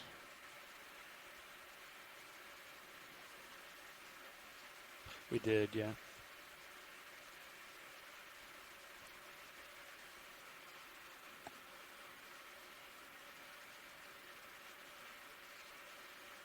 I believe this. And you know what's notable about this coral, Mike, and I'm probably just not looking close enough, but it almost looks like there aren't too many or any associates with this coral, which would definitely be a first in this area. But as we zoom in, I'm probably going to sit corrected. There's almost always some kind of associate. We don't see the snake stars that are prevalent on a lot of them just yet. Not seeing any amphipods or isopods either. Sorry, I'm kind of moving you around there, video. Hey, Jeff, it's Scott Prince. It's a good observation, and that may say something about the coming up. metabolites or the chemicals that are in the tissue of this black coral. And there are quite a few black corals that don't have as many associates as we're used to seeing on the octocorals. Certainly, we will see polychaete worms on some of them. But you mentioned the brittle stars, the snake stars. That's something that we don't usually see on black coral. Thanks for that observation, Scott. Have stopped that's swinging interesting. by now? There might be an explanation behind that. Okay, we could probably put the move in then. I'm sure we'll be out of here in 5 minutes. I think so, yeah.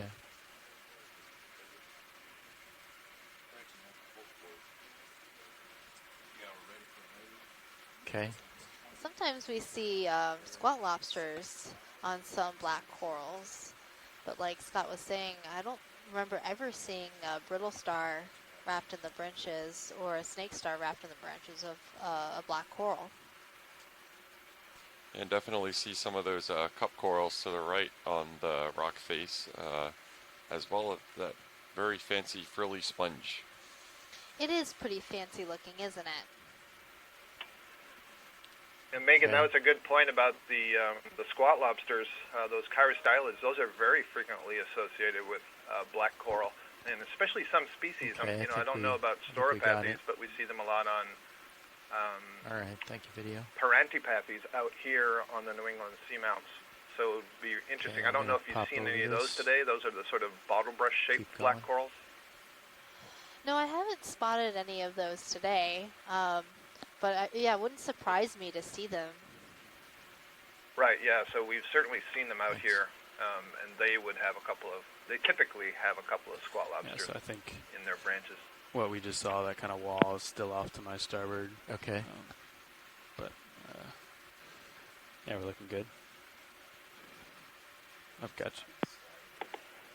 I was noting earlier in the chat room, just kind of going by it. what I've been able to see of this dive today is really quite exciting because it's very different from the shallower, flatter regions of the seamount that we have dove on before, where there's quite a lot of sediment accumulation. So here, where you've got the exposed rock, it's just this phantasmagoria of sponges and corals. It's fantastic to see.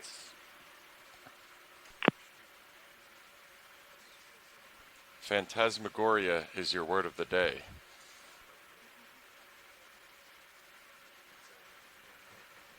Yeah, a lot of what we're seeing today reminds me a lot of the other seamounts that have been surveyed in the Pacific through the Capstone program. So it's really kind of fun to see, but the sponges to me look a lot different from what I'm used to. Yeah, and this one particularly is wild. Yeah, looking good, pilot. Got you at 50 degrees now. Copy.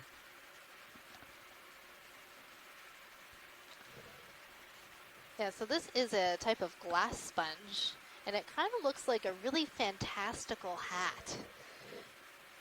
I think from a distance it looks like a vase that's made of wax and is melting. Yeah, it definitely looks like that.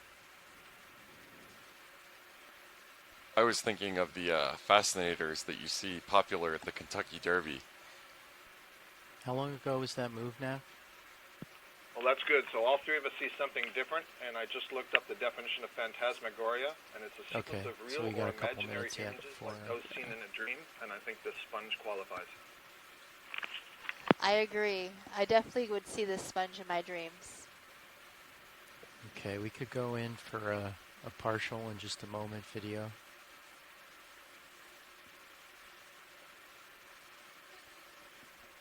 Okay, when you're ready. Your forward lights are still on. That's my fault. I never turned them off. I'll leave them for now. Okay. Now this sponge is a really interesting base. I'm thinking that over time, as it's grown, it's like sent out other pieces of sponge to try to keep anchoring it to the rock. Yeah, I think that's a really good observation, Megan. I was going to say something similar. Okay. You can see this in a variety of octocorals as well, certainly some bamboo corals where the calcium carbonate holdfast also looks like wax dripping down a candle. And I would totally agree with you. As this thing gets bigger, it needs a wider base to stabilize it. Try to go a little and so slower. maybe it's putting out broader feet. I suppose the alternative is just that the edges are dying. Yeah, it's definitely been interesting to me to see a lot of these very large sponges with a relatively small holdfast, but it looks like this one has decided to distribute its load a little bit and spread out. We saw this sponge. We called it a bugle sponge in the Aleutians. Not this one. I mean, we saw something that had a similar sort of morphology where it was, thin at the bottom and then it gets wide at the top, and it had all these little sort of pustules coming out of it, like we're seeing here. And when we looked in that one, we referred to it as kind of a condo because there were amphipods living in each one of those protrusions. And I'm noticing in these ones, as we're zooming up, there looks to be something pink on the inside. So I wonder if there are some crustaceans living on the inside of this sponge in each of the protrusions. I was wondering if those were some type of carnivorous sponge, like cladorizid sponges that are growing out of this glass sponge. Yeah, I think you might be right. It could be a hydroid. Okay. But so I'm looking down at you, 75 degrees. Sure. All right. Probably have a little bit more swing. But yeah, that would be a sponge growing on sponge. Okay for now. Copy that, co-pilot. All right. That's Full not live when unheard you're of. ready, We video. have seen sponges growing on other sponges.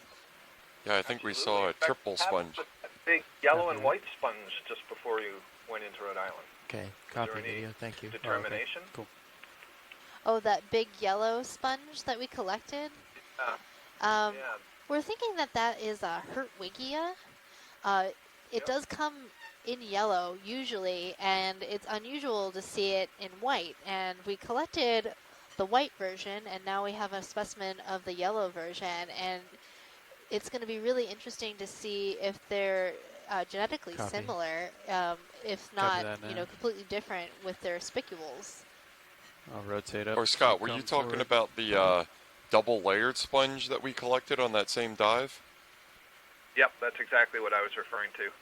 I'm gonna Oh, yeah. kill your So headlights for you. Megan Copy could that. probably elaborate on this, but one really interesting observation about that was that the outer layer of that immediately started to begin turning black once we took a topside and had colored the ethanol that we preserved it in this really deep purple color. Okay. Yeah, I think it doesn't look too challenging up ahead. Yeah, I agree. Do we have to move on? We can't look at that yellow sponge or the yellow coral? Yeah, I think we're keeping moving, but I believe that was a bubblegum coral with zoanthid on Yeah, it. I'm good for that. Yeah, that's what I thought as we were too. getting close. Thanks, Megan.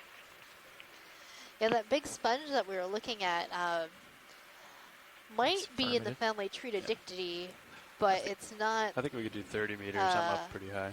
a sponge that I've that ever works for seen pilot. before with those sort of dripping, waxy like shapes.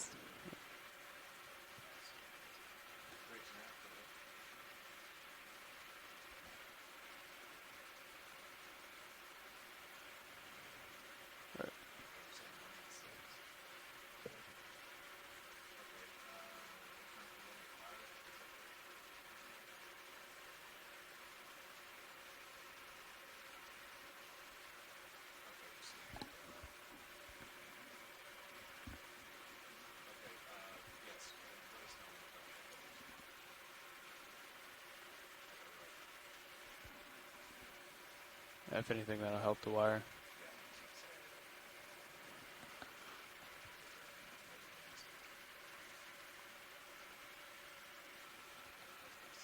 Yeah, this has definitely been more of a spongier dive than it has been a coralline one. The sponge density and variety has been really neat. For sure, and we've seen so many different kinds of sponges and different kinds of shapes, and it was really interesting to see all the different associations the other animals made with the different types of sponges. We've been seeing a lot of brittle stars growing on those vase-like sponges, and small squat lobsters hanging out in other areas.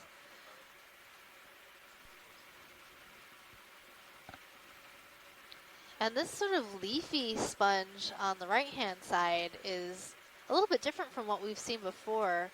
That's a type of sponge that I would usually identify as Heteroreti, which doesn't actually have a family at the moment. It's just not classified into one. Tether looks good. But it used to be classified under the Farreid, Copy so a that. very fragile glass sponge. Yep. Yeah. And on this local high, we're noticing a lot more corals and other sponges gathered in this area, so that's really cool. And maybe another one of those polymastia sponges on this rock lower down. Kind of looks like a jumble.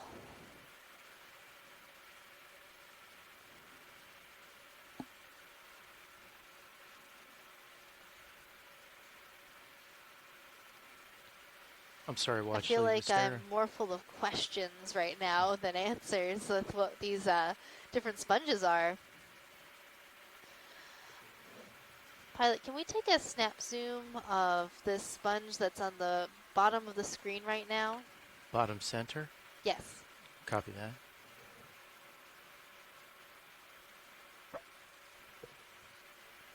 Copy.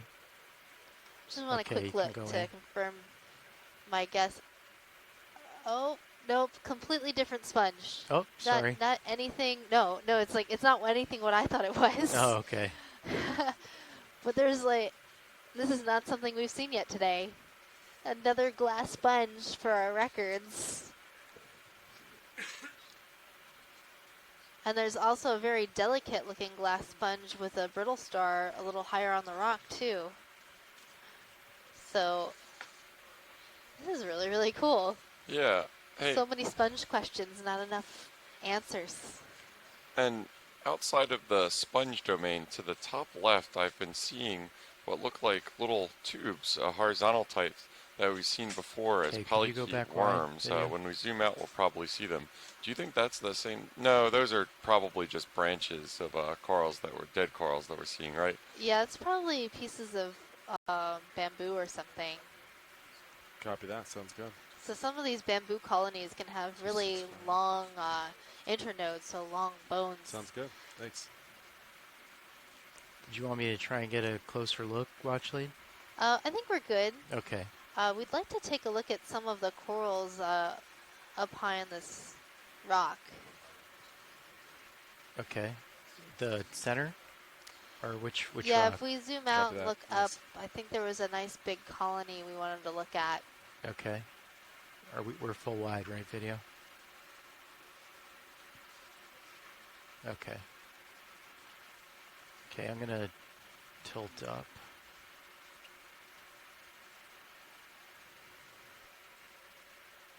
One of the whips, watch lead, or port or starboard? I thought I saw a coral, but maybe it was just that sponge. Okay. There are some really large sponges around here. But maybe we can take a look at this whip coral on the left, Copy. right where it branches. Yeah, we're taking a look at another one that looks like it's forming a loop. Hard to get a three-dimensional idea of it floating in the water column. It's probably not doubling back and connecting on itself. It certainly looks that way, but it's probably just Okay, a I'm gonna line up a optical little illusion. bit better first.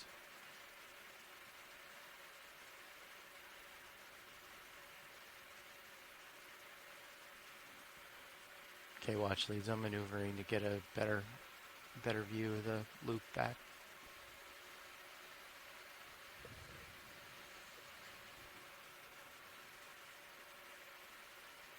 So this yellow sponge, the lemon yellow one, Okay, you can go is in one of the video. sponges that we collected earlier in this expedition. And it's likely a Hertwiggia. And then this coral that we're looking at is a bamboo coral with a bunch of crinoids on it. And it looks like there's been some damage to this coral. Yeah, There's that's what they're areas after. where the skeleton is bare and there isn't any polyps, and that's where these crinoids are hanging out. Yeah, this is good to see. I can't tell for certain, but it looks like below the crinoid that we're zooming in on, the lowermost one there, might be a new branch kind of coming out towards us. So I can't tell if that's tissue stripped off or if that's what's going on. And I've made this hypothesis in the past that when there is some kind of damage to the colony on these whips, since the polyps are capable of asexual reproduction, basically budding off new polyps, new tissue, perhaps the injury causes them to form a branch at that point, essentially, or effectively like a new colony growing off the first one. So that's one explanation for why we see this very unusual branching pattern in what would otherwise be whip. Another possibility is that because you see the skeleton is completely cleaned off there, it's not impossible that the larva of another bamboo coral could settle on the bare skeleton and so begin growing anew. And in order to address those alternate hypotheses, you'd have to take pieces of basically all those different bits and run some genetics on them where the information was sensitive enough that you could identify individuals and see are these the same individual or different individuals. So it's really informative and interesting to continually see this being repeated. I guess now I can see maybe what's happening is it's a very long branch. It's curled over. Yeah, and you can maybe try that for thing that. that looks like I a think I might be able to branch hold it. tip isn't a branch tip, but it's actually the very end of the loop. Copy Is that possible? All right. Yeah, that's Hold what on I'm one seeing sec. as well, is that Yeah, I'm gonna it's curved rotate up a over little and bit. bent, and the tip of the colony is coming Pat, back just for your around. reference, I rotated the camera down to 6-0. But Copy. you still have time here. Okay. Yeah. So it doesn't change anything I said. It could be that where there is no tissue now, that could be filled in by advancing polyps, depending on what else is on that skeleton. And this would be one way to get that bridge that we saw earlier, that anastomosis, where the curl of the branch, the bare skeleton, joins the other one. If tissue grows along it, it's possible Is this the to view? grow Is this over what you were the hoping for, Watchley? lower part of that colony. Yeah, that definitely would explain how you get some of those kind of bizarre shapes as it reaches that really extreme length. Yep. You can also see lower down, it looks like there's an anemone, maybe some zoanthids that have gotten themselves in there on another bare piece of tissue. So one of the questions is, what is it that's causing the tissue to be bare? It's not these crinoids, I don't think. Probably the crinoids have landed after the skeleton has been cleared off, but can't say that for 100% certain.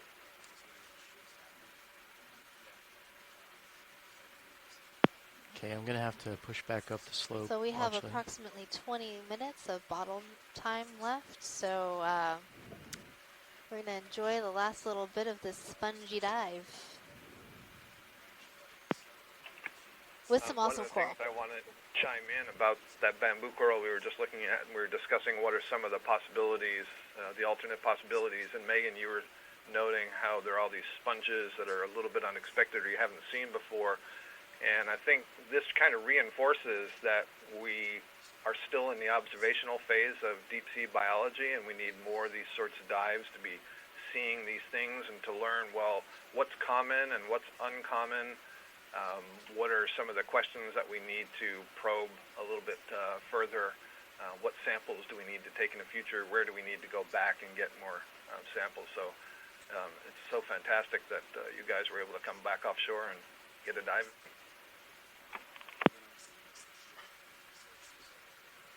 And hopefully a few more on the seamounts to come. And that will include both some more benthic dives of the type that we're doing right now, as well as in 2 days from now, a midwater dive looking at some of the water column above these seamounts in relatively deep depths to do some transects.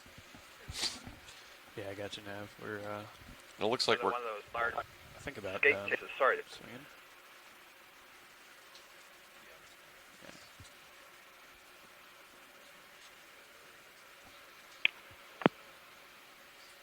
Yeah, that did look like another one of what you would call mermaid's purse, I believe, on shore, the common name for those. And I think it was before you got on the line, we saw a really large pile of those being encrusted with sponges and various other organisms on top of it. It was really just a a very dense accumulation of them, that the type I've never seen before.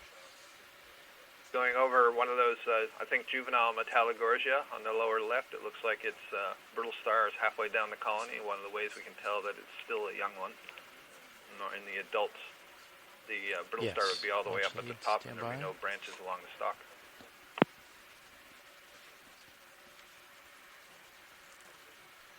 Yeah, we saw a Metallogorgia earlier in the dive, and so I was wondering if the associated snake star was Ophiocreus oedipus, like it is in the Pacific, or if it's a different species of brittle snake star.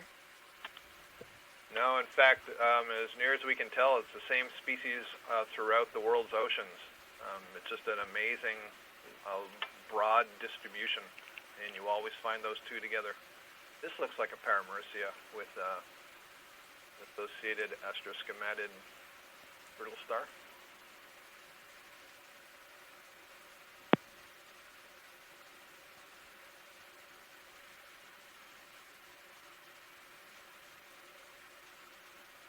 Okay, you can go in video.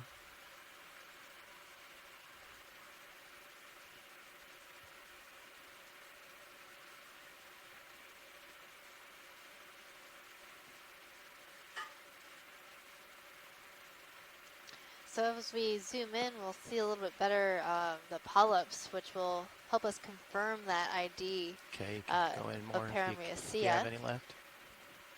which is a type of plexaurid coral.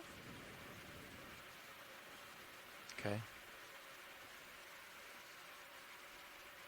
Yeah, I'm pretty sure. I don't believe I've ever seen acanthogorgids with these sorts of brittle stars, so that's another clue. And it also, we're looking at the crinoid first, I think. It a little bit. I'll Sorry, stand by. full wide again. Okay, look. Sorry, watch lead for that delay. I'm gonna. So we're actually seeing a small little forest of these sea lilies, those crinoids that have long stalks attached to the rock. And these ones have 5 points. So five, I guess, feathers, if you would like to call them that.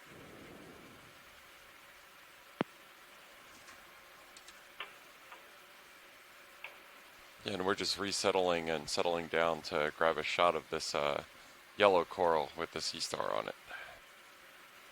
Got it. Okay. Yeah, I would call them arms, Go just like the arms of the sea star. Arms of those feather stars, or the sea leaves, since they're stalk. And what I was going to say about the Paramerissia, the yellow octocoral that we're zooming in on, that looks like a xenophyophore right there. Sorry, overshot. So this, what I was going to say is it's interesting that, nope. Crinoid, I'm going to wait.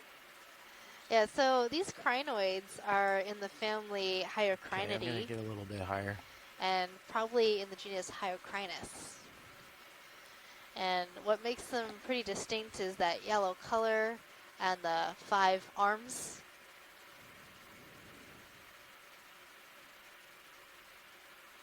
What's the ship doing, Nav? Okay.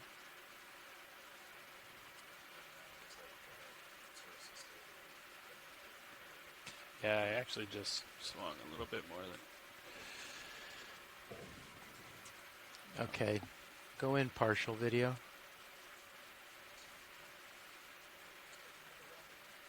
Yeah, I think so. All right, and then we'll give them the polyps.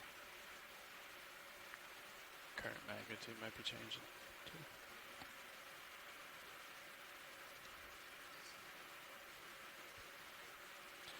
No, I mean like through the course of the cable.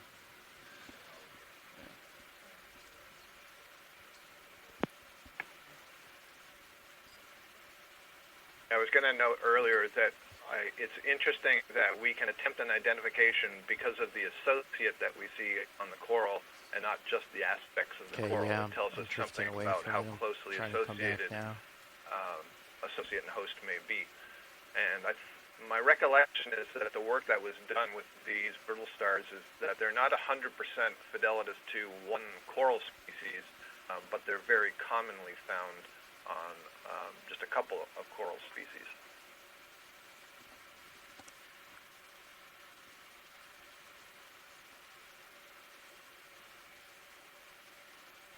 That's a good point. I've seen these types of snake stars on paragorgids most often, and then sometimes on corallids as well, and then also on plexaurid corals. But I rarely see them on bamboo coral. Usually the stars that we see on bamboo All right, I think we are have to get going. the brittle stars.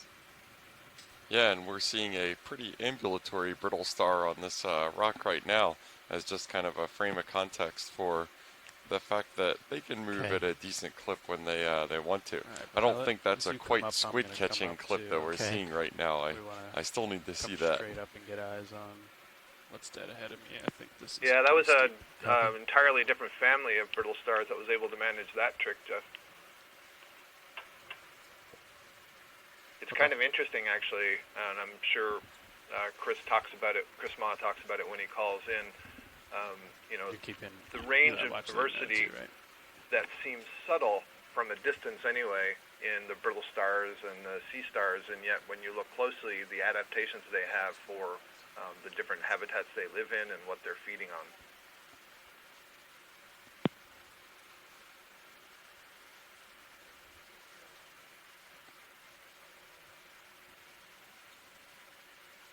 Copy that.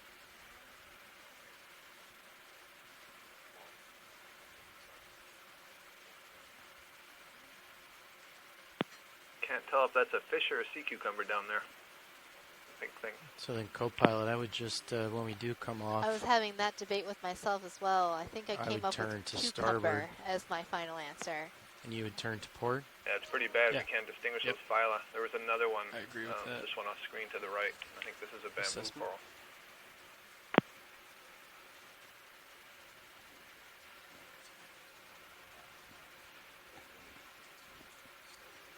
Yeah. We have been seeing quite a number of echinoderms today. All these brittle stars and sea lilies and feather stars all over the place, along with random urchins and a couple sea stars and a cucumber or two. I think we caught them all. Finally got a charismatic cuke. I've got you at 6-0. Copy. Pilot, your call if you want to get one more move in. So then we would be, yeah, I think we have one more. Let's go.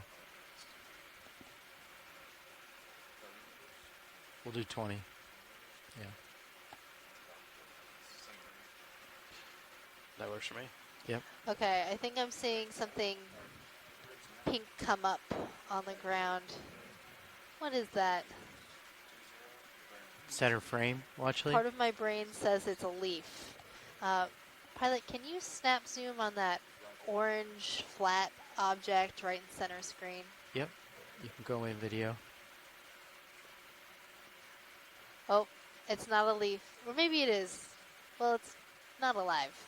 Yeah, it looks like rusted metal to me. Copy now, thanks. Okay, you can set the. You can go live. Well, Thank you, video. At least my curiosity has been assuaged. Definitely not a positive ID, though. Well, I'm only interested if it was alive. Or a rock. And it's neither.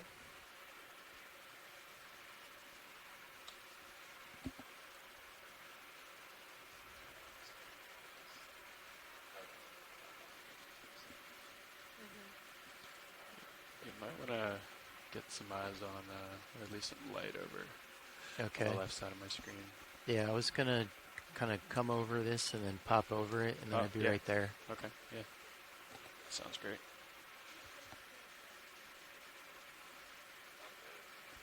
I'm going to keep my heading. Got you. 265. Yep.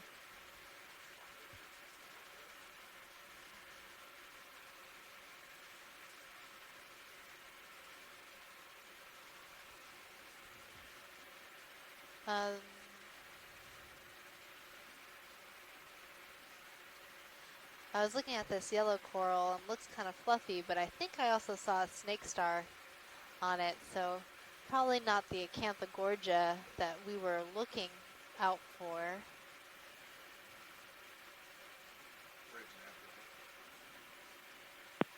I expect that Acanthogorgia will be a little bit bushy.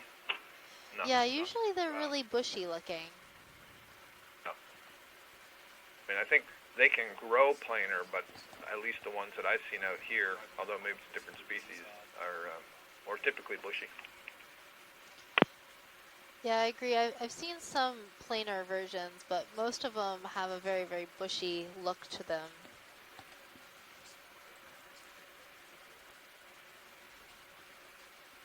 Copy. Copy. I do not know. I assume he is.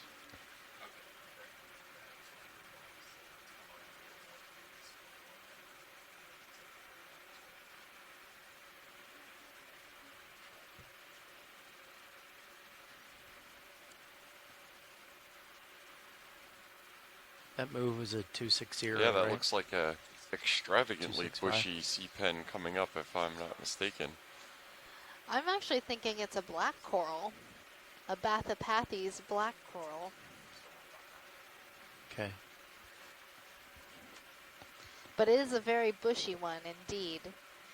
And if we were to zoom in on this black coral, we might see an associate polykey, a polynoid, one of those scale worms, along the center axis of this coral. Try and sit down and get a view. If he's going to sit down, I don't think it's worth getting the rest of the move in, yeah. This would be a good shot anyway, since we got time. Go ahead, Neb. 5 minutes. Confirm. Thanks. Okay, when you're ready, video. Oh, standby video, sorry. Okay. Yeah, so now we're zooming in on this black coral. And looks like there's a little snaggle towards the top of it. I don't know what that is. I think it might be a brittle star. So remember how we were saying that we normally don't see brittle stars on black corals? Here we go, are with an example that's breaking our mold. Or maybe it's a snake star, I can't tell. So we're looking at to see if the arms are very smooth or if they have spines along them.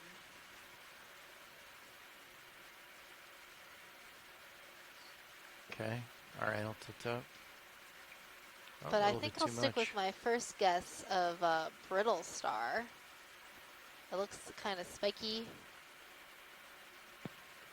Yeah, that is very unusual, and that's throwing off all the conversation we just had about not seeing brittle stars on black corals. How bizarre. I know, isn't it? Are they all set on that heading? Or? I also like how it just sort of inserted itself into our dive just after we said, oh, we don't see this association. It heard that and crawled up the black coral real fast. Right, exactly. But I'll justify this by saying this is why we need to have more dives to the bottom of the ocean. So we know when is something rare, when is something just unusual, or when is something never happening.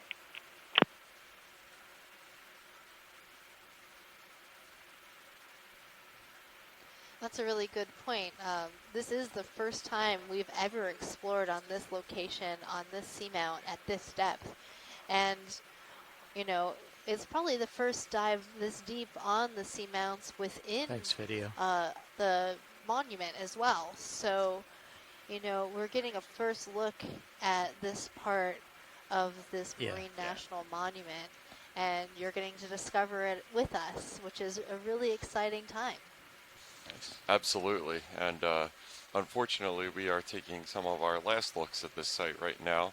We just had our 5-minute warning a couple minutes ago, so we are just taking our last look at this right now. This is the southeastern side of Bear Seamount. We're at approximately 1,850 meters water depth.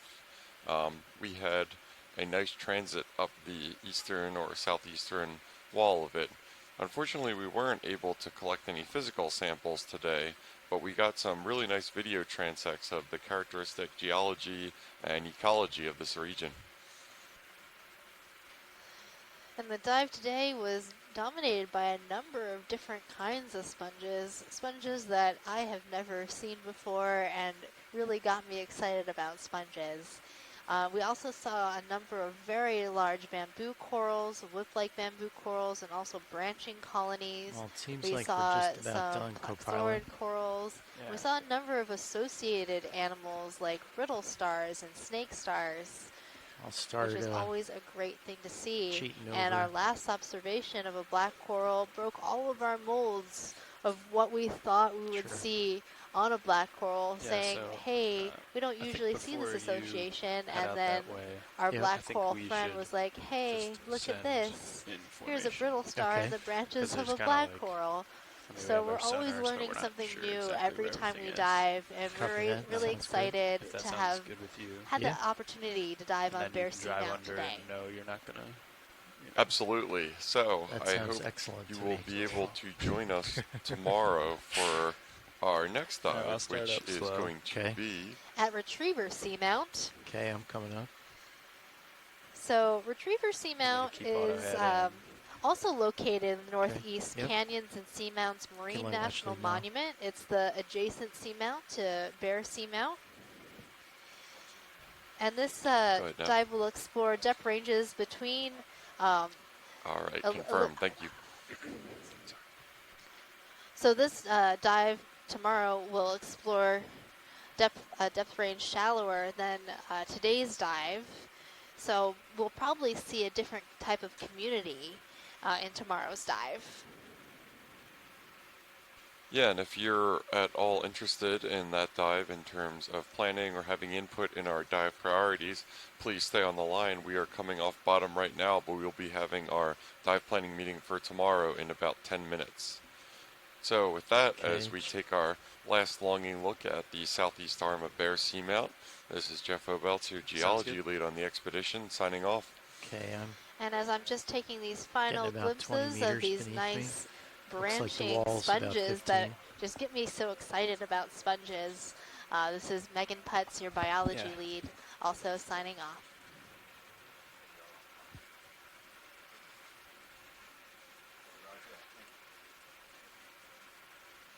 Alright, pilot, so I'll just keep my auto head in for now. Copy. And I think this is pretty good. Yeah, looks like you said, you have 20 meters altitude. Okay. Yeah, we're about 20 meters away from the wall. All right, so then I will turn to starboard and then drive underneath. Yeah, and I can I'll line up with the ship as well. Okay. All right, I'm gonna. If you wanna put in auto depth if you haven't already. Okay. And that kind of takes that element out. Yeah, exactly. And I'm spinning my head a little bit more to port. Okay. Yeah, and that should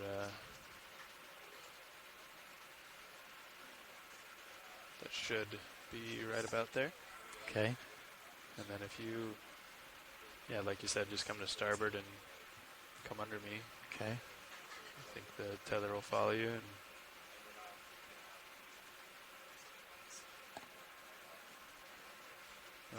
actually, that might be a full turn. Yep. I can. No, I can turn around. Okay. Well, the tether then will be. I can drop down a little bit. What do you think? Yeah. I think just drop down just a little bit. Okay. But you should be okay. I mean, we've got eyes on it, so yeah, it's good to do it out in front. And I will. I'll also come back a little in. Okay.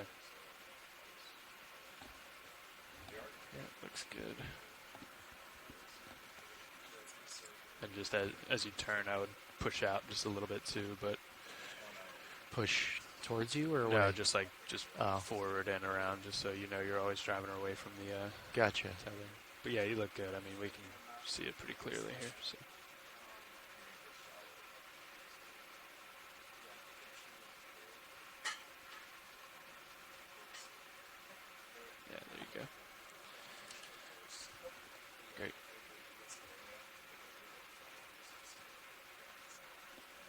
follow you down as much as I can. Okay.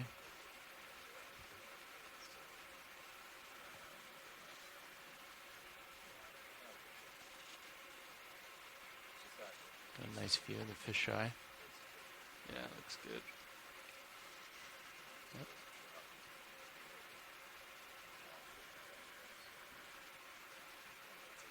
All right, that's full tilt.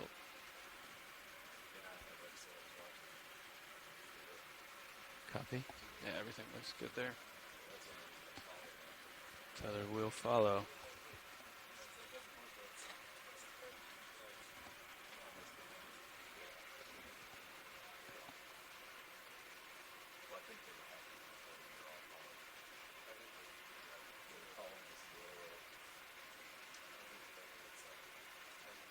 Okay, there I am in the tether cam. Light pole anyway. Yeah. Nav, would you zoom in on the vehicles? That's fine.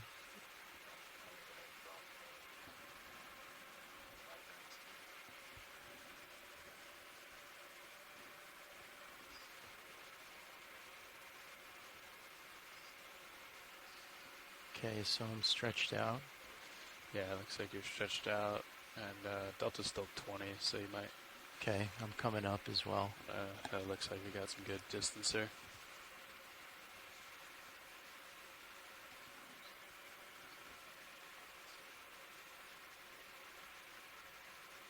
You can just let us know when it's done now.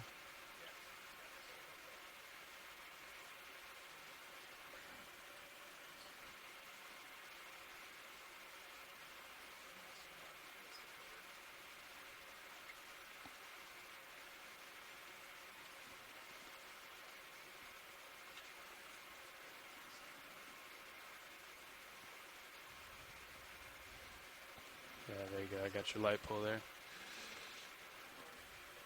We just want to see the distance between